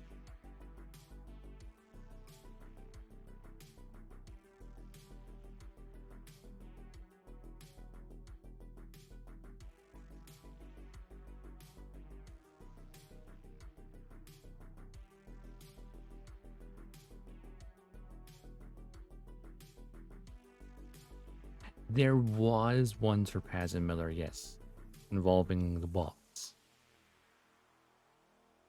which is the very, very sus mission.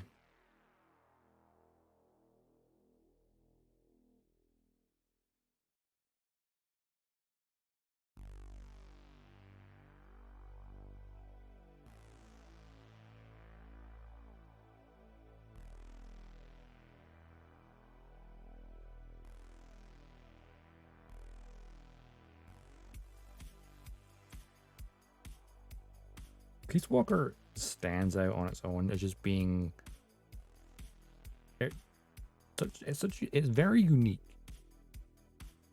Obviously, then MGS5 borrowed a lot of the gameplay stuff from it, like building your base and stuff.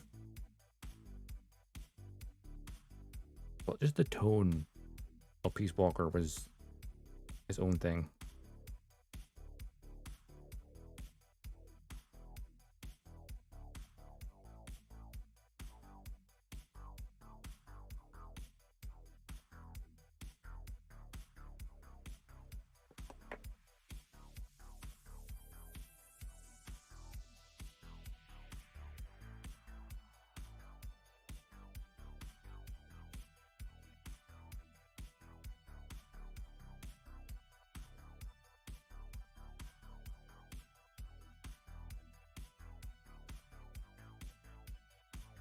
Something about games like Peace Walker, Phantom Pain, games where you can build a base.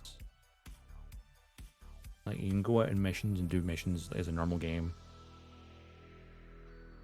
And then, you know, while building your little base back home, you can improve things on when you're actually on mission as well.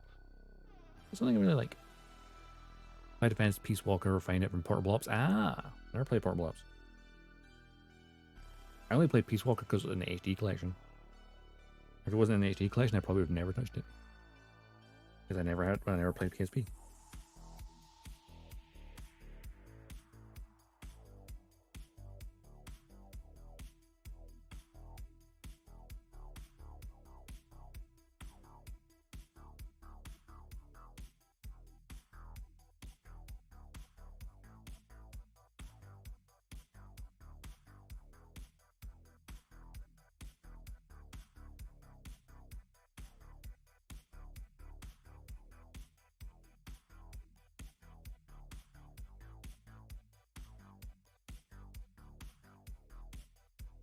Right, let's close this arm up.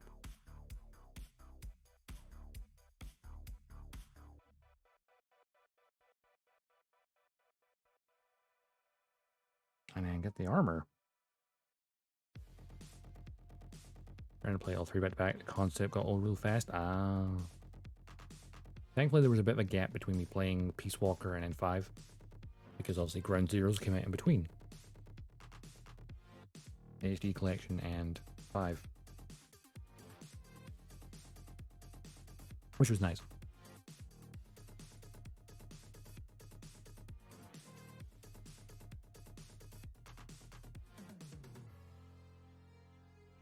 So I feel like I wouldn't replay Peace Walker or Phantom Pain really. Without like having to dedicate myself to it, because the grinding of stuff took a while. It's less replayable, I think, than like MGS 2, 3, or 1, 2, 3, sorry. At least even 4 still replayable because you can, New Game Plus it with your stuff.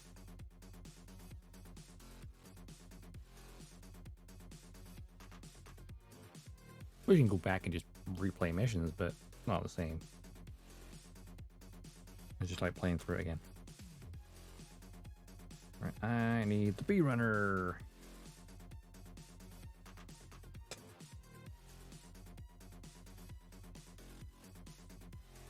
Now, what do I need from the bee runner? I need number 22 and 23.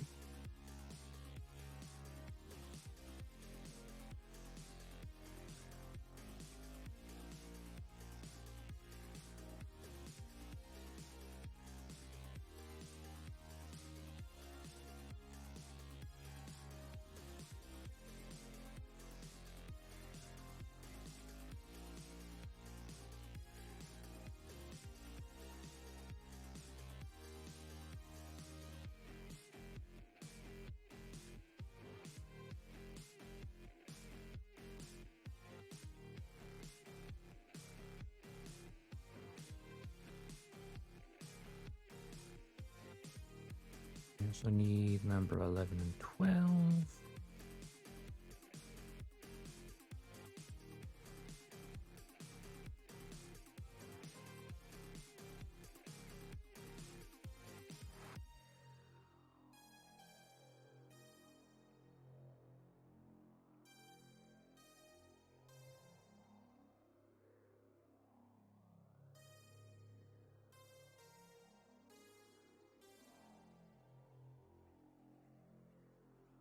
Oh, I use the hand as well, but I'll get that in a minute.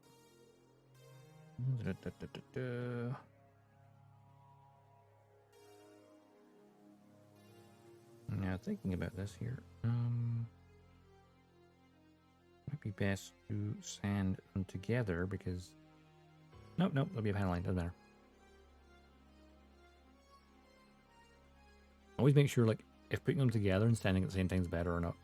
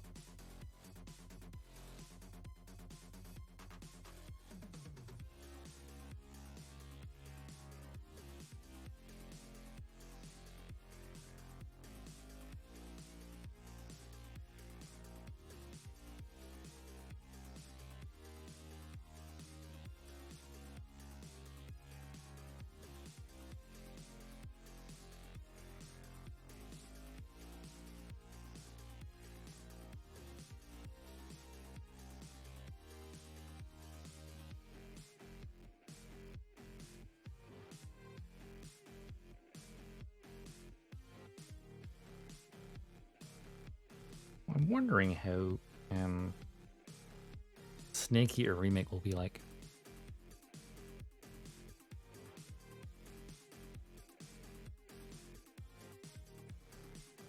I still prefer a remake of MGS1 though. I don't know. I don't have the Rising Freedom yet. It doesn't come out until next week.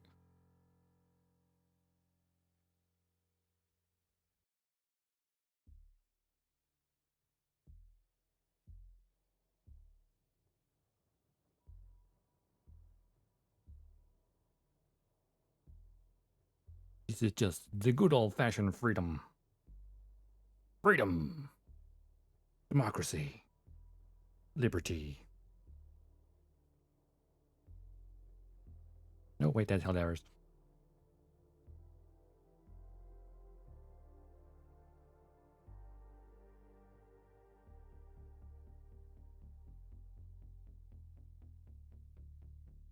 But they look the same. I mean, this Rising Freedom doesn't have the dark blue. It's just mostly the lighter blue. Which is, I feel like, the biggest complaint about it visually. People have. If you ignore the transformation in the flight mode. Anyway. Which isn't shareable, but it's not exactly good either.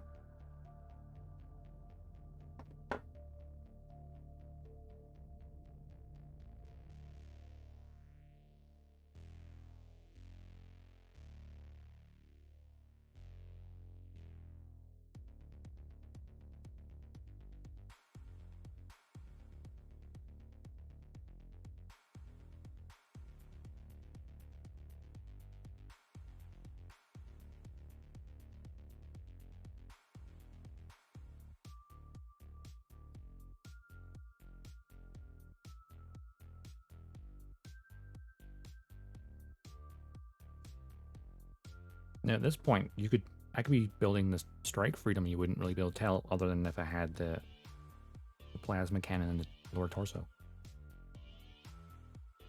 Now they're pretty much very similar.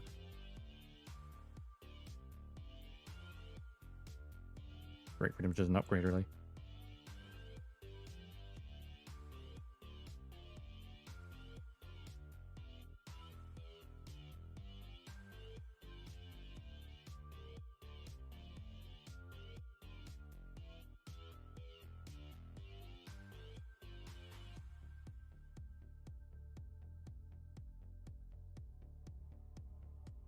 Low Expedition, the remix, had twin snakes and Survive turned out. Yeah, I mean, alright, twin snakes was going to be okay.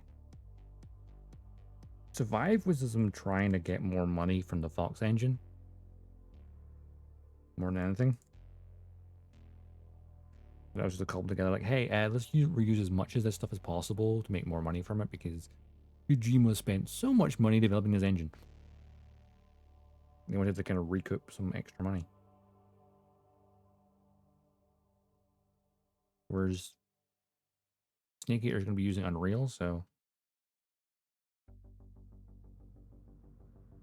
In the preview imageries, it looks pretty much like they're just doing a visual overhaul, along with like some like quality of life improvements to make it play more like, at least like control a little bit better. If that's all they're doing, and some quality of life improvements here and there, then it should be fine. Should.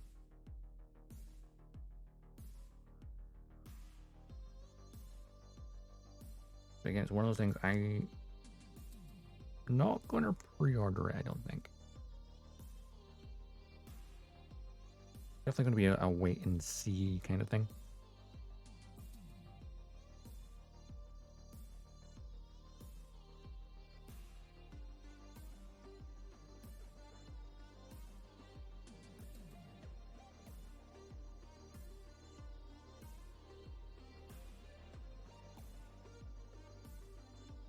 Oh yeah, I mean, like, I literally bought the Master Collection Volume 1, and then immediately decided not to play it after I got it, because there were so many people complaining about performance issues. I was like, oh, you know what, I'll wait. Because I was originally planning to build Metal Gear Rex when Master Collection came out and kind of like capitalize on it. But by the time it came to the weekend when I planned for it, I was like, people saying don't play it yet. I'm like, okay, yeah. But hey, they get a few extra months and they fix that stuff. Well, most of it.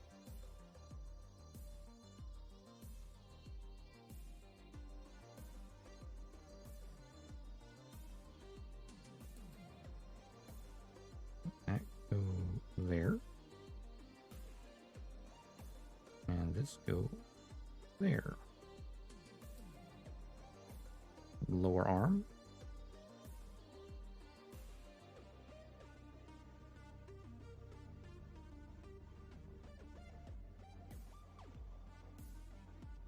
But not Snake Eater remake, that's a wait and see thing.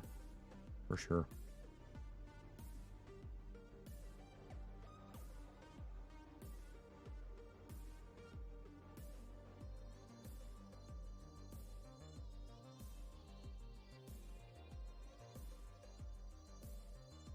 There's a lot of games nowadays where it's becoming a wait and see thing in general. I think lots of companies have gotten lazy, or rather, the publishers have got greedy and are trying to make people make games faster. Sorry, publishers have gotten greedier. They were always greedy.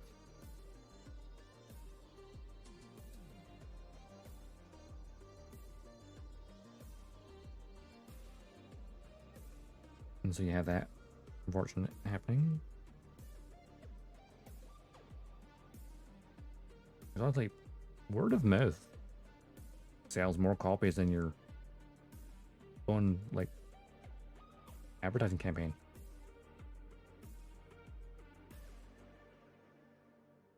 Like Helldivers didn't put that much into, you know, it's like promotion, but it came out.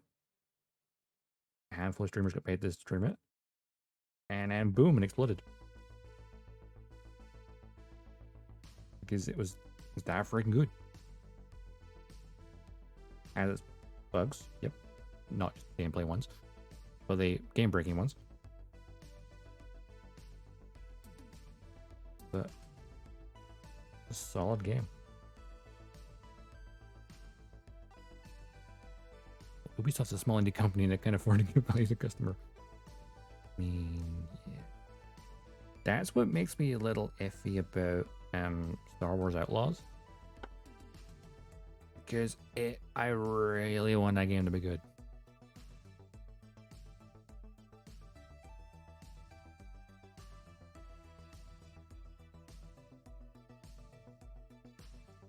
Ubisoft open world, they have a tendency to copy paste things a bit.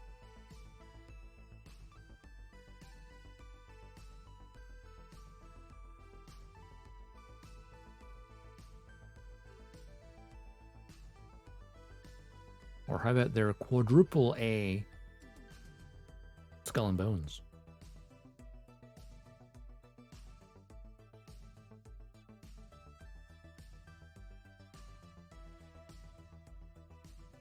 It's a quadruple A game. And why does it look like a B? Wonder how much of it was reused from 1313 to Project Ragtag. I mean, probably nothing, since those are different companies completely. Both 1313 and Project Ragtag were both under EA, I believe.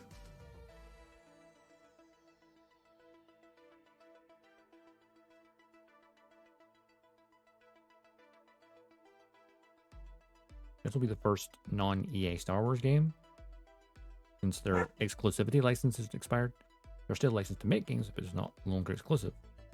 Because EA is like, you know what? We don't want an exclusive license. We just want to make some games and monetize them. And of course, Jedi Fallen Order and Jedi Survivor are freaking great. It was a shame that Respawn was also trying to work on a Mandalorian-esque game, and that got canned. Before it was even announced, though. So, you know, probably not that far along development, really. Still sucks.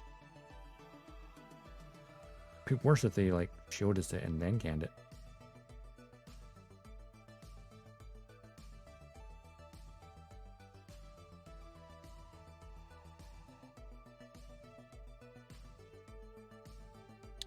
I mean, no, I think the assets for development, specifically. The IP is Lucasfilm, but everything else, assets-wise, would be for developers.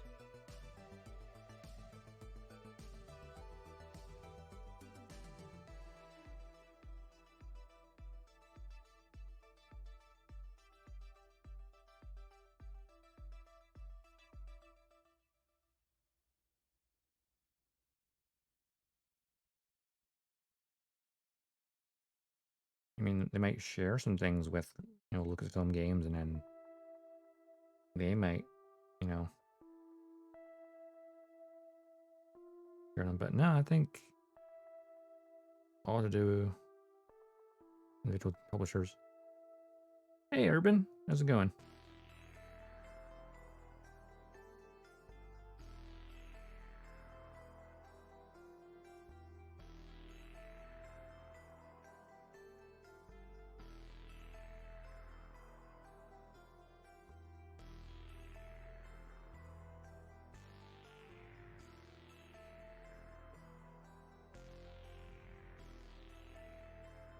Chillin'? Nice. Yeah, apparently the Helldivers devs made Magicka, yeah. I've never played Magicka, so I don't understand. I mean, I saw a little bit of Helldivers 1 when it came out, but it never really clicked. I was like, oh, that's kind of cool, and I moved on.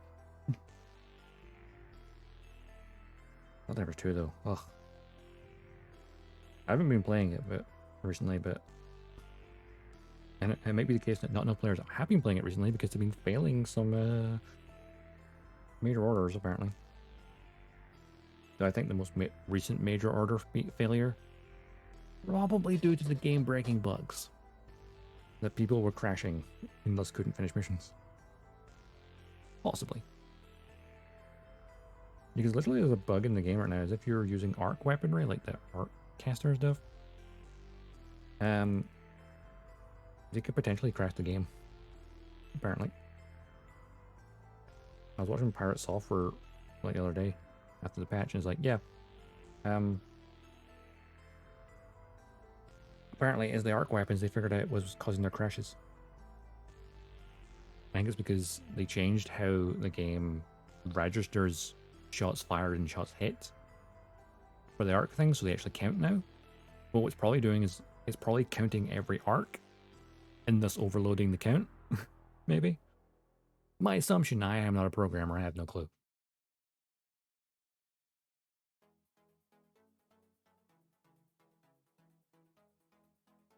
So right now, even on the official Discord for Helldivers, is like, we're investigating it. In the meantime, don't use the arc thrower, don't use the arc shotgun, don't use the Tesla tower, because they are linked to the crashing. The devs are like, yeah, don't use these weapons right now because they may crash your game.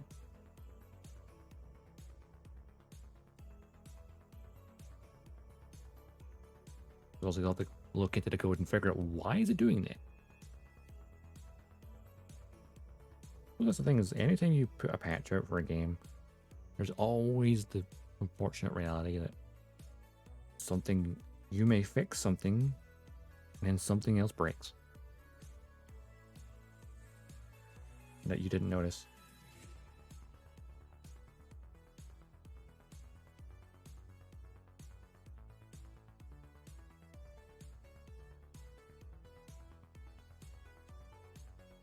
The unfortunate reality of game dev.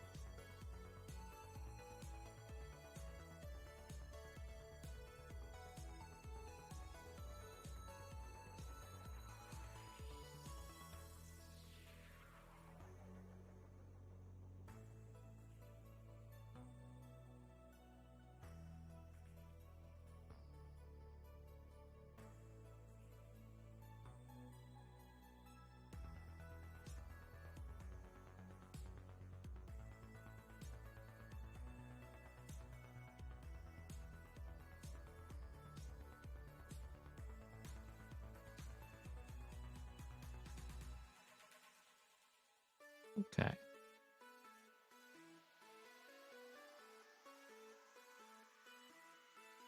I don't care what that stuff's all about. All about trash NAND, huh?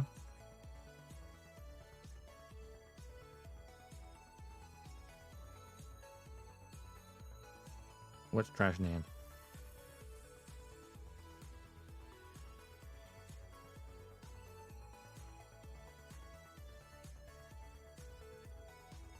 Like, there's so many things come up my mouth. I'm like, what part is like my okay? My brain is needing to catch up. Is what you're replying to?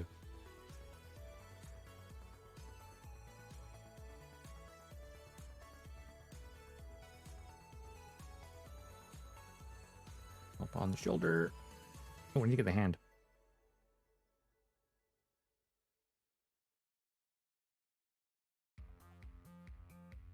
So I get a hand. What backplate is it? Number 25.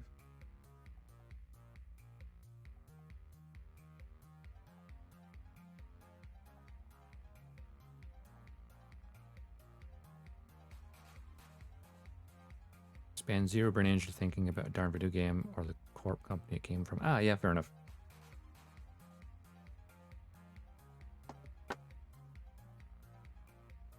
Is the game fun? That's all it needs. That's all that matters.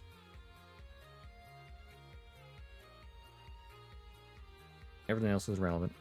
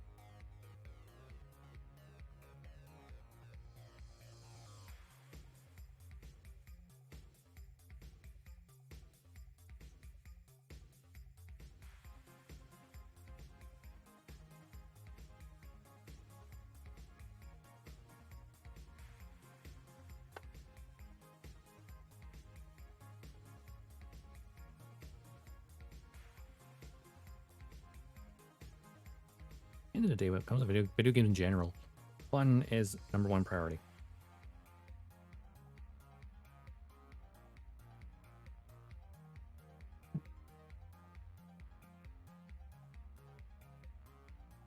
Unfortunately, sometimes games you once found fun,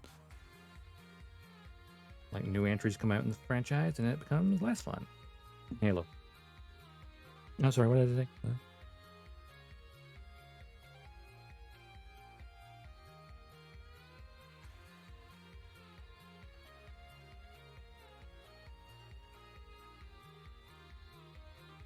Yep, building the good old Freedom.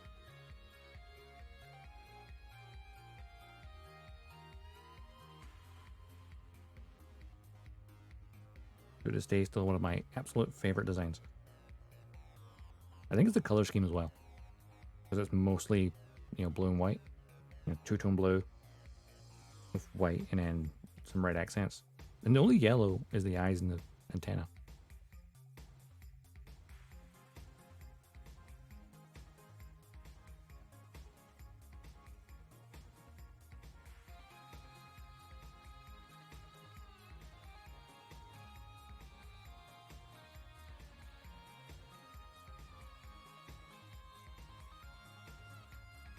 I think the first time I saw the Freedom back in the day, just when it descends and like saves the Archangel, that shot of it opening its wings in front of the bridge is forever ingrained in my brain.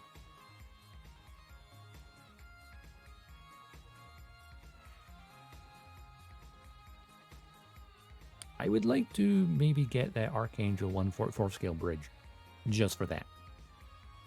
Though I think it's like the price of a perfect grade because it's pre-painted.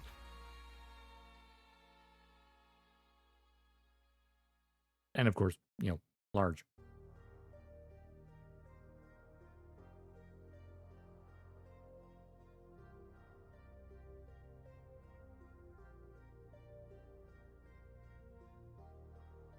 Give me the Archangel Bridge as a model kit. I can paint myself, maybe. Use my jam, got a few Freedoms, built a bootleg one in Sakura Pink. Ooh, a pink Freedom, nice. Yeah, so this is my second time building the high grade Freedom. Because I got the metallic one that came with the Force Impulse and the Battle for Destiny set. So it has the extra torso for the sword to stab it.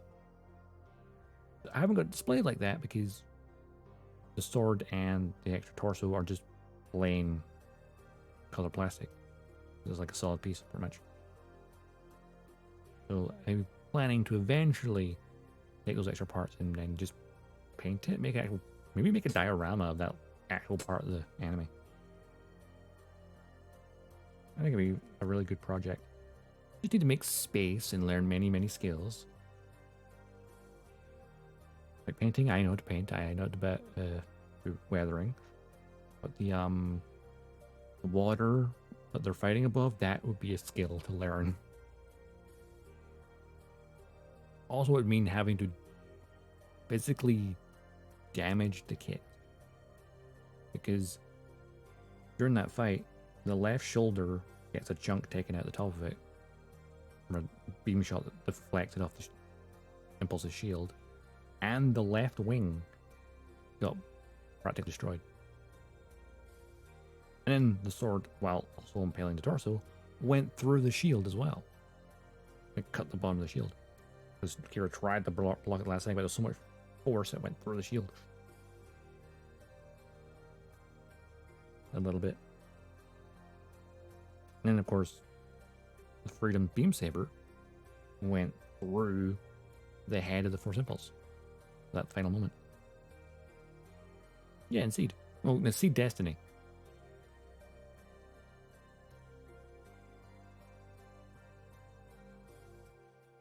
Was that scene?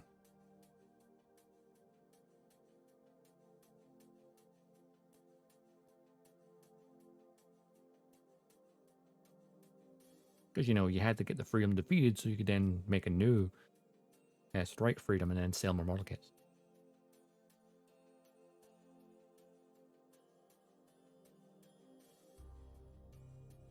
Mm-hmm. It's such a, the first time I saw that scene, I was like, legit, did they literally kill off Kira? Like, nope, don't worry. He deactivated the nuclear reactor right before impact.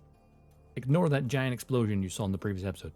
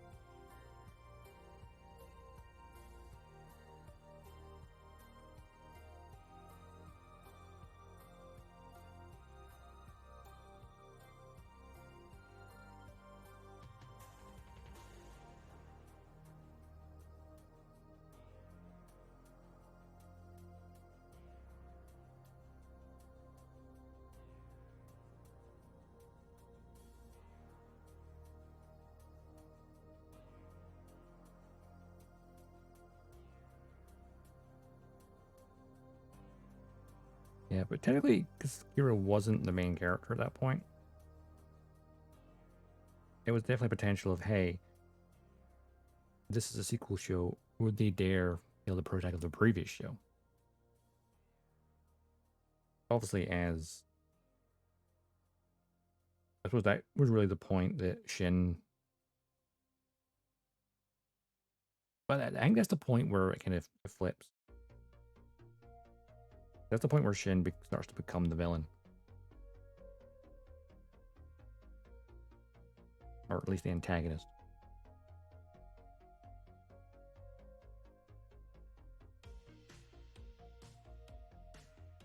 The whole first arc of the show, he was not even there.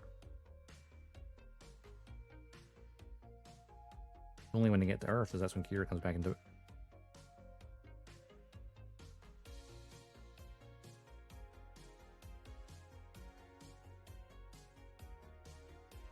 But Kira, everyone loves Kira. Shin doesn't show to see Destiny. Ah, actually, technically speaking, in the HD remaster, he's actually visible at the Battle of Orb.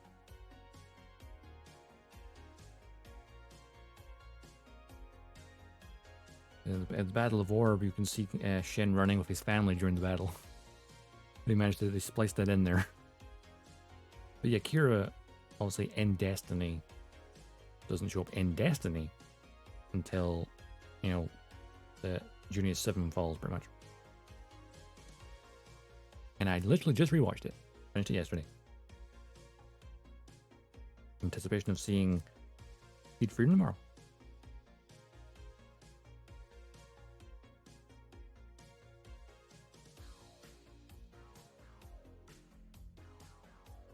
Yeah, I know. I just mean in Destiny. You know, like how Amuro Ray is not the main character, it's Theta.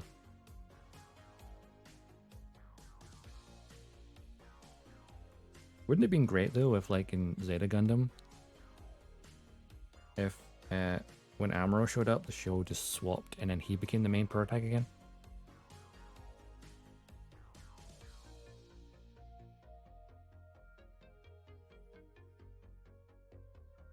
You're like, get away, out of the way, kid. This is my show.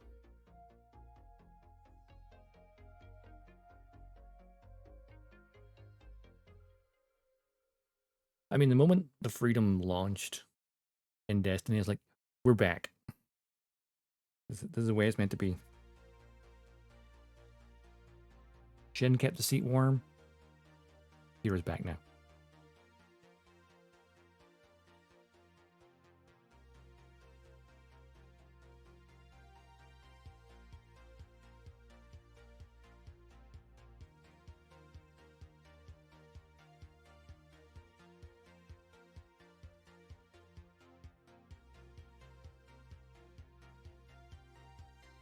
I think it's the way Destiny starts. It kind of like is meant to be like, oh, Shin is the new, he's the new guy. He's the new main protagonist. He really becomes the antagonist. He's such an idiot. A lovable one, perhaps, but an idiot nonetheless. Hydrating. That's true. It does start with Shin's family getting killed.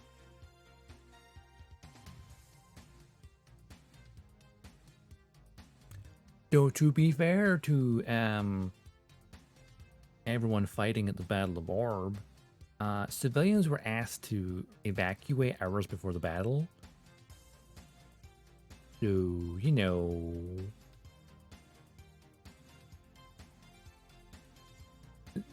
they did state civilians have been evacuated. So it's kind of a retcon a bit. Civilians should have been evacuated, and it stated that they were.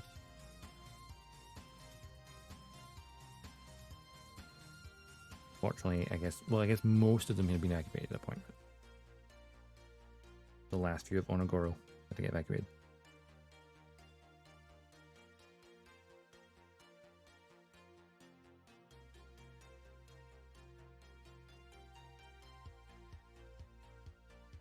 I mean, that's not really their fault. It is the fault of their forces. Those drugged up trio pilots who shoot at each other when they're having a hissy fit.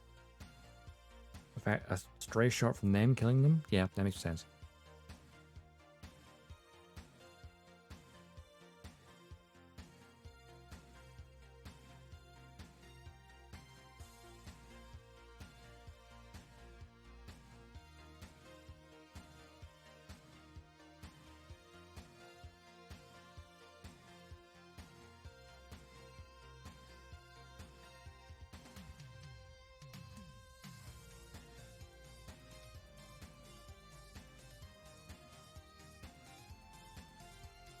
Perhaps.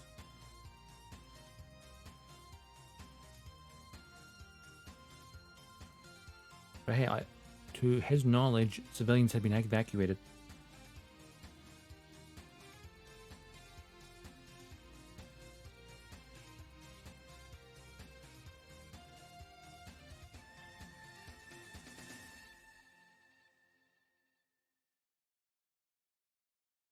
We have an arm.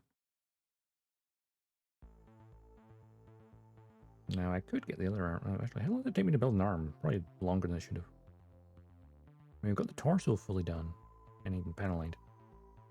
The inclusion with the little red in the thrusters. Honestly, probably could be a bit brighter.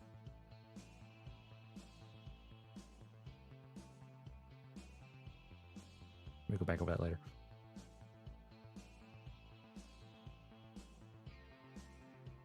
Didn't have the attitude.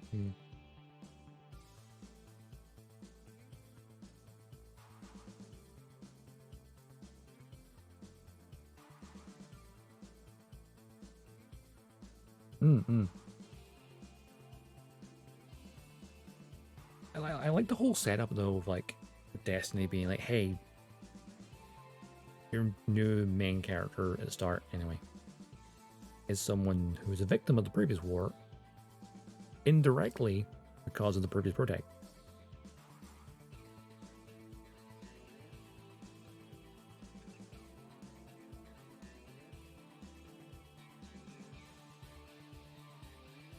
I mean, it's all on Crunchyroll. It was on Gundam Info's YouTube page not that long ago. I think they've removed it though. No posting links in chat. Especially not to any... Well, you can't post them anyway, doesn't matter.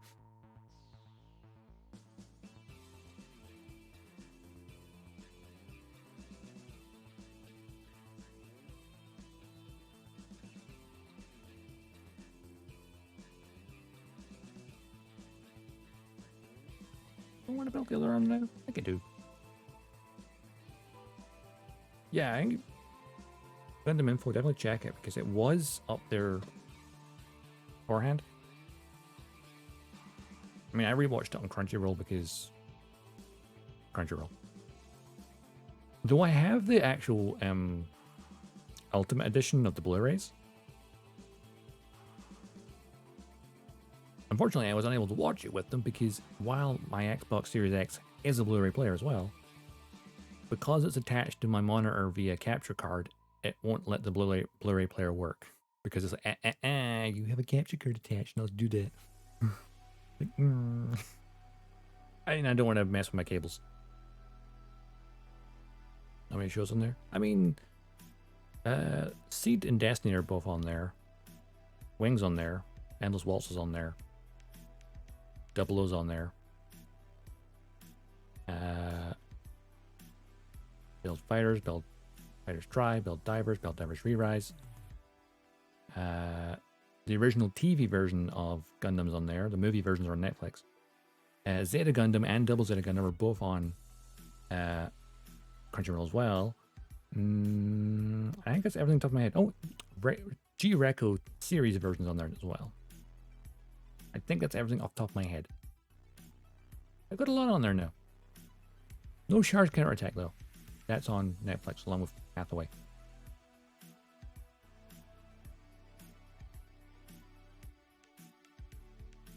Yes, you have no excuses not to be watching Gundam Seed. Especially the remaster. Because they changed the ending a little bit for Destiny. Or rather, they add a proper ending.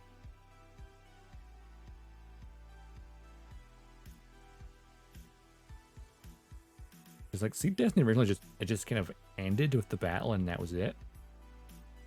But the remaster adds in a little bit after it, which is nice. So it actually makes more sense. Apparently, at least this arm. No.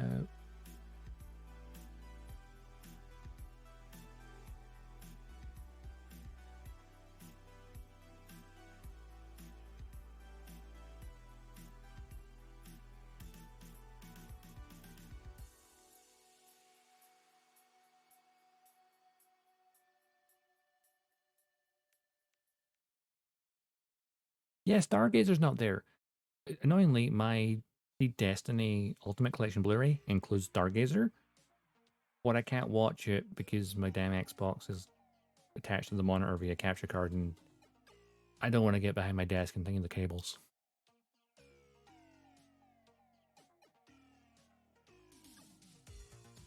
Wish it was thingy for an bit. Oh well. The only thing you have watched is Stargazer? Wow. I mean, it's set in between Seed and Destiny, so.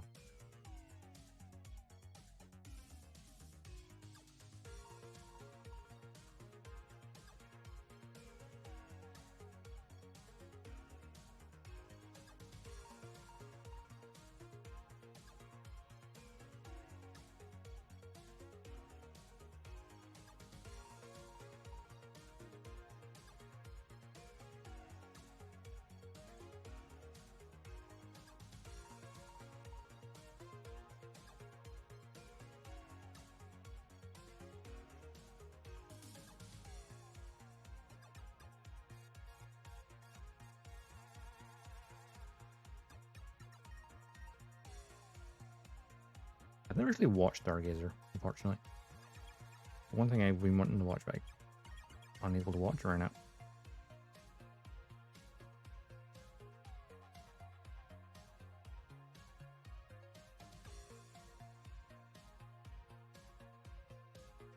I think Gundam Info had it on there for a bit, and it's just, you know, obviously they keep rotating things in and out.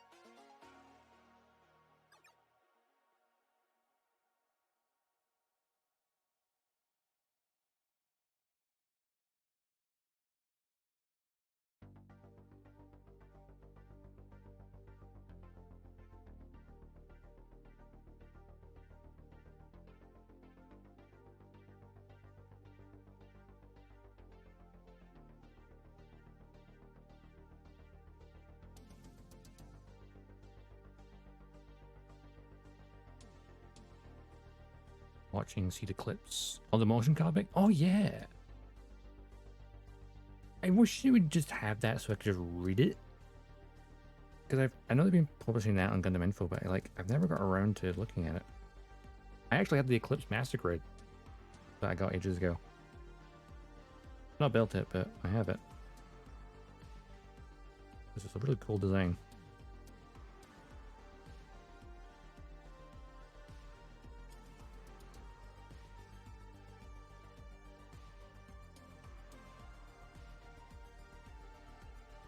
I don't remember if Eclipse is set in between Seed and Destiny, or is it between Destiny and Freedom?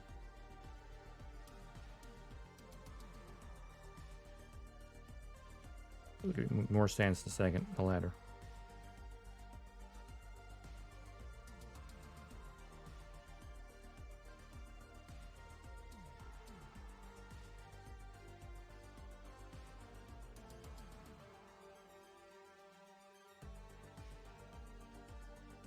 $170 decals on it? Ouch. A lot of decals.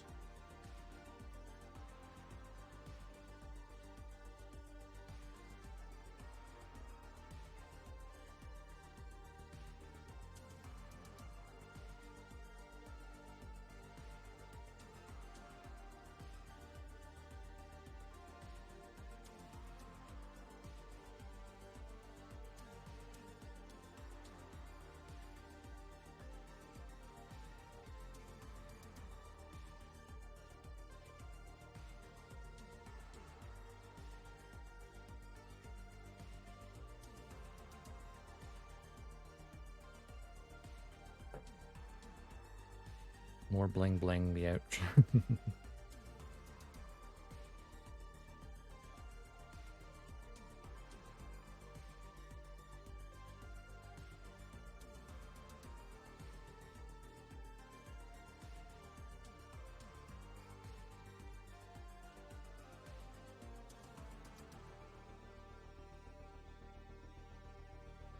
A lot of work to do to have that many decals.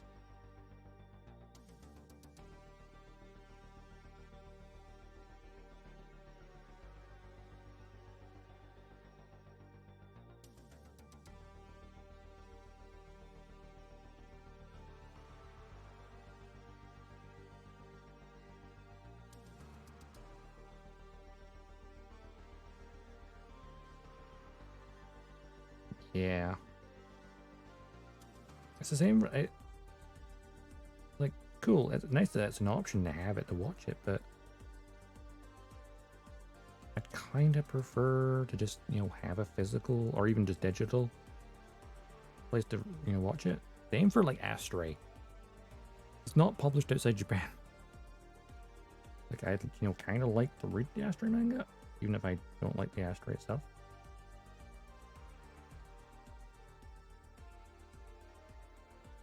Because maybe I'll learn to like it.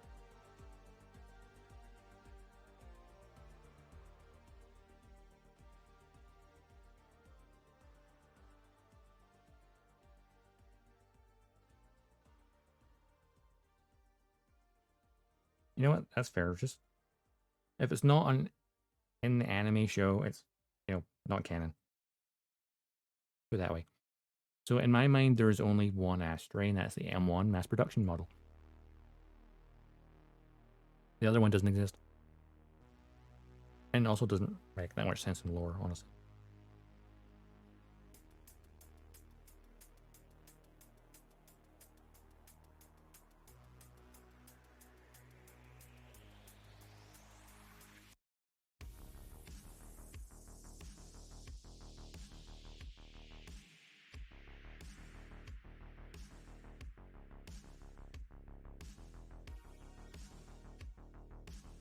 Is that is canon? Yeah, maybe.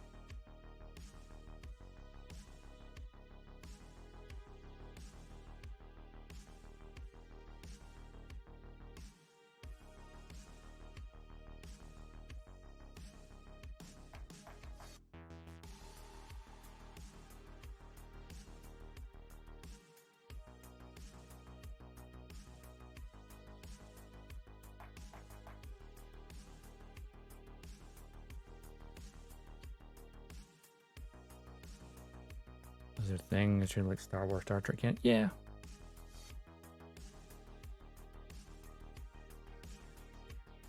Fair enough.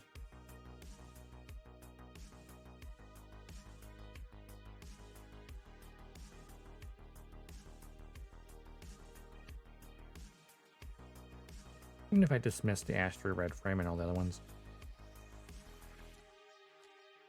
I honestly just don't care for the way it looks. I prefer the boxiness of the M1. Something about the red frame and subsequent other frames as well. That the legs are just too thick towards the bottom, like the calves. Like they're like really weirdly thick. It's like I don't get it. I don't care for it.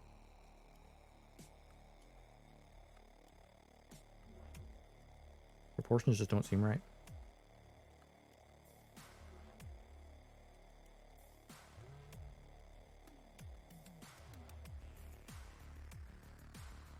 Red frames of shit. Kira made it great. I mean, Kira made the M1s great by improving the OS.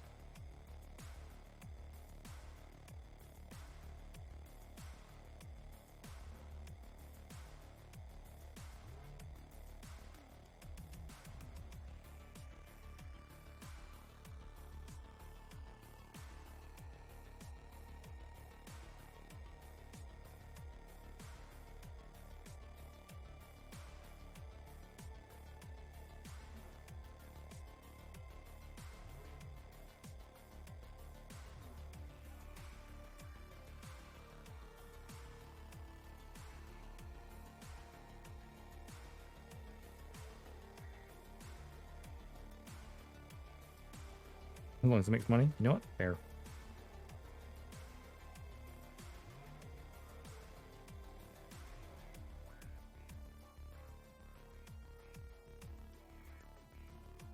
Money, the bottom line. End of the day.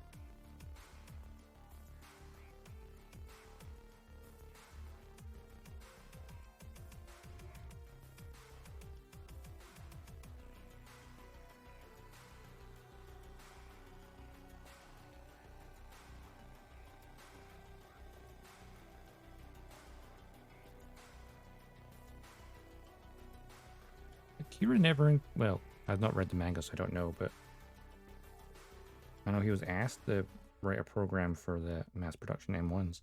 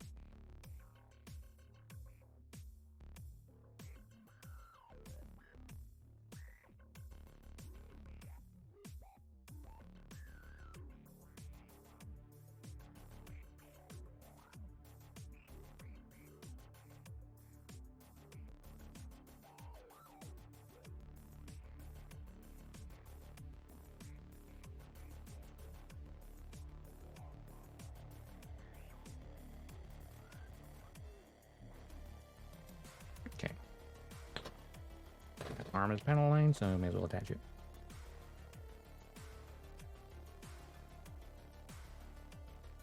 Freedom!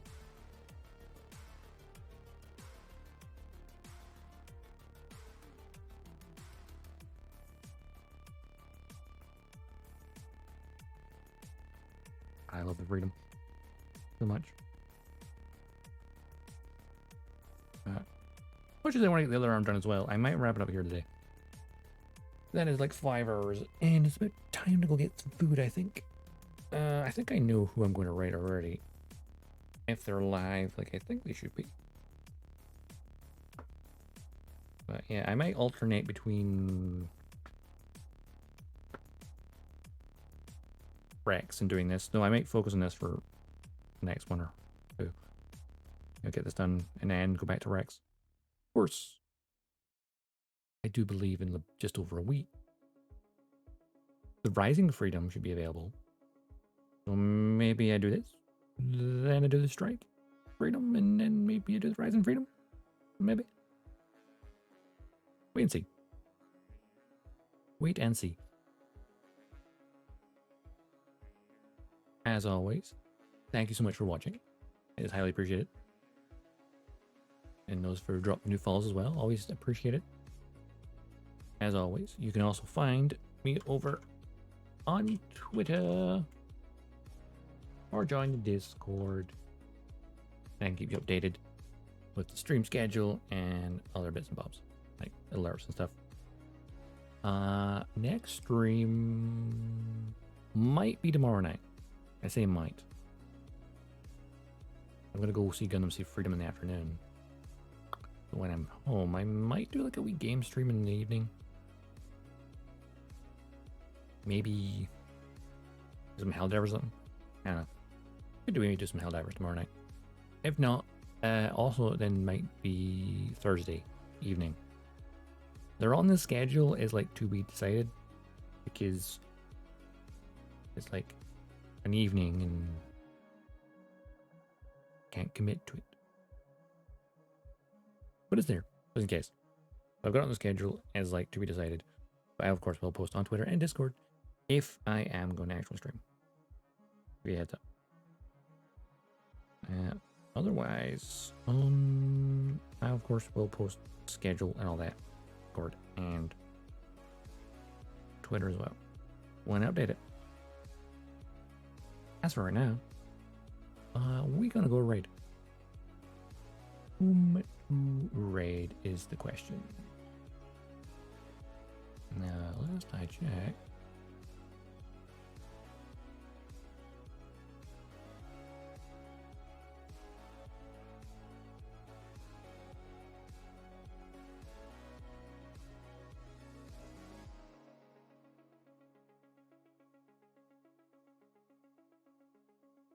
Let's have a look-see. Or they maybe not live after all.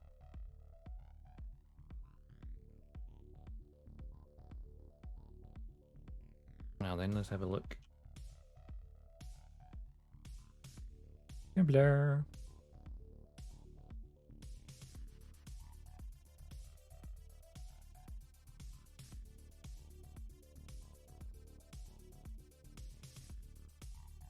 Home is all live. I thought Captain Hurricane was supposed to go live at 6. You're running late. Oh no. I was planning to raid him because I knew he was going to go live at 6. Because he was going to be working on the God Gundam.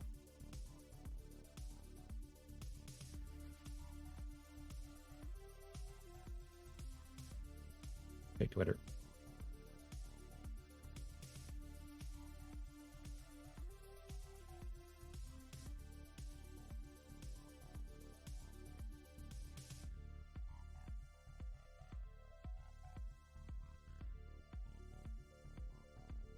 Have a look here.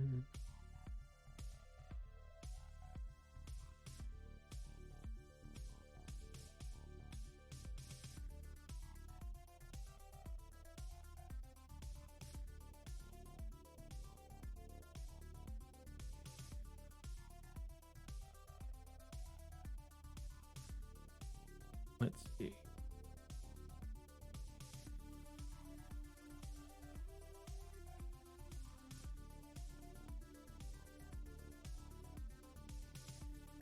Yep, he's running late, definitely. Okay.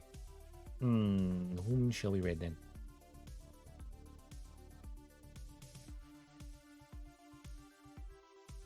Whom to raid? You going to the Go Live? I mean, I could do that. I could maybe start on the alarm after all, but I'm getting kind of hungry.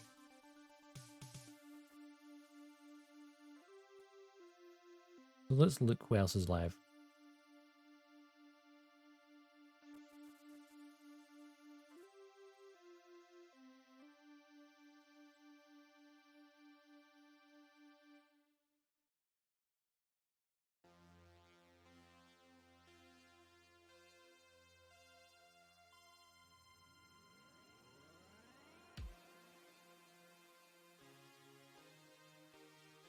All right.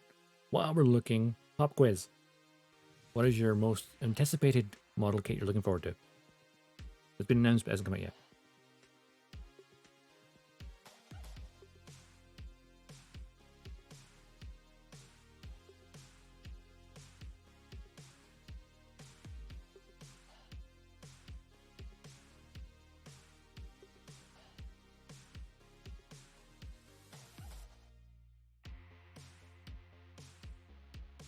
Come think of it, what's the thing I'm looking forward to most? Is it Luna Mario? Maybe. Master Grade Rising Freedom. That sadly does not exist yet.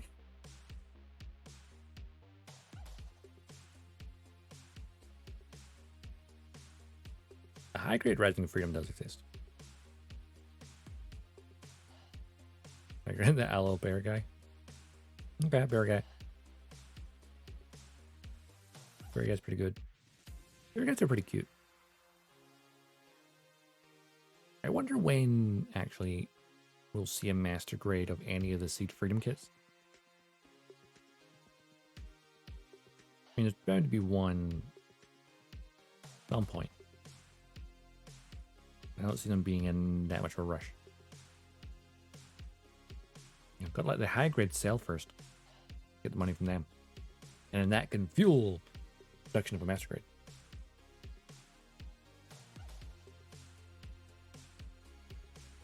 I'm quite looking forward to Destroy Gundam, actually. A high grade the size of a perfect grade. Oh, good God. That'd be probably the biggest thing I've ever built. If I get it. I say if, when. It's a when at this point. It's like when I get it. Let's see. Who else is doing Gunpla? Let's have a look.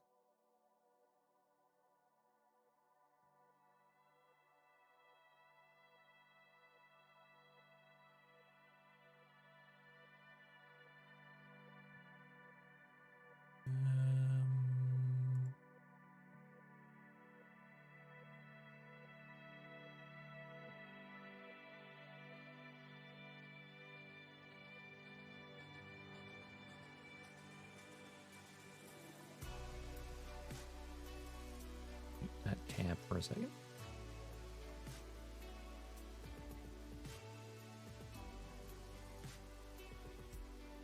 We'll read someone new potentially.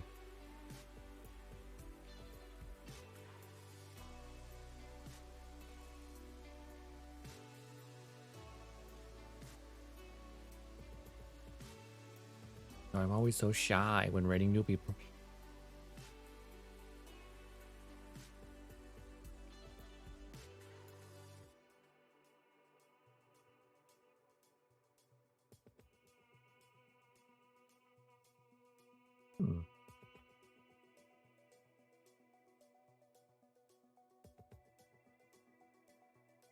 Window shopping, one install? Window shopping, eh?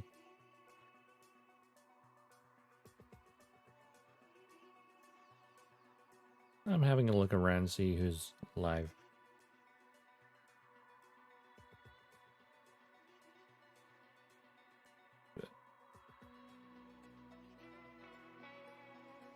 Yeah, I'm just thinking though, I think I need to maybe redo those thrusters again, like a little bit more red in there, because it's not... It needs to be this red. Because it's going to dark plastic, it's not dark enough. Need to touch that up, maybe.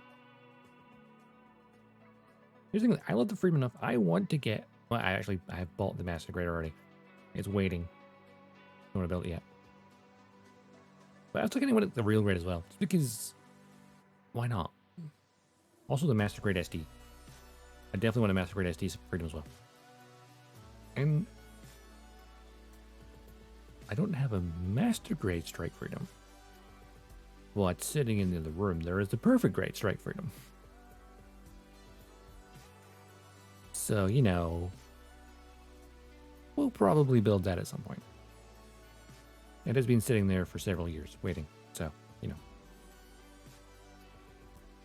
I think that'd be a good goal, maybe. Could be a community goal. Or maybe it should be a sub goal. Actually, you know, thinking of sub goals in just general. What I'm seeing with some, like, other people doing, like, Gunpla giveaways for, like, subs. Like, I kind of like that idea.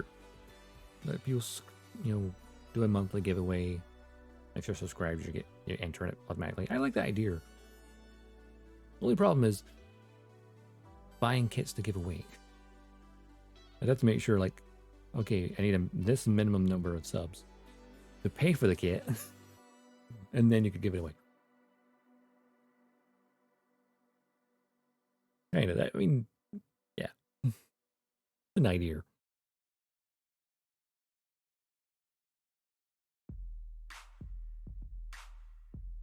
Potentially. Actually, thinking about something I could potentially actually use for a giveaway that I actually have already. Are you familiar with the high-grade double load diver ace gold-plated version? Because I am fortunate enough that I own 2. And I didn't spend a single penny on either. I got them from 2 separate promotions. Good, yeah, I feel really lucky. So I have one I've built. I could potentially give the other one away. Potentially. Or sell it. I was told it's like worth 100 quid.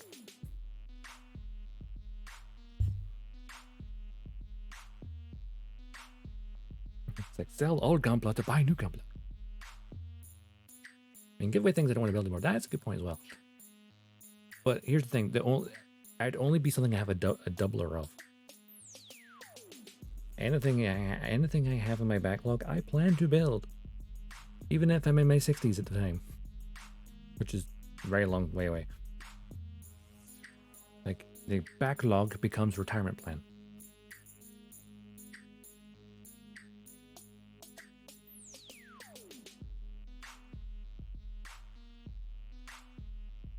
Cap just went live. I have stalled long enough.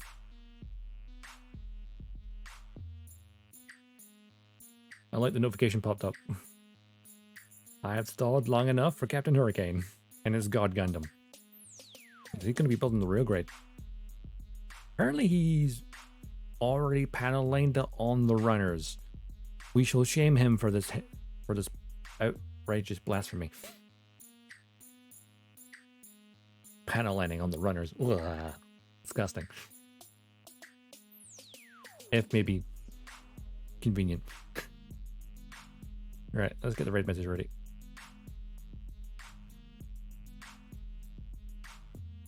Reinforcements have arrived. You know, this synthwave playlist is really good for just building too, I find. Pretty chill. Pretzel rocks. Yeah. Worth the money. Right. Raid channel. Un Capitan.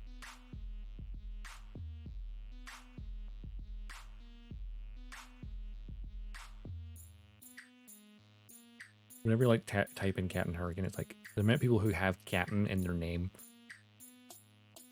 It's funny. Right. Let's rock and roll. I will possibly see you tomorrow night. Otherwise, I guess Thursday night. Either or. Unless I can shift some work schedule around. Maybe. Hopefully. Anyway. If not, thanks for dropping by. Hope you all have an awesome weekend, and I will see you around the cosmos. Dodgestar, signing off. bye.